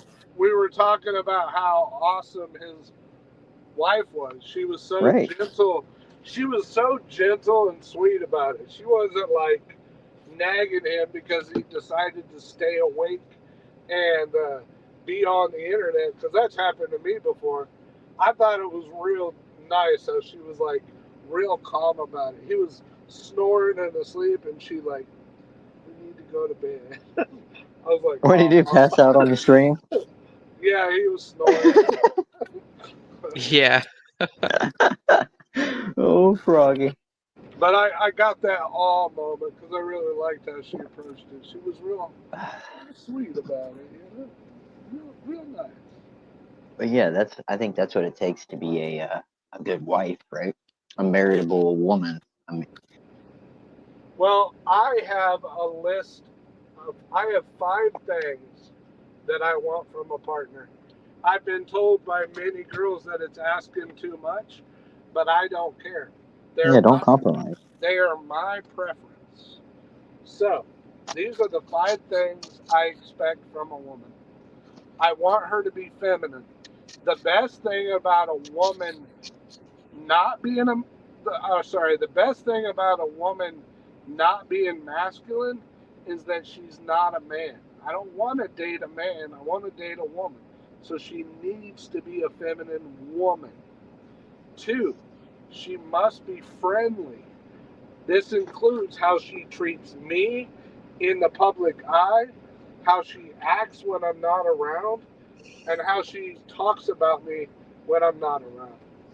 She must be submissive, she must be compliant, and she must not embarrass me by fucking other men.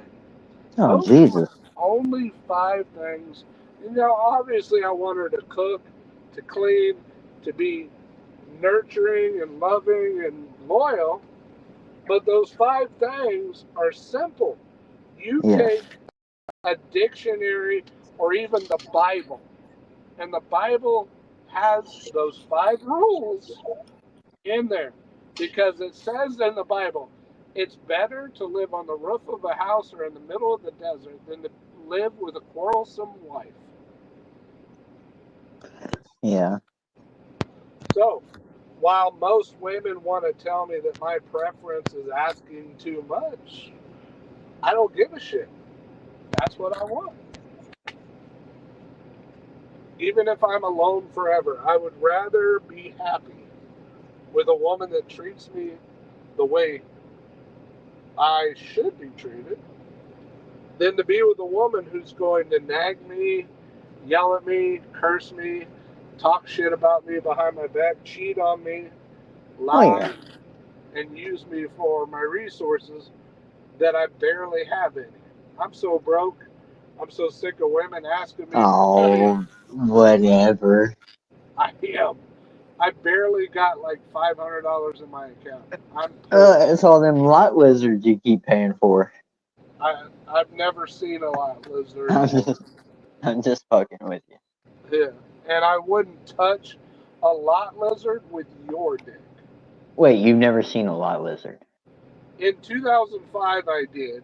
I At was the gonna say. beginning of my career, when I was with my trainer, but ever since then, truckers are required by law. It's even I'm on a our truck driver, sir. it's even on our it's even we're forced and taught.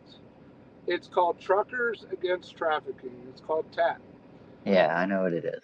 Yeah. So I used to drive for TMC for like 5 years. yeah, anytime we see anything, we're required by law to report it. So you've never been to TA in Atlanta? It's the Petro, but yeah, I've been there often, but I've never seen a lot. What? Yeah. Dude, I've seen like dozens at TA in Well, Atlanta. well, here's the thing. They don't allow people back there. They don't allow cars. Security is very big on it. And I don't know what year you were doing it, but I asked them to let DoorDash bring me my stuff. I had to yell at them because I didn't want to carry 2 big cases of water and all the groceries that I ordered on DoorDash from the front all the way to the back. So I had to argue with them for like 20 minutes to allow the car to come through the security. So they're real strict now. And I have never I've been driving since 2005. The only time since then that I've seen anything close to a streetwalker was last week in Memphis, but they weren't allowed in the truck stop, but they were walking the front of the truck stop. Yeah. It's also more common at those independent truck stops too, like those mom and pop ones. But I'm 42, and I'm so proud to admit I've never touched a prostitute ever. So proud. So proud. Like I stopped going to TA because like, dude, there's a lot. Like they hassle you all the way into the building and all the way back to your truck. I've been tempted to look for them, but I fought it. I'm like, Have you ever been to Gary, Indiana? yeah, but never seen And you've them. never seen a lot lizard and you've been to Gary? Nope. Never. I think you're just blind, sir. No, I'm telling the truth. Because My they're home office, everywhere. the home office for my company is in Addison, Illinois, which is not far from Chicago. And Gary, Illinois. Are you talking about Gary in Indiana or Yeah. Gary, Illinois? Gary, Indiana. Oh, I'm sorry. Yeah, I've been to Gary, Indiana, and I've never seen it. Shit. Perhaps you know something I don't, but I'm proud that I don't. I'm proud that I'm not around them. Yeah. I think. It's not a good thing. I think to be honest, if I were to run into a prostitute, I wouldn't be with her sexually. I would try and get her to be on my YouTube channel. And There you go, yeah. I would use her for content. There you go, interviewer. Yeah, be like, hey, tell me about your worst stories and your funny stories. Do you wash in the mud puddle?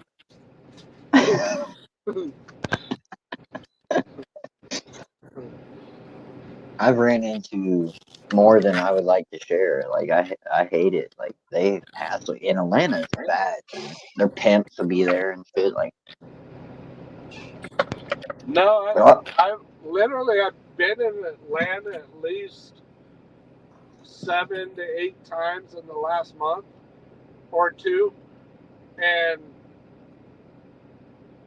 nothing. Like, damn. I'm lucky if I see a pretty woman in Atlanta. What you driving? You driving a Freightliner? Is that what the problem is? I'm driving a Peterbilt. Oh shit.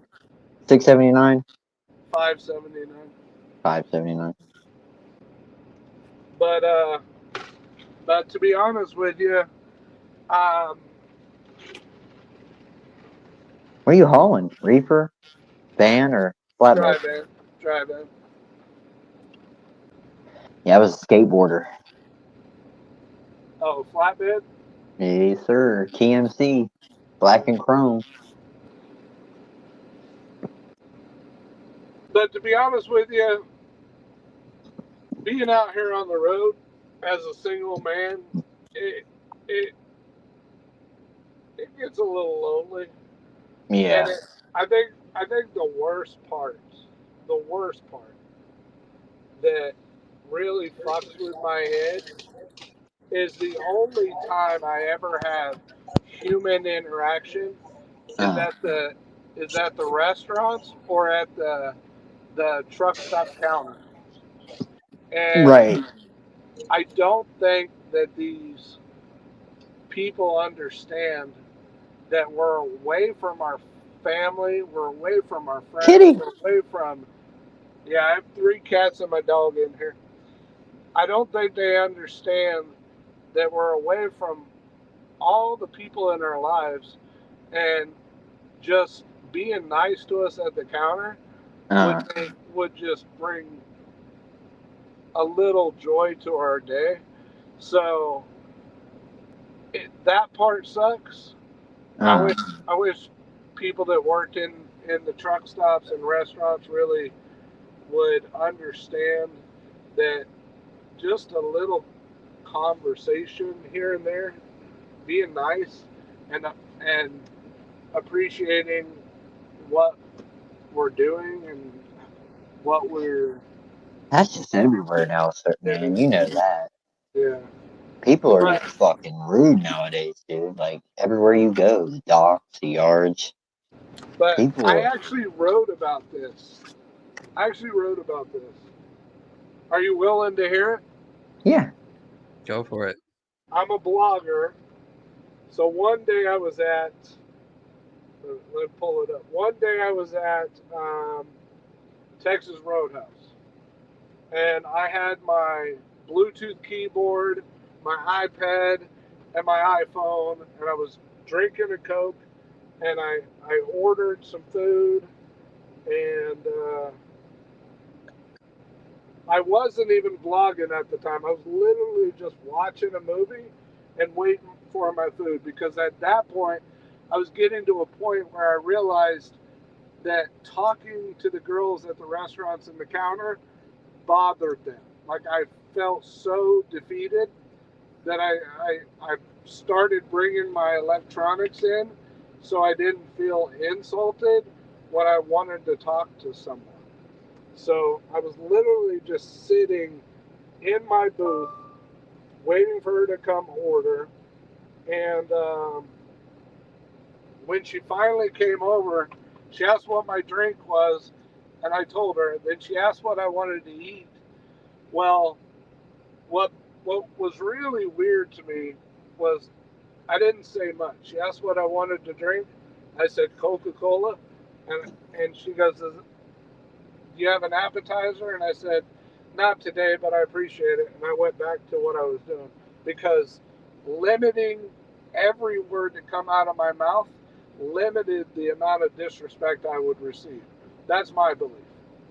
So, I went back to doing what I was doing, and I could see through the peripherals of my eye that she was pointing over at me. And I looked, and across the way, I saw her talking to somebody, not somebody that worked at the restaurant, but a customer, and she was pointing at me, and they were both shaking their head, and I was just like, not sure what was going on, and I started to feel a little awkward, so I went back to what I was doing. And out of nowhere, I see her run to the back, and she runs into the kitchen, and she grabs a dude that was cooking to come bring me my Coca-Cola. That was a little weird to me. So then when my food was ready, she put it on the bar, ran into the kitchen, asked the guy to bring it to me, and this is where I took a photo of, I literally took a photo of what, I literally took a picture of what was on the table. I didn't take a picture of me, but I just got done showering. I was in fresh clothes, so I wasn't stinky. I know that. I didn't flirt with her. I didn't even talk to her that much. Hold on. I got to connect to Wi-Fi on my phone, from my phone, so that I can read it. Yep. So that made me feel like a little, something's not right. I literally felt like something ain't right. So I took a picture. That was quite a smelly sound, Mr. Marlboro. Yeah. Good run, boys.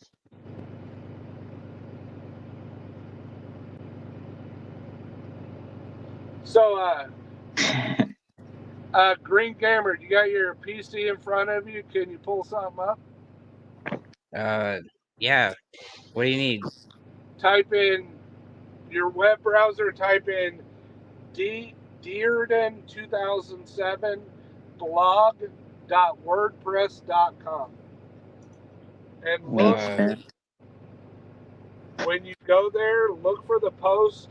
You have to scroll down, but if Marlboro Man, if you could do it too, look for the post that says what is weird to you might not be weird to someone else. What is weird to you might be normal to another. So when I started to write, this is literally what I had on the table. I had my Bluetooth keyboard and I had my iPad. I was watching the movie Accepted, and when she treated me like she never came back to my table, it was a little weird to me. So this is when I started to write. And I'll go ahead and read it, but I want you guys to watch the videos in there so you understand the context. So I'll be as fast as possible, try not to bore you to death, but growing up, it did not take long to realize that everything I thought was funny, hilarious, and cool was weird and crazy to everyone else. Let me give you an example. I went to spend a year or two with my dad in Texas. Upon arriving home back to Kansas, my older brother Dustin introduced me to the funniest show I've ever seen, Beavis and Butthead. That summer, I watched Beavis and Butthead every night for an entire summer. Spent every summer day looking forward to the next episode. Laughed my ass off the entire time. First day of school, all summer long, I kept it to myself. Didn't tell my brother, didn't tell anyone that I planned to do Beavis's famous TP for my bunghole little skit. I've seen many movies and shows where acting like a fool made someone popular, but apparently I did the wrong way. and the wrong timing. So, needless to say, when I stood up on the cafeteria table in the middle of the lunchroom, put my shirt over my head, and yelled out, "TP for my bunghole," needless to say, it didn't go over very well. It actually ruined my reputation. Didn't take long to acknowledge my failure to fit in because I was definitely not treated very fairly upon from that point on. But I also admit it was my own doing, but I thought it was going to go better than it actually went down. Although I absolutely destroyed my own reputation, it didn't take very long from that point on for me to make a few friends, and at the minimum, feel like I fit in, even though I did. But I don't plan on writing about my own history, although I definitely can relate to the purpose of me writing this blog.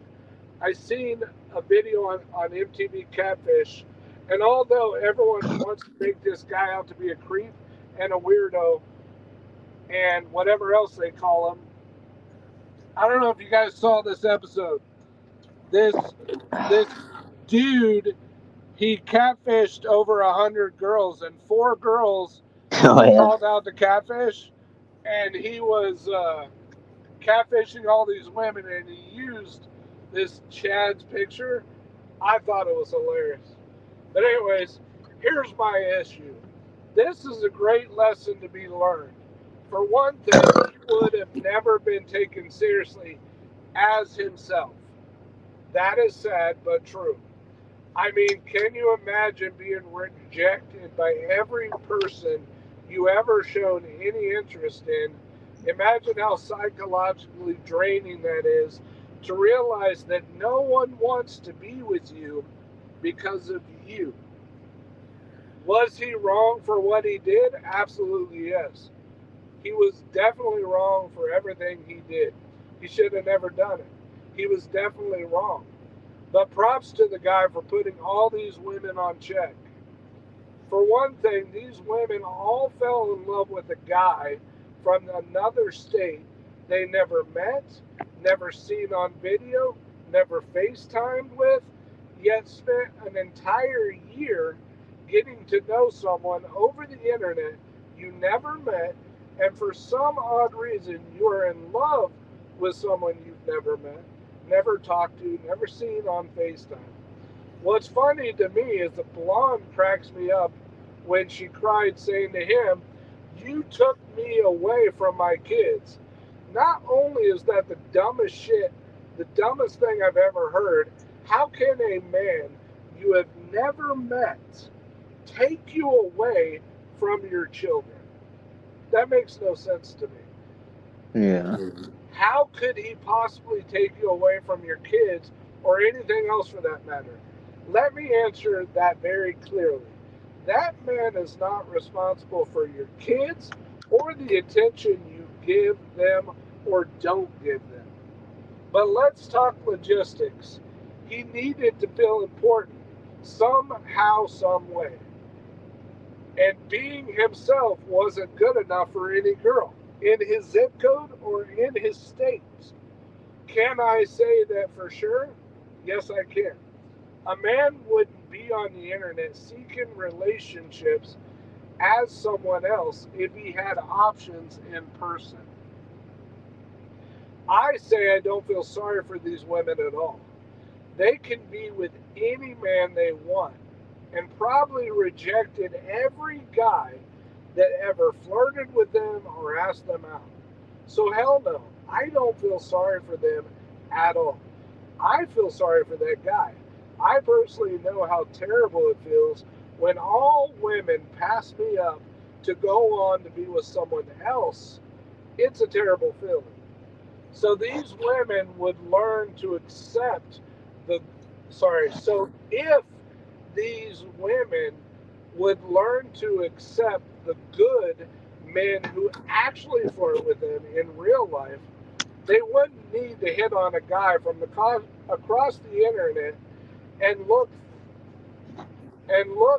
at these 3 thirsty ass women.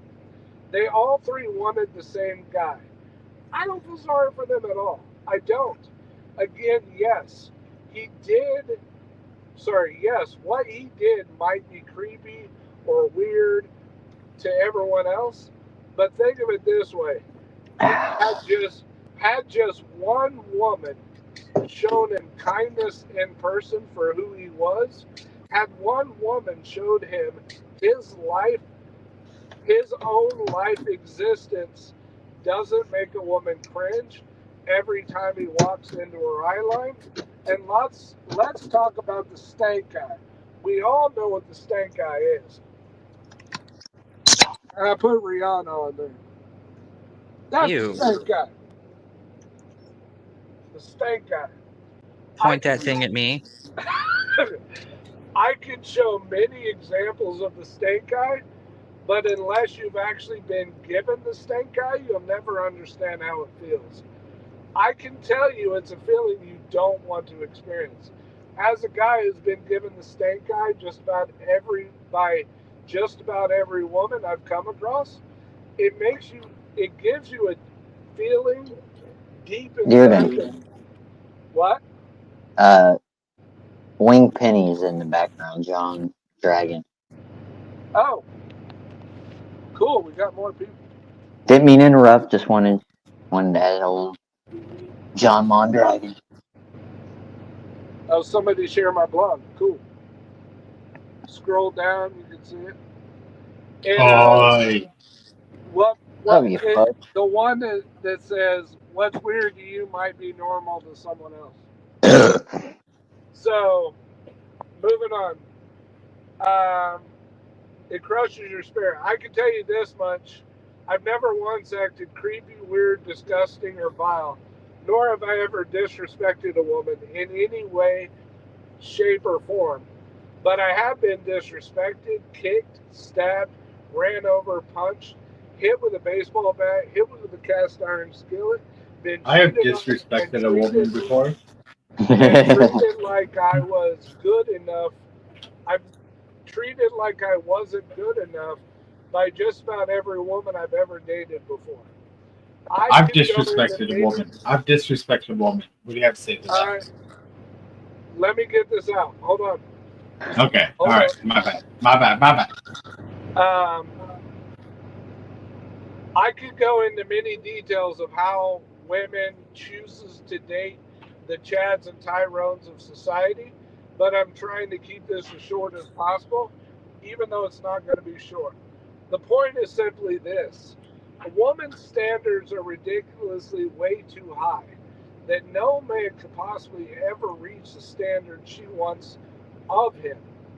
But I want to speak a lot more deeper into the stank eye. And now I'm going to talk about myself.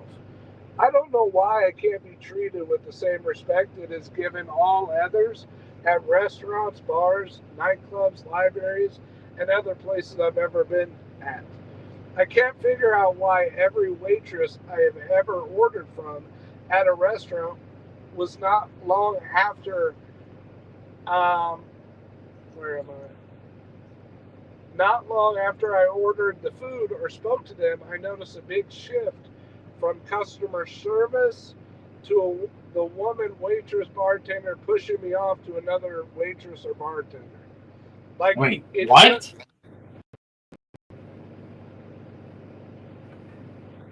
All right, you missed earlier where I'm talking about a long time ago, I got brushed off by a waiter. So if you just listen, you'll get it. Well, everyone's been brushed off by a waitress or a waiter. No. I mean, what does that have to do with anything about women? Okay, you missed the first part. So I did. I'll explain after I read it. Hold on. You missed the part where they said they're willing to hear it, so I'm reading it. All right. So just follow along, you'll hear it. So I can't figure out why every waitress I've ever ordered from at a restaurant, not long after I ordered the food or spoke to them, I noticed a big shift from customer service to the waitress bartender pushed me off to another waitress or bartender. Like it just happened to me at this restaurant, Texas Roadhouse in Fargo, North Dakota. The waitress or bartender, Haley, was by far the nicest and offered the best customer service coming into the place. But I can't stop wondering, why does a guy that has nothing to do with my order keep coming over to my table from the kitchen? I don't mind being served by someone else. Of that, I'm not bothered. But it also leads me to believe that something is off. When your waitress bartender shows annoyance, disgust, and avoids you at all costs, and I promise this is not my imagination. If only I had the ability to record my experiences at bars, at restaurants, libraries, and places that involves me being forced to speak to the opposite sex, has been met with the look of disgust and avoidance. The vibe that you can cut with a knife, showing that your existence in the server bartender's bubble, but doesn't speaking to a customer involve being a server or bartender. Now, before anyone reads too much into this, at the time I was in a healthy relationship. So I had to make sure people understood. And yes, my girlfriend at the time knew about this. So before anyone reads too much into this, especially my girlfriend Jeremy, I'll answer the questions that I'm sure are going through your head. No, I'm not flirting with a bartender or waitress. I'm not interested in them. No, it's not anything even close to that. It's the type of feeling you get when someone shows a lack of humanity when speaking to you. When you can obviously tell by the way they are treating you just by talking to you, making it very clear that your existence is a decay on their life just by being in their presence. As a customer, it's a terrible feeling to feel like your waitress or bartender is disgusted when you speak to them. I've been given terrible customer service 25 minutes into sitting in my booth, bothering no one, writing my blog post and watching a movie. Accepted. I ordered food, ate it, and now I'm sitting here relaxing, watching a movie, and trying to get this feeling of how I do not feel sorry for those girls in that Catfish TV episode. But because honestly, those women have so much more options than men do. Women have the luxury of being capable of saying no to any male suitor who comes her way. A woman just has to exist to be in a relationship or to get a man's attention, time, money, or resources. But a man, on the other hand, has to put so much effort into just catching a woman's attention and to keeping her attention focused on him. It's a struggle to every man that women could care less what a man feels because men are expected to keep silent and keep to themselves. For example, as I'm about to leave, I noticed this. So you can see the video. The bartender, this guy just sat down at the bar, and the waitress who treated me like shit, he's flirting with her and talking to her, and she's instilling good customer service, but I didn't say one fucking word to the waitress. I just ordered my food and my drink, didn't bother her. Notice the respect and the human interaction given to this customer. No lack of humanity shown on her part. And you wonder how and why I, as a man and human being, might feel some kind of way about a lack of humanity given to me. But here is my question to all the ladies who might read this. Can't I, as a man, come to a restaurant, order food, and speak to a waitress and get shown the Dude, respect? does this guy want to cry or something? What is happening? No, I'm asking a question. I'm asking a question. Does this guy want to, like, whoever's writing this post, does he want to cry? Okay. Are you here to troll? Because that's exactly what It's you're doing. John. John's not a troll, bro. No, I'm not a troll, bro. I'm not a troll. I'm asking a question. Like, do you want to cry, or do you want to, like, actually talk about this and make something fucking real happen? Okay, let me explain what you fucking missed. All right? Yeah, your girl didn't like you. Who fucking cares? Wow. No. Let me explain what you missed. I'm a truck driver. I'm away from home for months on end. I have no friends out here. I have no family out here. I don't associate with a lot of people. The only human interaction I have is at a restaurant or at a truck stop gas station counter.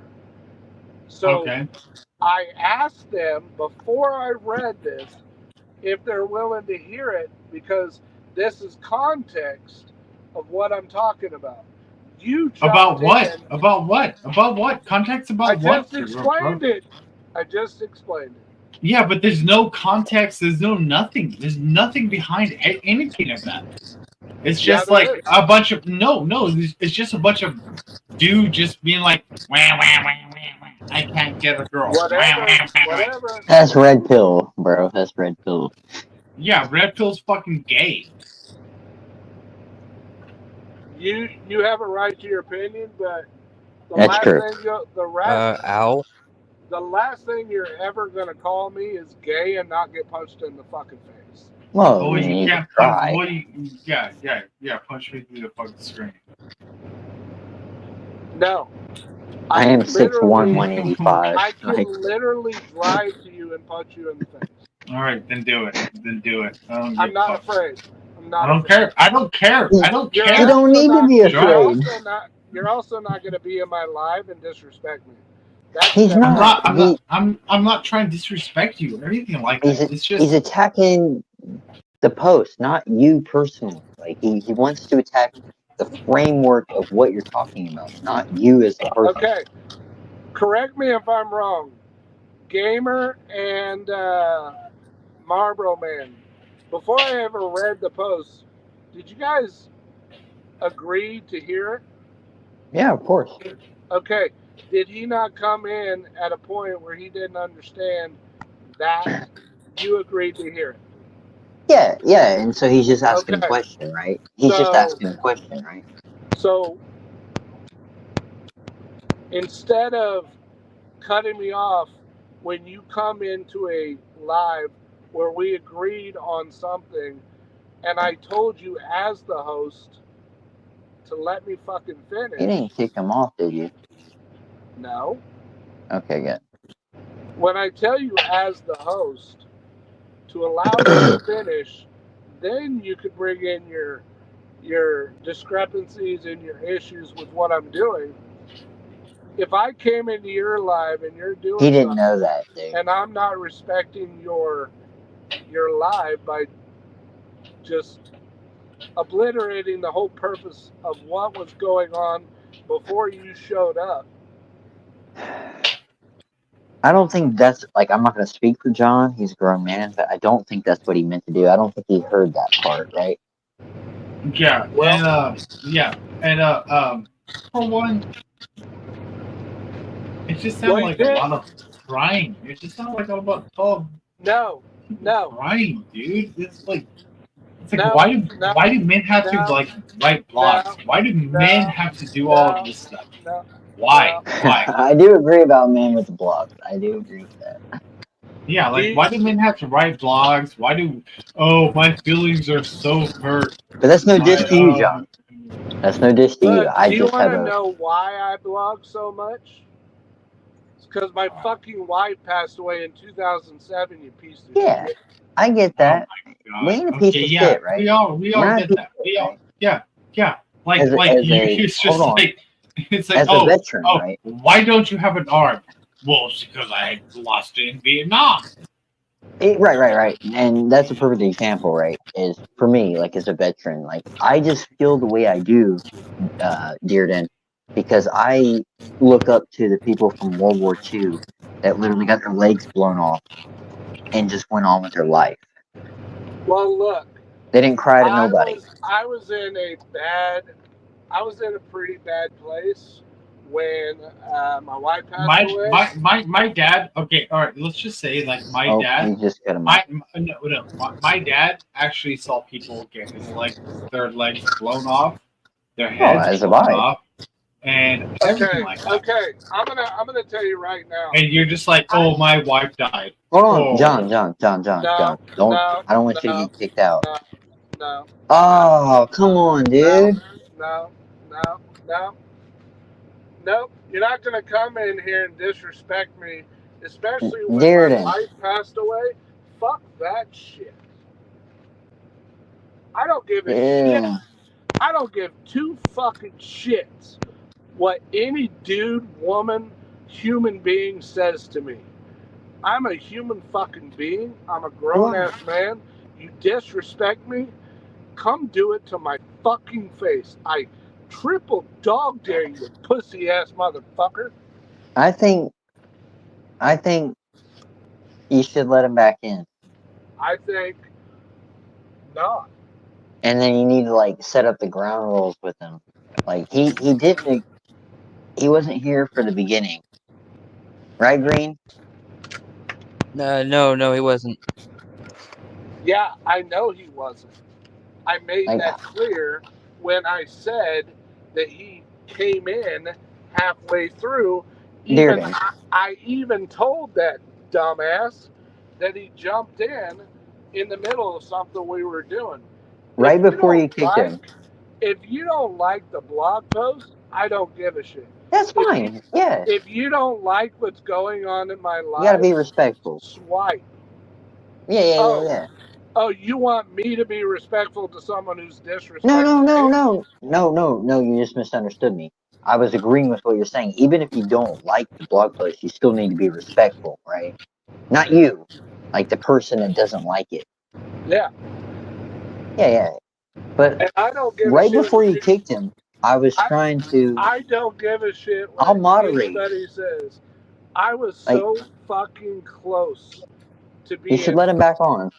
I'm not going to let him back on. You should let him back on. I'll moderate. Like, I'll make sure to cut him off if he cuts you off. Like, that's what I was just doing when you kicked him. Like, I was literally just saying, John, wait, Dearden's talking. I'll moderate, dude.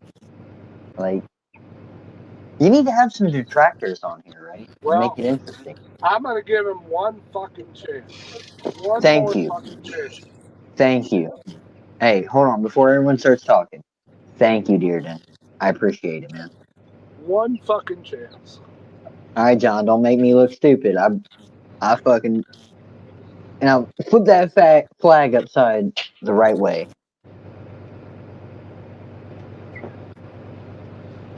Look, I Flip don't that flag care, around. John. I don't care what your opinion is about my blog post or the fact that I blog. I don't care what you think about me. I am unapologetically me. And where I'm at now, I probably would be in prison or dead if I did not blog. Period. Okay. All right. That's good. So you can talk shit all you want about a guy expressing the things that he's going through, but you missed the whole conversation that led up to that. And I could have, all Green Gamer and Marlboro Man had to do is say, no, I don't want to fucking hear that shit. I don't want to fucking hear it. And I wouldn't have fucking done it. But I asked. It's my live. I asked very respectfully, you guys want to hear it? Yeah, it's a little long and whatever. But in the midst of me typing it, I was like fucking Kermit the Frog in that meme, typing like a motherfucker. In the end, I ended up leaving there feeling a hell of a lot better. But I promise you, I'd either be dead or in prison if I didn't do the blog. I really would. I mean, but like, and I think that's a good thing, right? But don't we notice, like, Green was in a chat with us last night about this. Don't you notice the pattern of men today compared to what they were in the 40s? Like, the fact that we need that. Like, we are so different than what our forefathers were. Yeah. Oh, I agree with that. Yeah. Why don't you? I really, I really hope you're not giving a backhanded compliment there, or a backhanded disrespectful comment there. I mean, you can challenge me. Like, I'm not challenging you directly. I'm talking about all of us, right? Disrespectful. Everything's so disrespectful to you. We're just talking about like John? how. Men No, in no, general. I'm talking about. I'm talking about like you. Everything's so disrespectful to you. But like we're talking about like how men, like, don't you agree that like this is how men react to things and how men interact? Yeah. Well, let me take No. Just wait. Hold on. But this is how men like. What would you expect men to do? Do you expect men to like just sit down and just like wait for something to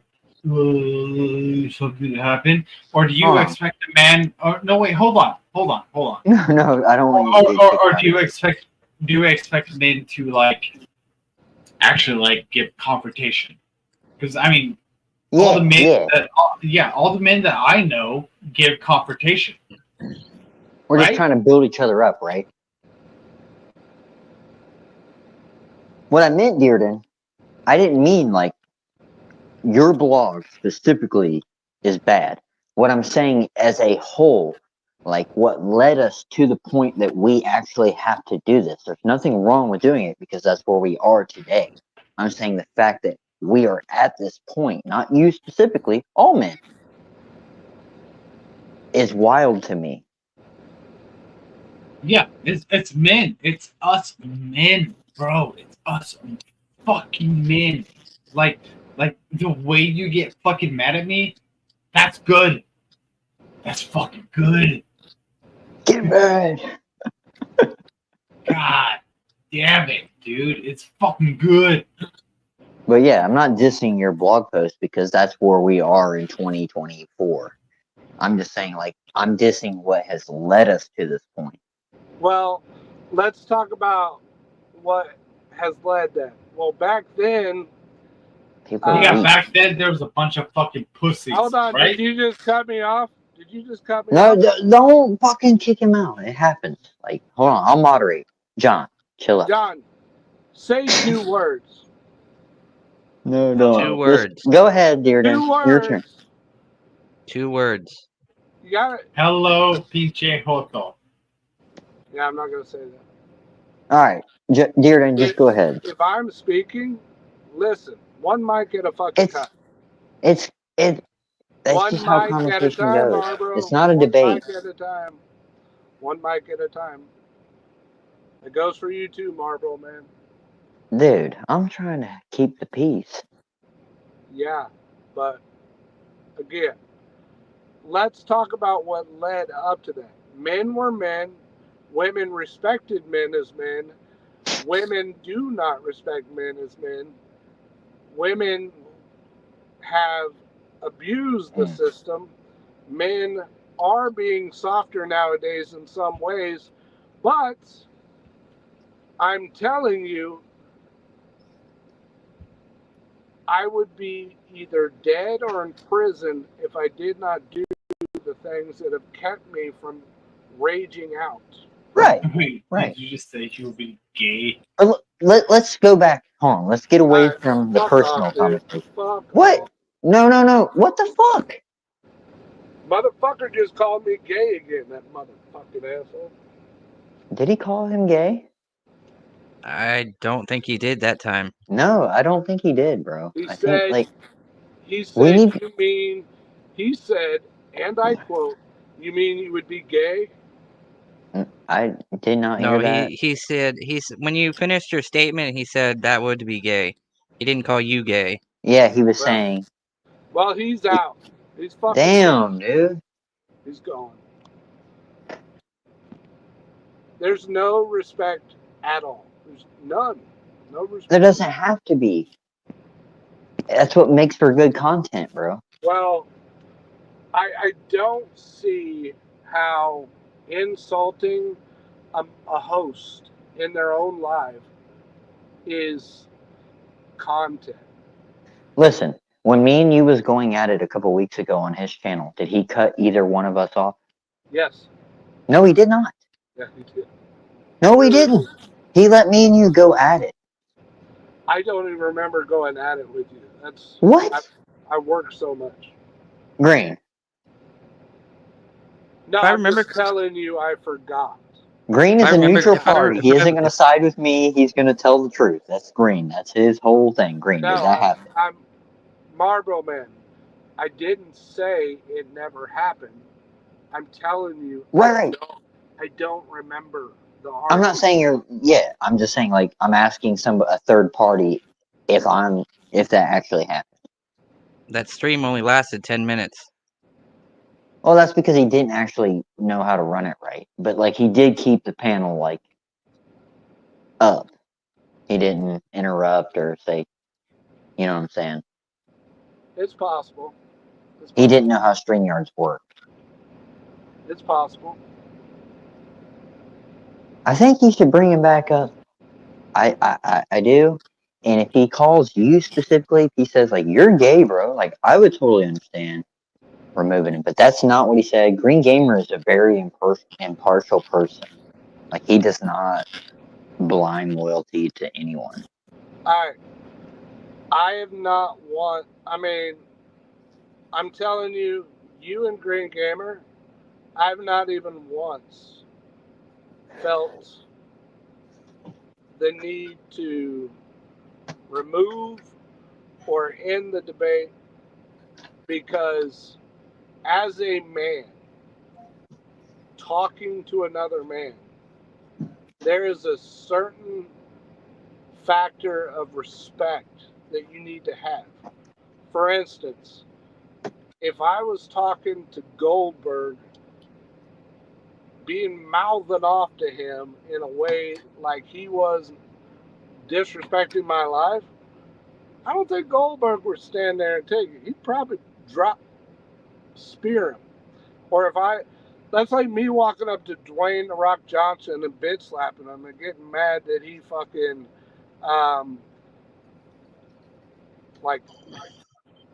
did the sidewalk slam. Like, that's stupid. You're in my life. My rules in my life is you will respect me. That's step one. Period. I gave him 2 chances. I'm not giving him a. He didn't call you gay, bro. I don't care. he didn't really call you anything, man. I don't care what he did. The first time was a good reason, but the second time I don't know. I'm just sick of him. I'm sick of him. I know, but like, let's just give him one more try. 3 strikes, you're out of the old ball game, right? If he steps out of line, I understand, but I don't think that time he was disrespecting you, sir. Fool me once, fool me twice. It's not getting a third time. No, it's strike 3. You're out at the old ball game in the Bloodsport debate. Not with me. I don't. Well, it should be right. You should be good faith. People a third chance to disrespect. You should be good faith. Fool me once, fool me twice, fool me again. I'm fooling myself. Right, but that's not the case here, right? He didn't fool you. Me and the impartial Green Gamer that does not agree with, he takes his own viewpoint on everything, is telling you he didn't call you gay, sir. I promise. Well, he can call me whatever he wants. I think you should have him back on. That way we can argue with him, right? Because we kind of... Otherwise, it's just going to be you versus me because I don't agree with the red pill stuff. So we should have another non-red pillar up here. I mean, I agree with the red pill. Right. So it's 2v1. So we should bring John back up here. That way it's 2v2. Why don't we... I'm going to tell you right now. If he disrespects me one more time, and you guys blatantly deny the disrespect that's so obvious, yeah, it seems like you're being biased. Right. Can we agree on that?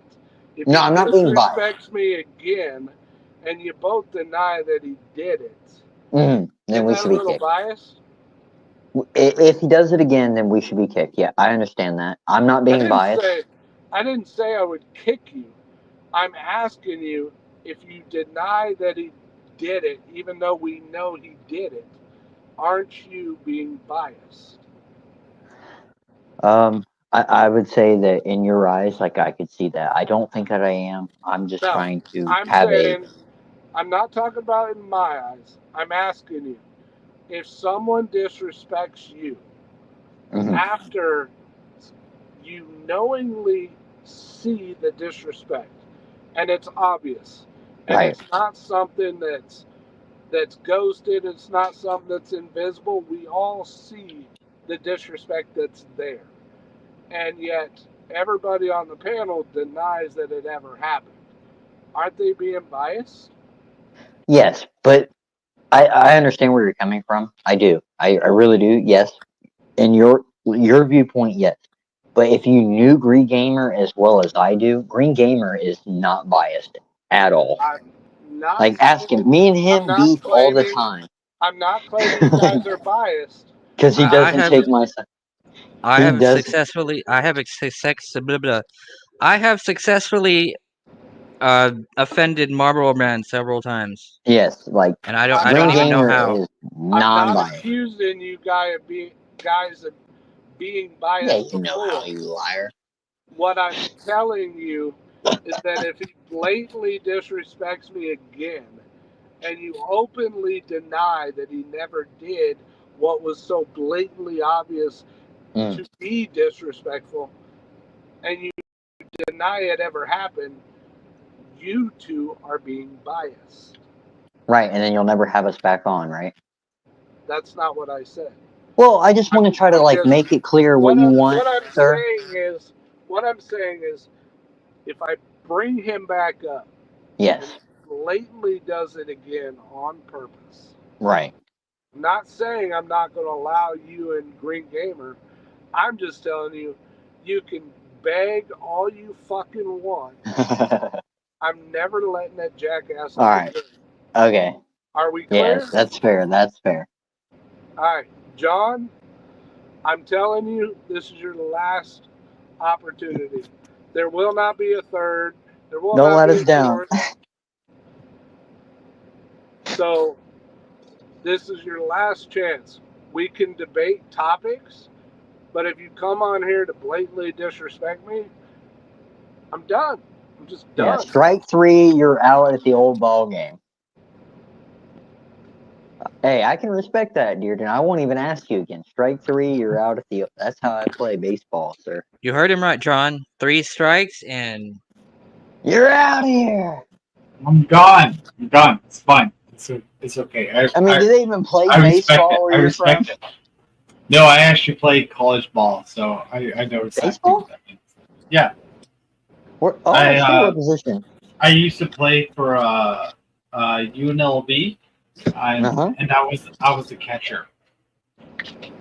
Yeah, I was the only left-hand catcher in NCAA Division I history. I'm a really? I'm a Ken Griffey Jr. fan, so I played. Hey. Okay, wait, hold on. So you play baseball? What? You play baseball? Yes. Bro. You like the Reds? Where'd you play? Where'd you play? I never played pro, but I played in high school and middle school. Nice. Okay. So you like the Reds? You like King Griffey Jr.? Yeah. You like the Reds?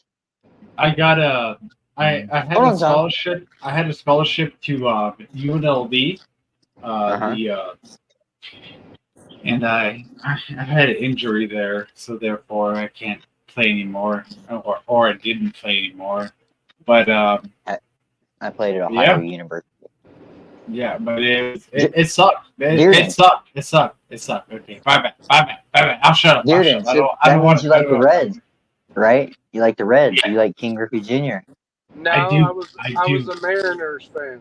Oh my god! Oh my god! I used to be when Griffey played, but like Really, I just like the sport. I like playing it. I'm a big fan of playing baseball. Yeah, baseball is the best sport in I America. don't like watching sports because it makes me want to play the sport even more. Period. Like, So you dude, were at, dude, every time I watch like baseball, I'm just like, why am I not there? Why? what injury did you have, John? What? You said you got injured. Yeah, I have a shoulder surgery. he You said he did was a a catcher. shoulder. Yeah, I was too. I was the only Yeah. left-handed catcher in Division I history. My No, older brother I was was a catcher. yeah, I was a catcher, and then yeah, I call all to come. Yeah, make your jokes, you fucking. But yeah, If but I no, would have made it pro, I would have So been what the second what only topic left-handed are we catcher in going to MLB debate on? history. What topic do you want to debate on? Let's get back to the red pill. Okay. What do you not like about the red pill? It sounds like personally, and like this isn't to piss anyone off. Me personally, it sounds like male feminism. Well, I agree. let me ask you this. Let me ask you this. Do you agree that men are being fucked over in the courts? Yes. Do you Yeah, agree most of that the time. men are? Do you agree that men are having children taken away from them? That they have Right. every right to be a part of their lives? That goes into your first question. And if I could answer, it would be because of who wrote those laws. Was it women or was it men? It's like you're blaming the victim. It doesn't matter who the perpetrator is. The harm is still done. But those laws were written into practice because the feminist organization brought in the Duluth model, which attacked the nuclear family and destroyed the nuclear family. That was a feminist. And yes, the Duluth model in Duluth, Minnesota, they brought in what is called the Duluth model, which in every pie chart of this Duluth model, it shows how men victimize women in many different ways.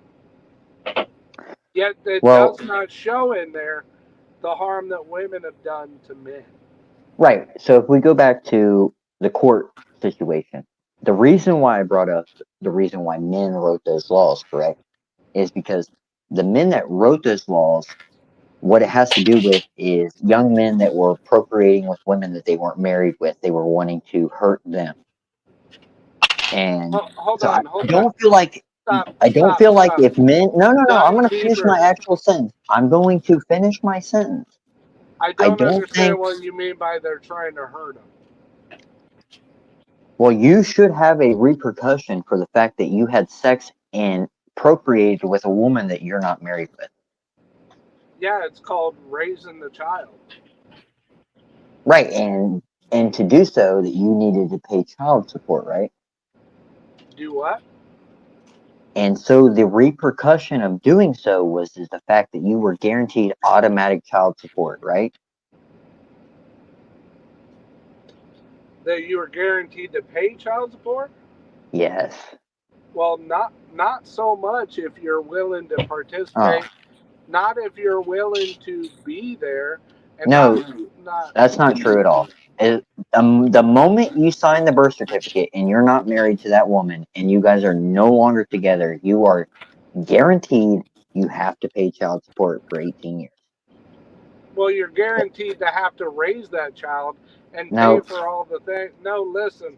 Listen, my brother was not married. I have 4 kids. I know the law. My older brother has a daughter and a son. He was never married to either one of them, and he never had to pay child support. What year was the birth certificate signed? My nephew was born in 2008, and my niece was born in 2011. Right, so that is required, like, on the woman to pursue that But why would child she support. pursue if my brother and her were together? Right, so if your boyfriend is with you, so how is the man the victim in that situation? No, go back. You said if they're not married, he's required to pay child support. The moment she says, yes.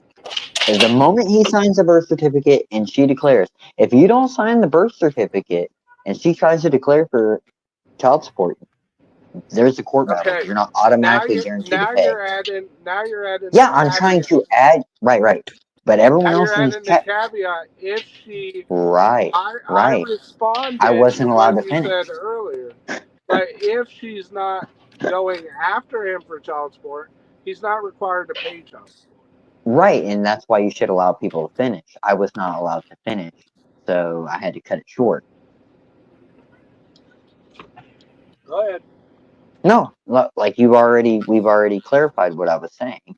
But if I would have been able to say that beforehand, there would have been no dispute. I was just confused, but that's fine. I don't. What's that, sir? No, I'm just saying he's always confused. So, like, I do agree that men should be able to. The ad hold on. hominems need to stop, dude. Let's just move past it. I do agree with you here that I don't believe if men are allowed Hold up, Marlboro Man. Did you not hear what he said? I know, I'm just trying to move past it. Like I heard you give him a warning. I was just trying to move past it. Dude, I'm being a man. Dude, like do you not expect a man to be like look, dude. John, come on, man. I'm trying to come on, but like you keep. Be good faith, brother. All right, I'll shut my mouth. I'll shut my mouth. I want you to engage with me because I know you agree with me. Is this a game? I do. No, I agree. I agree. Are you fucking with me? Is that your whole role? No, he agrees with me. He's just a very brash guy. Like when you got off the stream the other night, when me and you and him were on a stream, like the things that we were joking, he's just a very brash guy, bro. That's just John. Yeah, I'm just. Yeah, sorry, dude. Would you consider your okay? All right. Let's okay. Hold on. Okay, would you consider yourself as an asshole? Yes. Okay, I consider myself as an asshole. So can we just? But as an wait. No, as no. the host, you're not going to tell me to shut up. I'm not telling you shut up. I never said that. All I'm saying is let's be an asshole together. Okay, but I'm responding to what you said. All right, cool. Then don't kick me. Don't kick me. All right, dude. You and me, we just assholes together. Okay? And I'll shut up. Now shut up and let me talk. As the host and as a man talking to other men, there are a certain level of respect factors that us men know that if we gum off the wrong fucking way, there's gonna be a fucking fight. So there's a certain level of respect when you're in someone's live, whether you're in their room in a live or you're face to face. Dearden. You don't have to respect the other person. Dearden. No, Marlboro Man. Let me get this. We get what you're saying, bro. Like we get what you're saying. Like you gotta be respectful. Let me get this out. As a man, you need to have a certain level of respect. Period. All right. Aren't you an Andrew Wilson fan? Yeah. Yes. Yeah. So if you watch Andrew Wilson, and he may really be cool with someone, like for example, the way he was cool with Damon, right? He was nasty towards Damon, but they're still cool today. Like that's just the way men talk to each other. Andrew right? is an expert professional brutal debate. I wouldn't go that far. I would not go that I far. don't have a whole lot of conversations with people in life.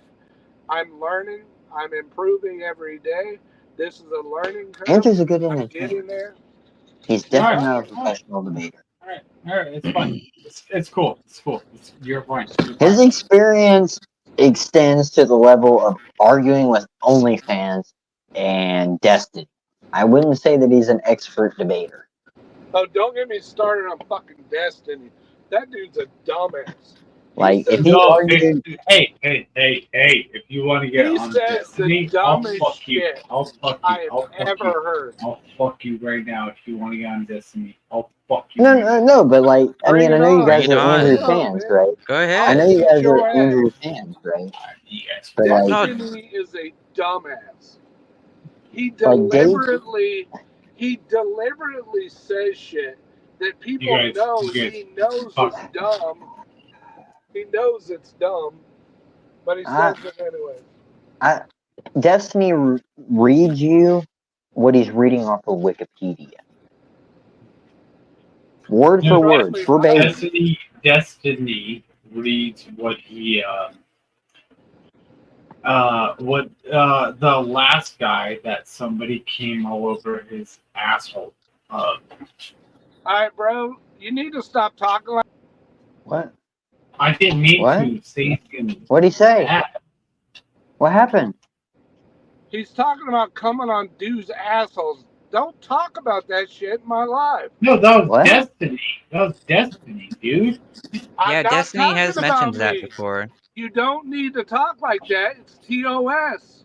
No, that's Oh. definitely not TOS. It's against TOS.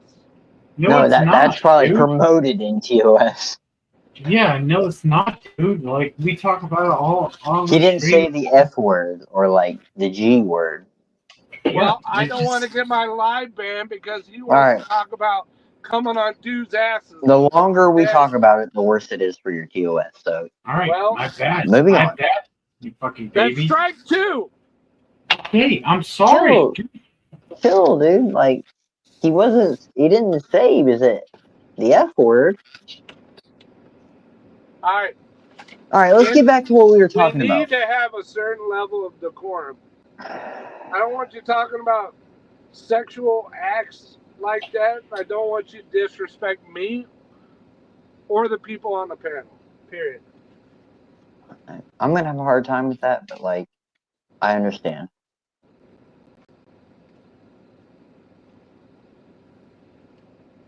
Okay, All right. so Kamala Harris. But I just want to say real quick, Yeah, to call Andrew Wilson an expert debater is not right. I don't care. Not- What are you talking about? not He's okay. a master debater. He's a master. He's a master debater. Well, I I do think master. I think Andrew Wilson is an expert debater. You think Yeah, right. he's a master debater? So, If You let me can't ask you a catch the play question. on words, and I'm sorry for you. Let me ask you a question, Dearden. If you If can you throw a defeat- strikeout if you game, can right? defeat him, I would agree. But I if you watched can't, one of my best friends literally debate him and be good faith Well, the entire time I and haven't destroy him. seen it, so Oh, you Well, didn't what- watch the what do you Damon think? versus Andrew Wilson No. debate? no, I don't even know who Damon is. What? What? I don't know. serious? who Damon is probably the smartest person on YouTube. I He's don't one of the agree. admins in the Discord. He I is don't literally agree. the most educated person on YouTube. Well, I'll have to. Dude's a doctor. I don't care. He's a doctor. Yeah. Ew. Okay. Literally, this dude was getting think- bullied. Do you think by there's a Andrew. such? Okay, wait, hold on. Do you Sorry, think John, go there's such thing as a master debater? Did That's I the thing. say that? No, I did not. You said he was an No, expert. I asked you.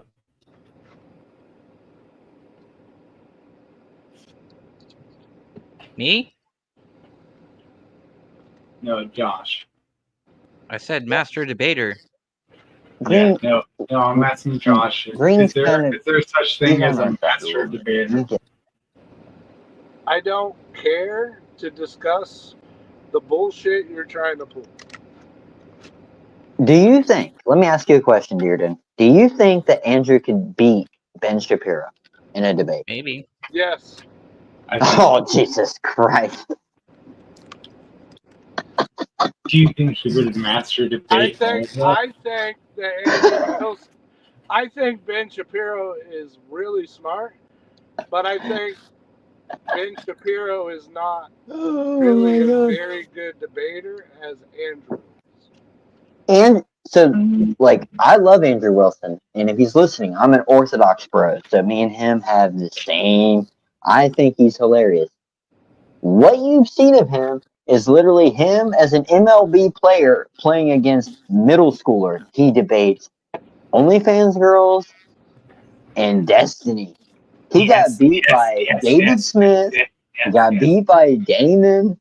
Like, yeah, well, yeah, I agree. I 100% agree. I'll have to watch it for myself, but I have watch yet it. to see a debate where he has lost. That's because you're viewing it from a viewpoint. See, debates are not clear cut on who loses. They are an opinion based on who you think wins and loses, right? No, there's a yes. No, they really are. No, they really are. A fact is a fact. An opinion is not. Sir, I have a political science major, and I was in. So I'm trying to tell you that debates is no such thing as a win or a loss. That makes you smart. No, dude, I'm trying to tell you how debates work. It makes him smarter than you. All you do is drive trucks. Oh. And I'm a plumber. No, I'm a plumber. It makes me as dumb as fuck too. I'm dumb too. No. Don't take. No. I'm that dumb. wasn't this. He's trying to clarify. Another one is you don't have to have a. Just because you have a degree, it does not mean you're smart. Well, it does mean you're educated in the field that you're trying to discuss, right? Yeah, but like most people okay, who are all right. educated Okay, all right. Here, hold on, Josh. I went Joshua is my name, not Josh. All right, Joshua. Fine, Joshua. Okay, so I went to school, and I went to logic school. And oh my God, we all went to school. No, shut the fuck up, dude. Dude, just let me say it. I went to. All right, I'm out of here. I'm out of here. Green, come on, bro. Look, come on. Huh? He told me to shut the fuck up.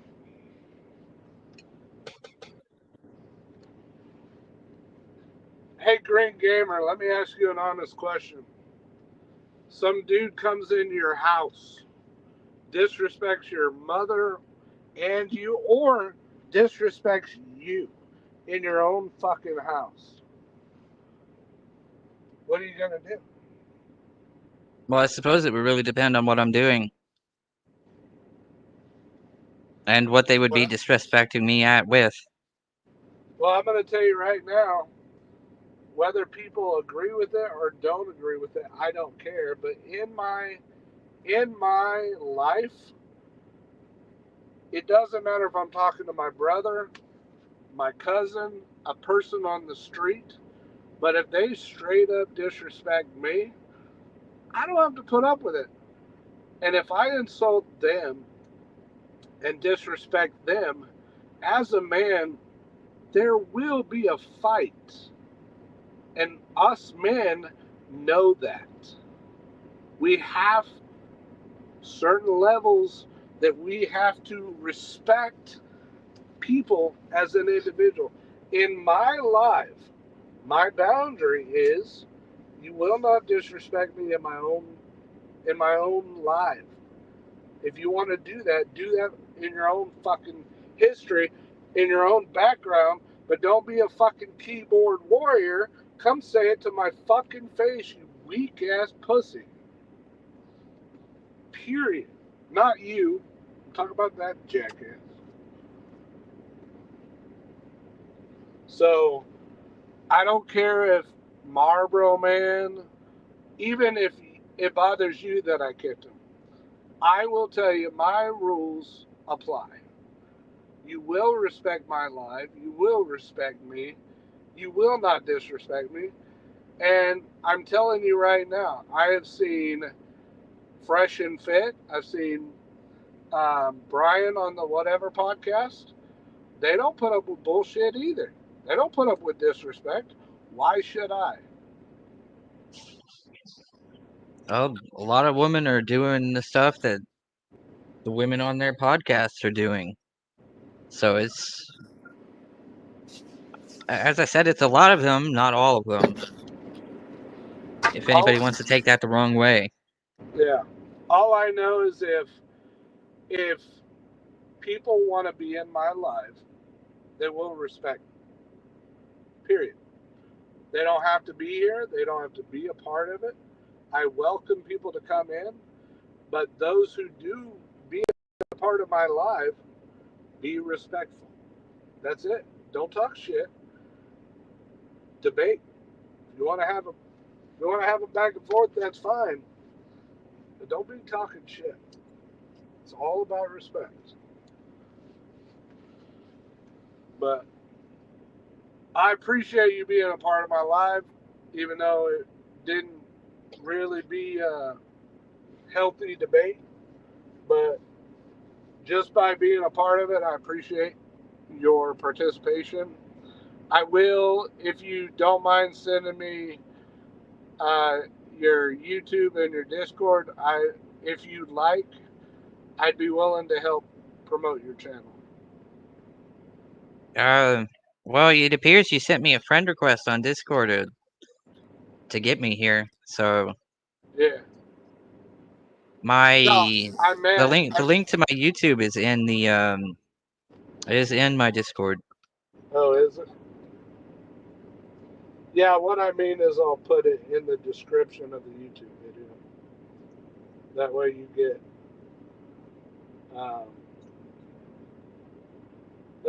get um, credit for collaborating. You know what I mean? Oh, yeah. All right. Put it in the. Yeah. Like I'm not gonna deny that I got a little frustrated more than I should have, but I'm not in the best headspace lately, and yeah, basically I have a very high expectation that those who are like this is my platform. It should be a collaboration where we're helping each other grow, not putting insults and shit. Whatever. Green Gamer. Let me see.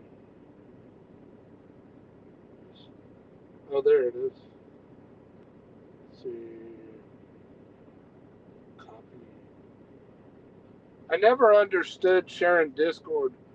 I noticed when I shared my Discord, like people would click on the link I gave them, and they said that it didn't show up. Like basically, I'll click share, and for some reason it didn't show. Like it didn't lead them to my Discord, which is confusing. Do you also want your YouTube channel promoted also? Sure. It might help out a little. Yeah. You've definitely got more viewers than I do. Yeah, I'm not sure why. Same thing happened on TikTok. Even when I had 65,000 followers on my first TikTok, like I barely ever got like 200 views and maybe like 1 or 2 likes on my videos. But it's weird on YouTube. I have 800 something subscribers, but I don't get much. What do you say? Views or interactions or whatever. Yeah. Green Gamer. Green Gamer. I'm almost at 500 subscribers, but it appears you're at way over 800. Yeah, but look at the year I started it. 2007 is when I started it. So I've been trying for years. How long has your YouTube been open?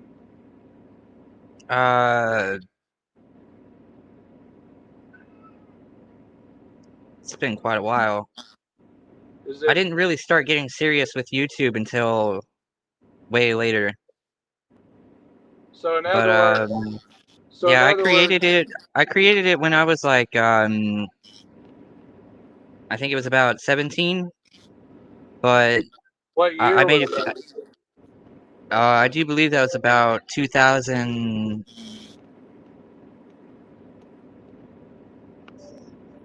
One of the single-digit 2000s. I don't really remember though. Do you think it was prior to 2007 though? Yeah, probably. Okay, so my thought process was that I've had my YouTube longer than you, and you have less viewers, but you've had it less. But that's not the case. You've had it longer than me, and you have less. But I'm also a truck driver, so every time I'm out here, I do try and promote my YouTube channel. So I probably market my YouTube channel far more than you do because of where I'm at.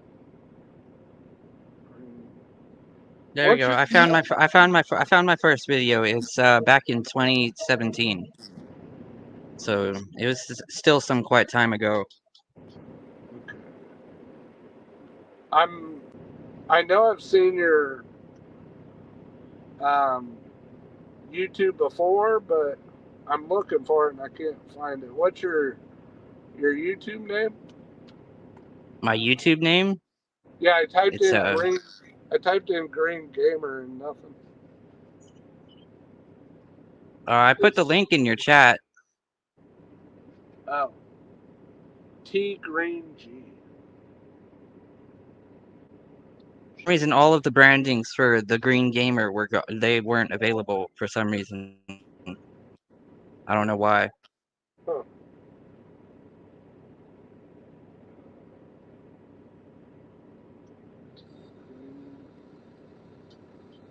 That's weird. T Green.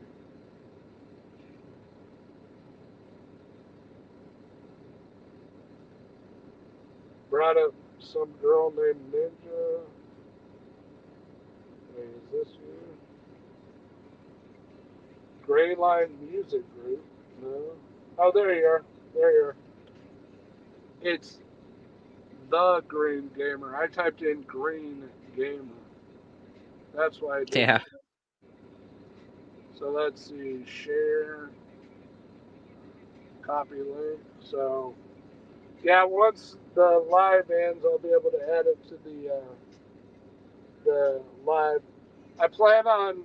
I haven't done it to our first live that we did a long time ago, a couple weeks back, but I plan on clipping most of my lives as possible to try and gain more traction to do a bunch of shorts. You know what I mean? Yeah, definitely.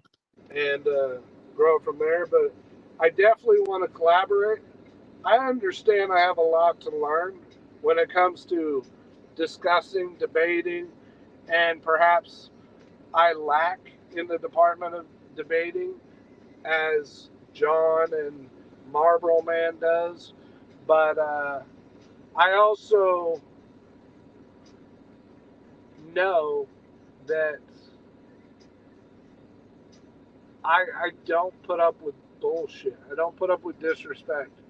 You and Marlboro Man, like Marlboro Man's disrespected me before, but the way he does it, it's not really terrible.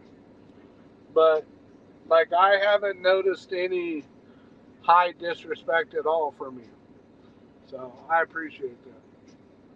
But I understand people might not like how I approached the John situation, but at the same time, it is my life, and I believe I have a right to be respected in my own house, Yeah. in my own life. And they can leave and they can never come back. They don't have to watch me. They don't have to respect me if they don't want to. But I also ain't gonna give them a platform for them to disrespect me openly and maliciously, knowingly disrespect me the way they did. Now, could I have handled it better? Obviously. But I have come to a point where I don't tolerate disrespect for very long. I don't. And I don't have to, and I won't. Nobody has to like me. Nobody has to participate. I do want to grow as a debater and as a YouTuber, but I wouldn't do it in person, and I'm not going to do it live publicly. I'm not going to sit there and tolerate blatant disrespect, period. Yeah, I can understand that, but on a live stream, I don't know. I'd probably take a few shots before kicking someone out. Yeah, probably. Like I said, I admit I got a lot to learn on how to be a better debater, but where I was trying to explain myself in a big way was I've never been good at social interactions. Like, people have always tried to get me to shut up or cut me off or interrupt me, and like trying to learn to get out what I want to say faster in shorter, smaller ways. But this is what people do to me when I'm talking. They're like, get it over with. Hurry up. You're making a short story into a mountain. You know what I mean? Yeah. I don't know. That's who I am. Do I No, need? I get it. Yeah. I do know, and I do have the interest in wanting to be better, to be a better vocalist, to be able to verbalize what I'm saying to where people want to interact with me more, for people to comprehend what I'm saying, to be able to verbalize what I'm trying to say without people taking it the wrong way or assuming they know what I'm saying before I even said it. That's something I'd like to be better at, and I plan on practicing and having as many debates as possible. But I know I would never walk into anybody's house live or be a guest on someone's live where they've asked me to be respectful, and I would never repeatedly, blatantly disrespect someone either in their house or in their life. Being in someone's life is it helps me to grow just by being on their channel. Me being on your live is helping, like you being on my live is helping you, and me being on your live would help you grow in a way. Yeah. Or no, that's asked backwards. You being on my live helps you, and you being on my live helps you. Yeah. Yeah. Yeah. By being a guest, my viewers can watch you, and your viewers can watch me. Yeah, or getting my shit out there with my face. That's right. Yeah, I mean, my opinion is, I believe, like Jordan Peterson, Paul Elam, Tom Likas, Kevin Samuels, Janice Fiamingo, Karen Strawn. These are some, and Men Are Good, Warren Farrell.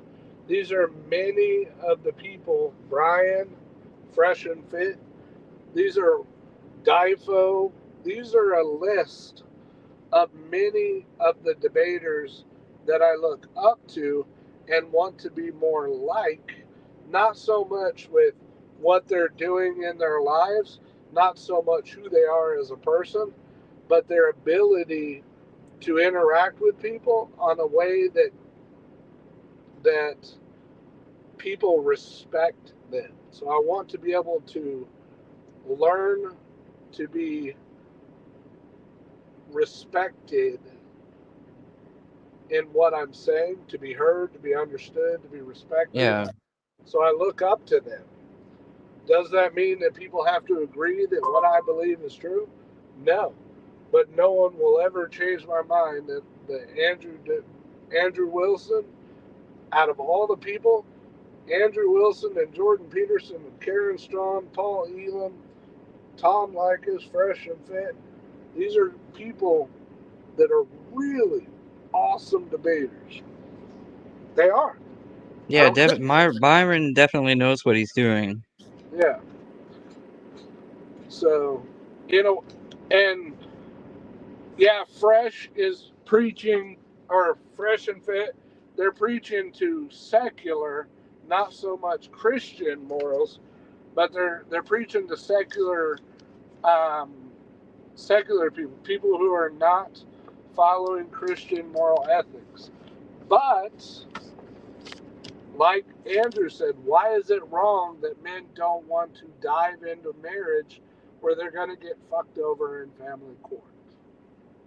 Yeah. Like women assume that men should just take the leap, take the risk. Yes, we need more of the. We need to bring back the nuclear family. I agree with that. We need more men and fathers and mothers in the household raising children. That's not only better for children, that's not only better for society, but that's also better mentally and health wise for both the woman raising the child and the man raising the child. That is better for society as a whole. So we need more mommies advocating for more daddies instead of just kicking them out. I also think we need to stop all this public funding for people's bad choices. Like, period. Like, if a woman knows that the man she's sleeping with has no interest whatsoever in being in a committed relationship and she gets pregnant, she has intentionally put herself in the risk factor of not only A, getting pregnant, or B, getting an STD. Period. So those are the only two risks of sex: pregnancy or catching an STD. Yeah. Now, women control who gets sex and who gets born. That's a fact that cannot be refuted. Nobody can refute that. So a woman's choice will lead her where she's at. What would be better for women, gamer? Choosing a man that has blatantly made it clear that he has no intent of loving, respecting, or appreciating her, he just wants her for sex, or an average man that can easily provide and protect her, but he's not going to be able to take her on vacations, buy her handbags, but he's going to love and cherish her. What is better for society and for that woman? It would be the average man, Yeah, because at least they could build together. right. That's a fact. Now, I don't blame women for wanting to have the best that for wanting to have a man, the best man she could find. I don't blame them for that. But let's be clear, this is the way it works. We have average women rejecting average men, men on their own spectrum. Women are blatantly ignoring the men on their own level that could be the best man for them, and they're going after men that are just blatantly honest that all they want is sex, and then they're mad that that man got her pregnant, and now she's a single mom, and women are boo-hooing all over the internet. We're a single mom, and we deserve love, and blah blah blah blah blah. Well, I don't condone that behavior. I don't. I don't feel sorry for him. I don't.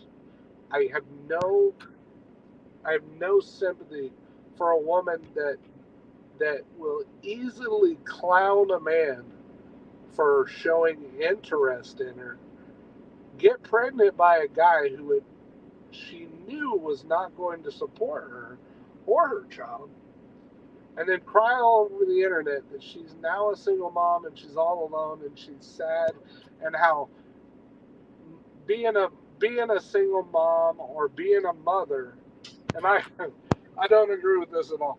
They'll say that being a mom is the hardest job on the planet. I'm sorry, I don't agree with that. I don't. Being on an oil rig where you're guaranteed injury, could die, could freeze, could fall into the ocean, could be eaten by sharks. I'd say diving in the middle of the ocean to weld under the ocean surface is far more deadly than being a mom. Yes, moms are vital to a child's growth, but fathers are also vital to a child's growth. And Yeah. children who are raised in a one parent household are 10 times more likely to die, to go to prison, to be on drugs, to be alcoholics, to be abusive, to be pedos, to be assaulters, period. Being raised in a two parent household, that child's growth and success increases exponentially. Period.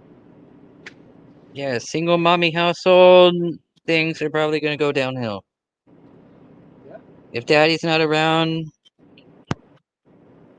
all I can say is it's more likely to go down.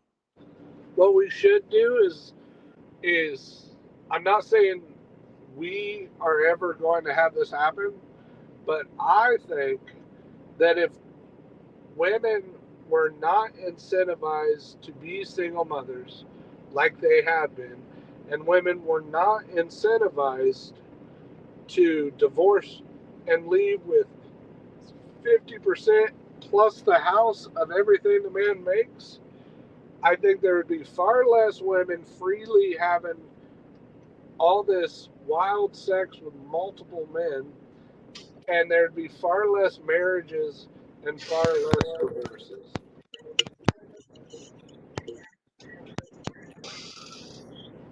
And I think women would be a lot more selective with who they choose to allow it in their lives.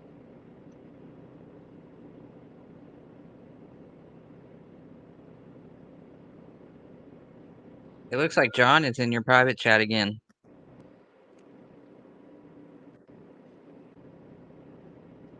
Yeah, it's talking shit. Nope.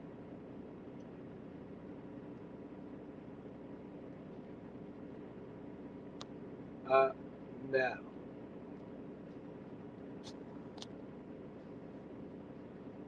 Why don't you comment in the actual chat rather than being in the private chat? Come on, John. Talk in the chat, not the private chat. Get my link off the screen. Oh. John. Yeah. Or it doesn't matter. Yeah, John. Oh, there he is. 3 strikes, you're out on the video, but you can be in the chat.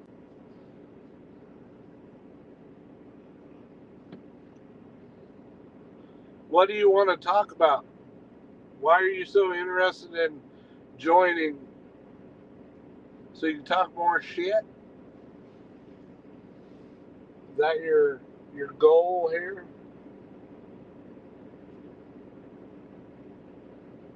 Me? No, John. Oh.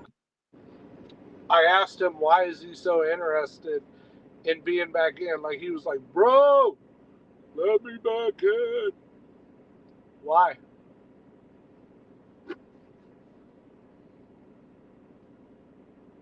Let me in.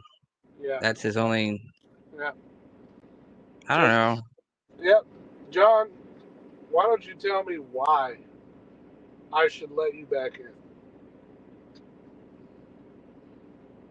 Because he's just that one guy, you know.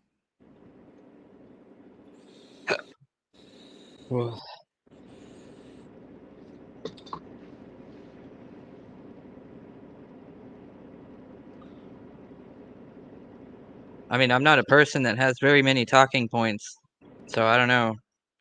Well, I know one thing that I was thinking about earlier today was it's like I noticed that a lot of things that girls are demanding from men, they themselves are not willing to also. All you do is bore I spring. What? All you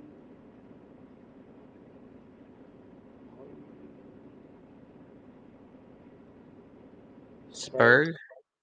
Yeah, he's talking shit. That's exactly why you're not coming back in. Exactly why you're not coming back in. Either way, I would like to join more debates. I would like to get better at it. Like, I have been thinking about joining. I have been thinking about joining Andrew on one of those TikTok invasions. I almost did one time, but I think one time I really wanted to. I was lucky enough to get him to put me on, and I got like this 2-minute clip with him. But because I agreed with his viewpoints and I was not in opposition, he didn't want to talk it anymore, which I respect. It's his live, his rules. I was just a little confused because I've seen plenty of people he has on his public debates. He has multiple people who agree with his viewpoints. So, but hopefully one day I can grow and gain his respect someday. That'd be cool. someday. Yeah. Someday, 10 years down the road. Because you just cried. I just want to learn how to debate. Come on, John. That's why he's not coming in, because that's his whole goal. His goal is to troll. That's all he does. That's all he's done is trolled. I haven't cried once. I don't cry. What I do is I get very angry. I mean, I've joined several people's debates, so I don't know. I'm trying. Yeah. Well, one tip I can provide is definitely, while I may not be learning a whole lot yet, I'm trying. I definitely like watching Kevin Samuels. God rest his soul. Rest in peace to his family. He didn't. He will be missed, Kevin Samuels. But I like watching Paul Elam. He had two YouTube channels: A Voice for Men and An Ear for Men. Like, he has hundreds of videos. I think I got a little frustrated. I don't know if there's still an ear for men. Thank God he's still there. A long time ago, I typed in A Voice for Men, and I don't know if he deleted it, but yeah, Voice for Men, An Ear for Men is still there. Let me see if a Voice for Men. Would talk to a girl? What do you mean, John? I've talked to several girls. Hell yeah, I talked to a girl any day of the week. I've even talked to the Raging Tomato. I would put up with more disrespect from a woman than I would a man. Really Let's see. I've joined. I actually did join Andrew on one. It was with a debate with a YouTuber called Mr. Lucario. Yeah, I think I saw you asked a question, didn't you? Yeah, I tried to give him the definition of a word, and I told him, did he need the preschool definition? And then I got cut off. That's crazy. Andrew did? No, Andrew didn't ask him that. Andrew got banned from it, so I thought, why don't I jump in? So when I got in there, he asked me if I even paid for the seat in the live stream. And I told him, well, do you need the preschool definition of this word? And he said, screw you, and he just cut me off. And I got kicked. That's crazy. Well, yeah, I mean, I don't go live as often as I'd like to, but, you know, hopefully people can understand what I do. I'm a truck driver, so I'm behind the wheel 11 hours. He said someone's backstage.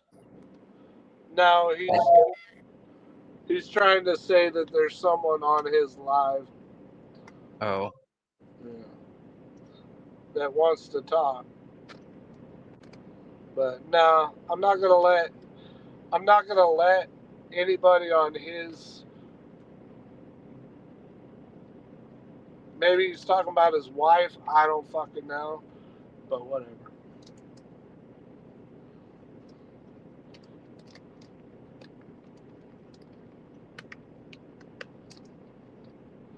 Alright, so apparently he has a girl there. Want to let her in? Well, we'll try. She'll probably talk more shit than he did. You're such an ass. I don't want to be honest. Oh my. She'll probably talk more shit than he did. You're fucking douchebag, dude. What's up? Hi. Mom? Yep. You So really what's went up? and got your mom, John? No, I'm not his mom. So fuck off. No, you look pretty old. Yeah, I am. So What, what's are you up? Still 50? a girl. Yep. No, if you want to do that, bring it on. I'm waiting. Green Gamer So what? might enjoy it. What's up? I don't know. He said that you wanted to talk. Really? That's what he said. That's what he said. Look at the chat. He said, would talk to a girl? Okay. Talk to me about what? I don't know. Oh, that's what you want to say. Or what do you want?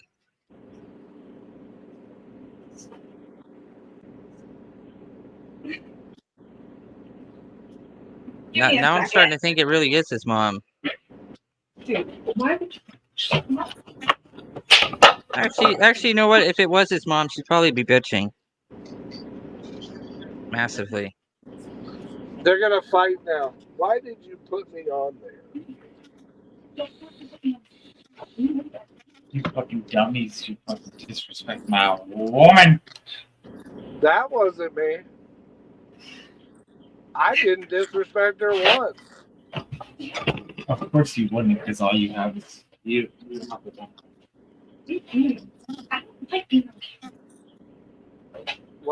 What'd you say, John? Of course I wouldn't. Because you don't have a woman, and all you have is a truck. I don't have to have a woman to respect a woman.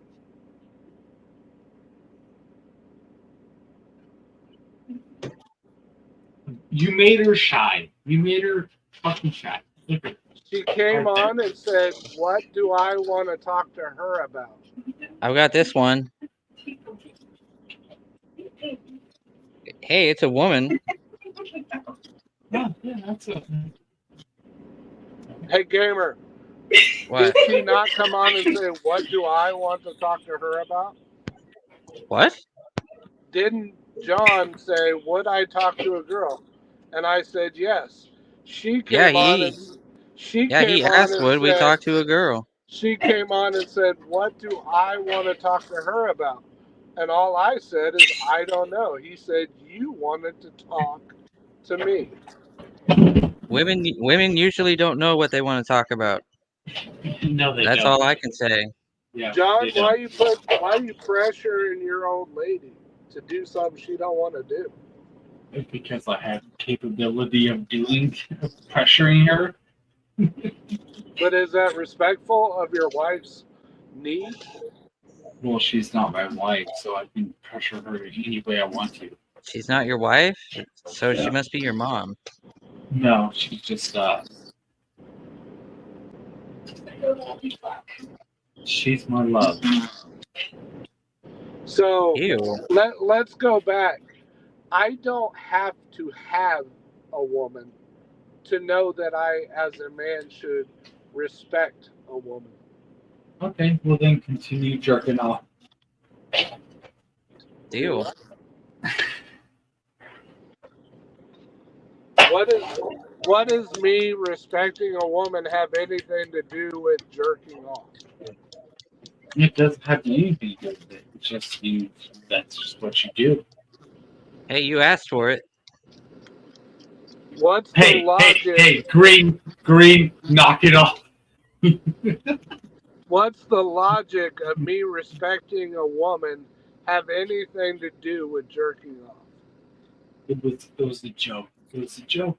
It was a Well, joke. it's not funny. It's not funny. I don't care. It makes no sense. It doesn't matter. The logic is, Joshua, you respected a woman, you must jerk off. Yeah. And guess what? Guess what? You're in a truck and you can't do this. Watch. I'll make out with the girl right now. You want to see it happen? Not really. No.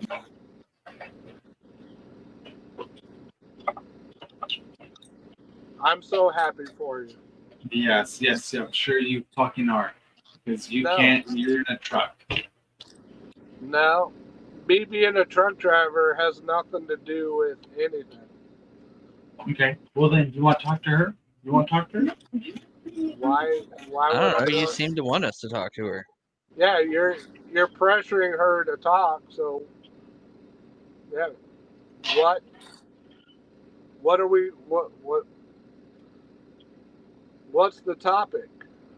You can ask her any question you ask me. I promise you she will answer it the same way I would. So give her the headphones. Okay. She don't have to be on camera. Give her the headphones. We're waiting. You don't have to be on camera. Hello? Yes. Hello. Is John pressuring you to do something you don't want to do? Yeah, probably. You're speaking to the microphone. Being on camera, yes. Talking, no. Okay. Well, So let me explain what happened. Me and Green Gamer were talking. John came on and said, "Would I talk to a girl?" And I said, "Hell yeah, I talk to women all the time." And then out of nowhere, we saw you in the backstage, so we thought, let's see what this girl wants. So you came on and you said, and I quote, "What do you want to talk about?" And I said, well, technically, I didn't ask to bring you here. John brought you here. And the topic is anything you're wanting to discuss. If John brought you on here to talk shit just like he was, well, that's great, but whatever. But what do you want to talk about? Mr. Green Gamer. Mr. Green Gamer is a cool guy. Joshua's. That Green Gamer guy is awesome, but that Joshua guy is fucking crazy. I heard everything. Did they hear that? Well, are you crazy? Now? Do I look crazy? A little. But who doesn't? Do what? Knock that shit off. What, are you gonna make us watch her change? What's wrong with you?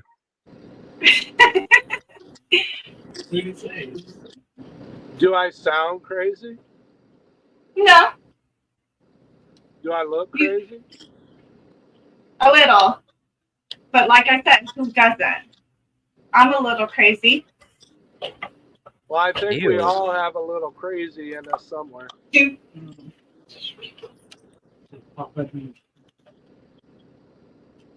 Okay, so We didn't need to know about your sex life.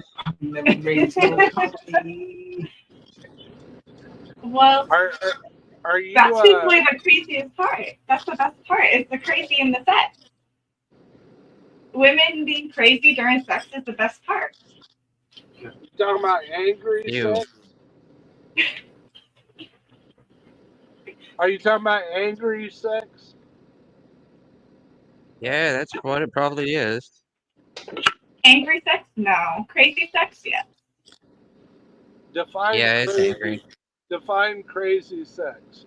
What is the delineation between crazy sex and angry sex? Crazy sex is just more wild. Both of them have a lot of hitting.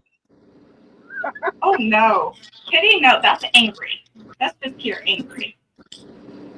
Crazy sex is just kinky, wild, fun. That sounds more like fun sex than Yeah, crazy. but that's the crazy in the women.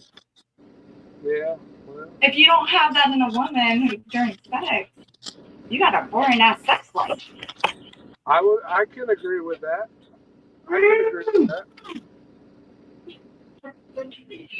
Did that hurt? Yes, that fucking hurt. Good. You deserve it. Stop putting that fucking camera on me. John, Okay. why are you forcefully doing something she doesn't want you to do?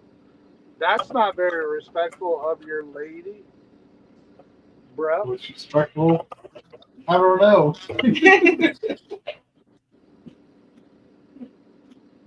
And then this is where the anger comes from. Okay, I'm passing you guys back to him so you guys could duke it out with him. Well, Nice chat.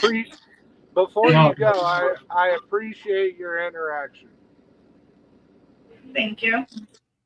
You have All a right. good evening. You You too. want to see a boogie? You want to see a boogie? All right, here he is, boys. Have a good night. See you later, Mom. Do you see what kind of bitches I have to deal with? Do you see what kind of bitches I have to deal with? What I saw Nope. is you. What I saw is you pressuring your girl to do something she didn't want to do. Oh, I pressure her all the time to do what she doesn't want to do. I mean, like, what else is there a woman for? Just joking. That was a joke. That was a joke. Digging yourself a deeper hole. She over here laughing. She over here laughing. She's having fun. Me and Green Gamer know all you're doing is digging yourself a deeper hole. I don't care what kind of hole I'm digging myself into, dude. I don't care. I don't care. I'm just having fun. That's fine. As long as you're doing it respectfully. Yeah, if she really wanted to like end me, I'm sure she could. Well, she's there. That's half the battle. Yeah. No. Yeah. Exactly. Yeah. She's here. She's at the battle.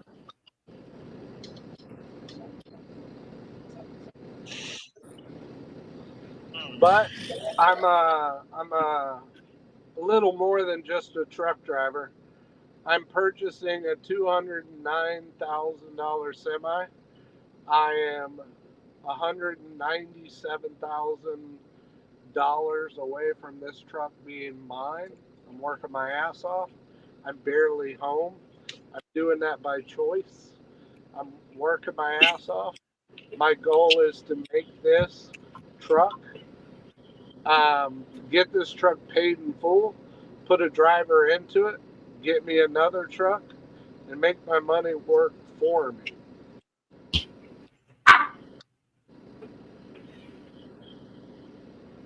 That's good. Time out. Did you just have her flash the camera? No, she just fucking punched me. Well, I just saw her putting her straps back on. Did you flash the camera? No, I didn't flash the camera. No, He pulled the strap off and then he put it back on. Mm-hmm. And then she punched me because she was mad at me for doing that. Well, that's what you get for. That's what you get for treating mom like that. Yeah. Mom, please come here. Come here, mom. Mom, you're the one doing it. Mad, but Mom. Don't pull that shit on my live, dude. No, I don't care. My mom is right here. I'll make up with my mom. Okay.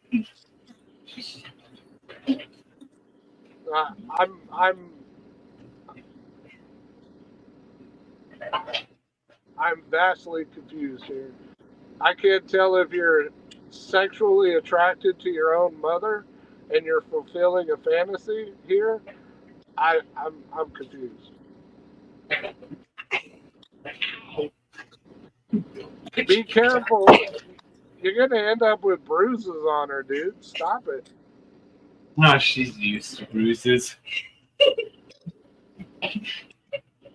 We all see it live on camera. He's putting pressure on her arm. All right. She can't handle. No means no, bro. No means no.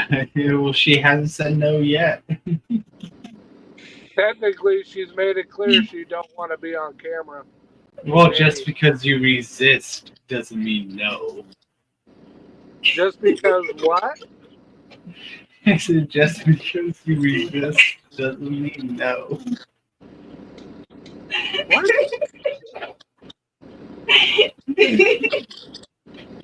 Just because what doesn't mean no?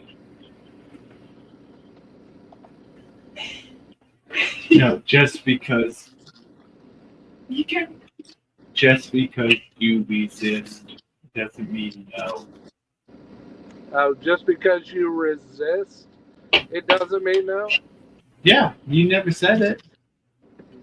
Well, technically, I think Green Gamer can confirm it. She did say she didn't want you to put her on camera multiple Well, times. it was a joke. It was a joke. It was a joke. It was a joke. Are you drunk? Are you drunk, John? Are you Yes, I am. intoxicated? I am. I think I could tell. Yeah, yeah. And we're right here. Here we are. That's us. Gross. We're here. Yeah. There's my clothes. There's my closet. Yeah. Knock yourself out. Yeah, I'm happy for you.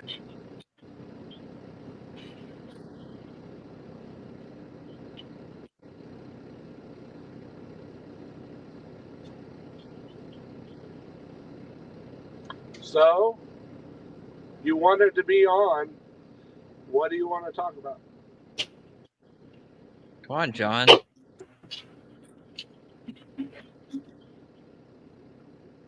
Well, no, I want to challenge your life view, but I don't know. Like, you want to challenge what? I wanted to challenge your values earlier, but I can't remember what word. I can't remember. Did you understand what he said, Great Gamer? Because he's No, I wanted to challenge your values earlier, but I can't remember what they were. Give me you can't remember one? Not even one? No, can't. Sorry, my bad. Okay. Well, you fought to be back on. Now that you're on, you have nothing to say. Well, it's because you kept kicking me off like a little girl, like the other time. Oh, like a little girl because I demand respect. That somehow makes me a girl. No, what? Demand respect? Yeah. How does a man demand respect? Do they by do not it by not tolerating bullshit. Oh, not tolerating bullshit. So they just kick him off the internet. Oh, I can't stand what you said. Okay. One thing I'm going to tell you right now. Here we go. Watch. He's going to kick me off. Have I kicked you off yet? No, I'm just saying. One thing I'm going to tell you is I don't tolerate bullshit from anybody. Not in real life and not on the internet. Especially not when I'm giving you a platform to be a part of my life. All right. It's fun. It's fun. I get it, dude. I get it. And I'm just saying. To be honest, the only one using baby talk right now would be you, John. How? That's what you're doing. Well, he's the one that's trying to fucking kick me off. Did I kick you off? You're the one acting like a little bitch. Okay. All right. I apologize. The one person that I believe you should apologize to is the woman that you're sitting there pulling on her arm and trying to force her to be a part of the live that she doesn't want to be a part of. That's step one. Okay, I'll do that. Do it in front of everybody. I will. Just say it. Come on, Beaner. Don't call me a fucking beaner, you fucking white trash. Camille, I'm sorry. Just be cautious. I'll be as racist as possible. What are you sorry for? I'm sorry for bringing you in when you didn't want to be on the internet. And I will never do that. I promise. Thank you. Now, can you turn the camera off? Yes, I will. While I appreciate, I'm laughing, while I appreciate that you apologize for putting on the camera when she didn't want to, you put her on the camera again and apologize for putting her on camera. Okay, guess what? We'll put the camera on the ceiling, so therefore... No, the apology's there, and I believe the apology. So she appreciated it. So I'm pretty satisfied with the apology. Well, we'll let her say it. Okay. No, just say it. Say you accept it. I heard her. She doesn't have to. She already said. She said thank you. Okay. All right. But you also shouldn't be tugging on her arm the way you did. I can tug on. Have you ever tugged on a woman's arm before? Not the way you were. That wasn't hurting. Well, then you weren't tugging hard enough. It didn't hurt. I was fine with that part. I just don't want to be on camera. Yeah, bro. Yeah, no, what she just said. Yeah. What she just said is exactly what I said you shouldn't do. You shouldn't pressure her to do something she doesn't want to do. All right, man. Did I pressure you to tug on your arm? That's not what he No, said. come here. That's not what You can speak into the camera, but you won't be seen. You won't be seen. You'll That's be not right over what here. he You'll said. be right up here. No, just right up here. Right up here. They could hear me. I don't have to speak right into it. And that's not what he was saying. Yeah, we can hear her just fine. She don't have to be on the... They were saying that he pressured me to go on camera. And I didn't want to go on camera. No, I'm pretty sure. I don't like to be on camera. I mean, how else does it take?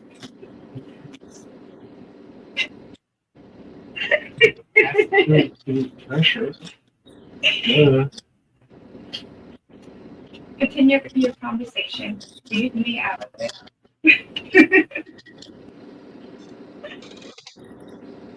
All right, so she admitted that you pressured her. She didn't like it, but she's not... Wait. She never said she didn't like it. Don't you fucking go there. She just... Gamer, isn't that the word she just said? What? Isn't that what she just said? That she admitted she didn't want to be on camera and she didn't like it? No, I did not. Said it a few times. Okay. And if she didn't want to be on camera, guess what? There's no more camera. It's not going for her. Well, that's fine. But for you to say she didn't like being on camera is Yeah. false. If she didn't like being on camera, you know what? I stopped it. Okay, well. Yeah. Can tell, Oh wow. I stopped it. Tell, Wow. I can tell you're inebriated and you're not willing to hear what is being said. You're not comprehending what I'm saying. She even admitted what I said is true. Talk to her. Talk to this fucking bitch. Talk to this bitch. Why you gotta call her a bitch? Why you gotta call her a bitch? Talk to her. Obviously, she's there because she wants to be there. It won't be on camera. It won't be on nothing. It's right over here. The camera's over here. Nobody. No. Talk to them. Talk to them. I don't. No, they want to talk to you. No, they don't. No, what they want? They want is a fucking bitch ass fucking bullshit. Well, at least this guy's fucking red shirt. Okay. He wants to fit. The green gamer. That guy's up. The green. What? The green gamer. He's a cool guy, but this other fucking moron. He's a fucking retard. This is good content, gamer. I'm gonna clip the shit out of this. Oh, now you're in camera. Now you're in camera, woman. I'm not even watching and listening to you guys. I feel like gamer. I feel like this is gonna lead down a bad dark path if he don't stop trying to push her into something she don't want to do. Yeah. Maybe you should drink some. Maybe you should drink some coffee, John. I don't push her into anything she wants to do, dude. I don't want to. Why don't you drink some coffee and lay off the alcohol? No, I don't push her into anything she wants to do. Don't want to do. Like what? Do you want to hear from her? Would that be okay? Well, No, wait. Do you want to see her in this chair and actually say stuff that?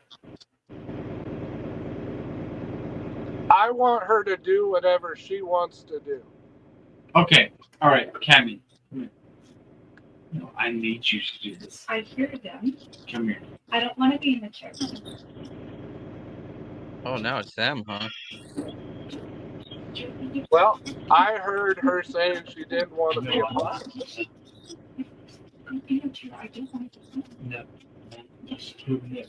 Moving myself and yourself right. I don't want to be there. I don't care. Just fucking go out there. Just I'm done.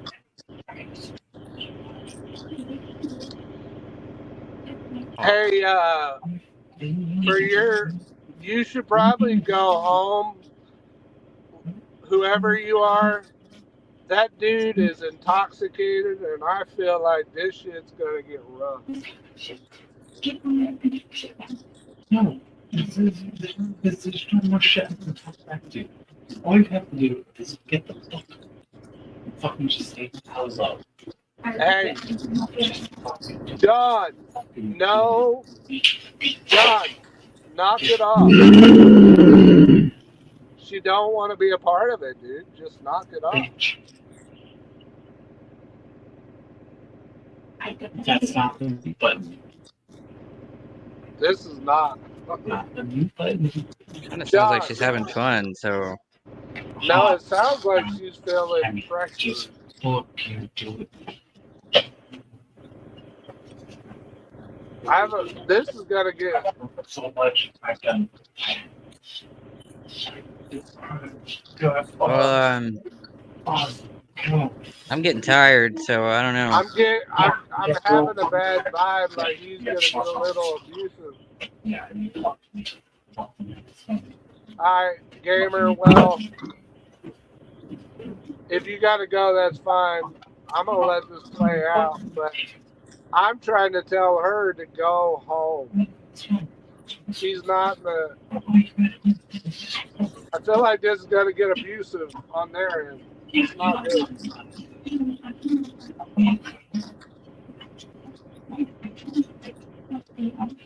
It's what on the computer. John, she does not want to do it. Back off, bro.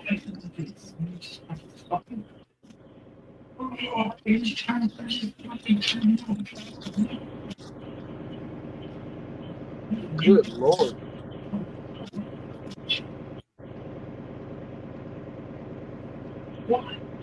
I don't think he's coming back. Well, no, what he's doing off camera is he's arguing, trying to force her to be on camera when she doesn't want to be. He's drunk. I feel like things are going to get a little violent. I'm trying to persuade him to back off. If she doesn't want to do it, he needs to stop.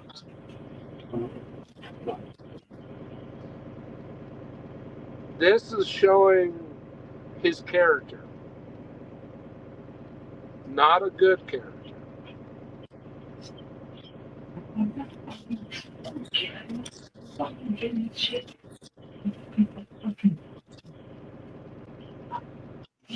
Hey, John, back off, bro. She doesn't want to do it. Give her some space. No.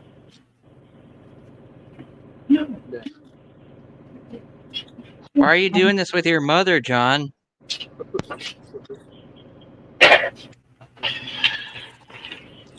Alright, she having a bitch fit right now. I gotta go. My mother. I feel like you were being pretty disrespectful to your lady, bro. And she doesn't feel that way. Gotta treat your mom right. She doesn't feel that way, so no, I wasn't being disrespectful to my lady. We'll see what the internet thinks. Well, you can ask her, but perception is key, bro. yeah, Perception is key.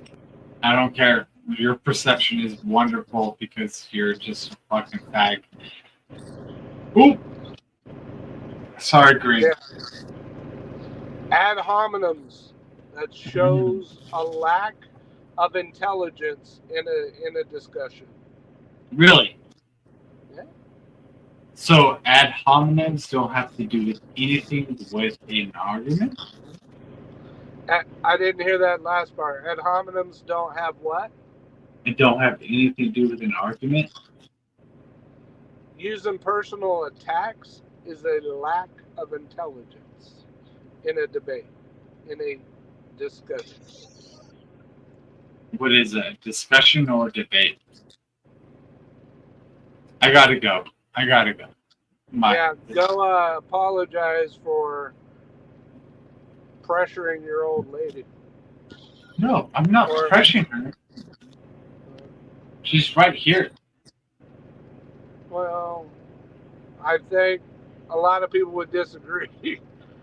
You were being pretty aggressive. Are you not allowed? Am I not what? Bro, you're fucking wild right now. How am I wild? I didn't understand you. No, I can't fucking talk to my girl. There's a difference between talking to her and saying, bitch, get in front of the camera and tugging on her arm.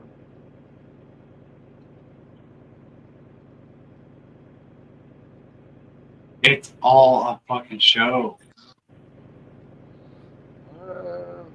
Well, we'll see. The clips will be fun to share. Yeah, let's share them. And you know what? In fact, if you guys want to call me that, if you guys want to do that, here she is.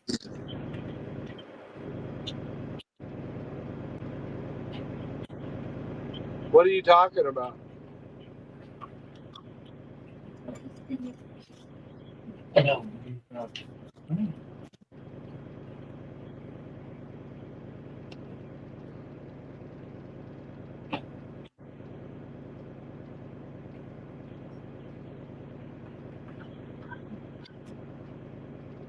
I'll leave.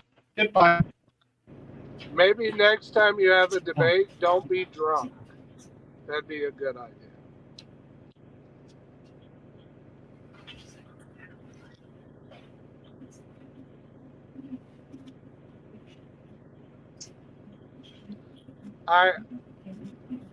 Whatever your name is, you whatever your name is, have a good night. It was nice hearing from you. I'm gonna let you guys handle whatever's going on that end. Gamer's wanting to get out of here. He's tired. I think we all are. So we'll go ahead and end it here. Gamer, thank you for being part of the live. John, thanks for giving me some excellent content to share.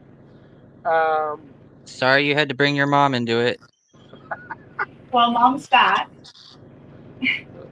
What? I said, well, Mom's back. Mom's what? Back. Can you hear me? There we go. Did you say you were fat? I said back. Oh, back.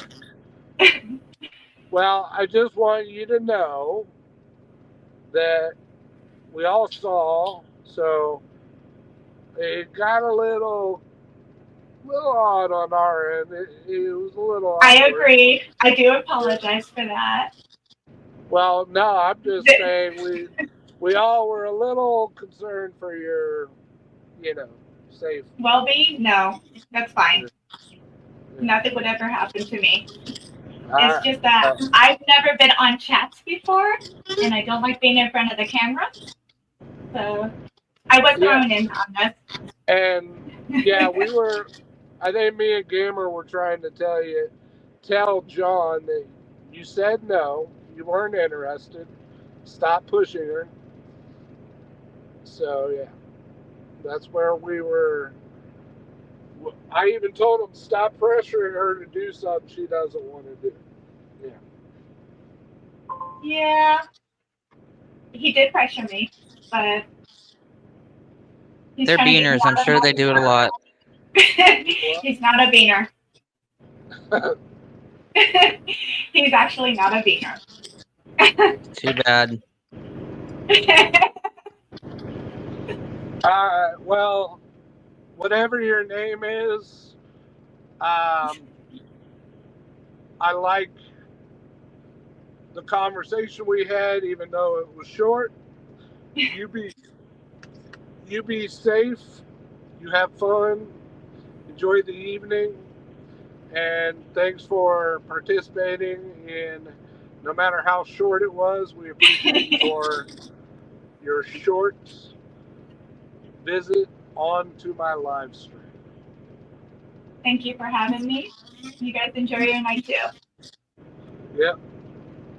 Be safe. Good night, you guys. Always. See you later, too. John's mom. Bye. Bye.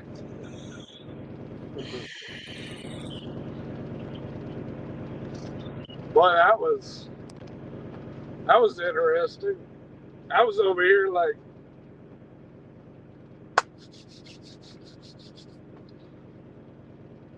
but all right, Gamer, I'm gonna go ahead and end the live. We'll clip it. I'll get your I'll put your links in the description of all the videos I clip, and hopefully me, you, and Marlboro Man and Mad Militia, we can all collaborate more and get more content. If John's a little more respectful in the future, he can participate too, but yeah. So. Yeah, all right. Get some sleep, man. All right. Well, to everybody that made it this far, I'm the Green Gamer. I stream a lot of old school games, so come check me out sometime. Oh no. I'll see you later, Josh. Yeah. Dearden. Have a good night. All right, you too, man. Bye.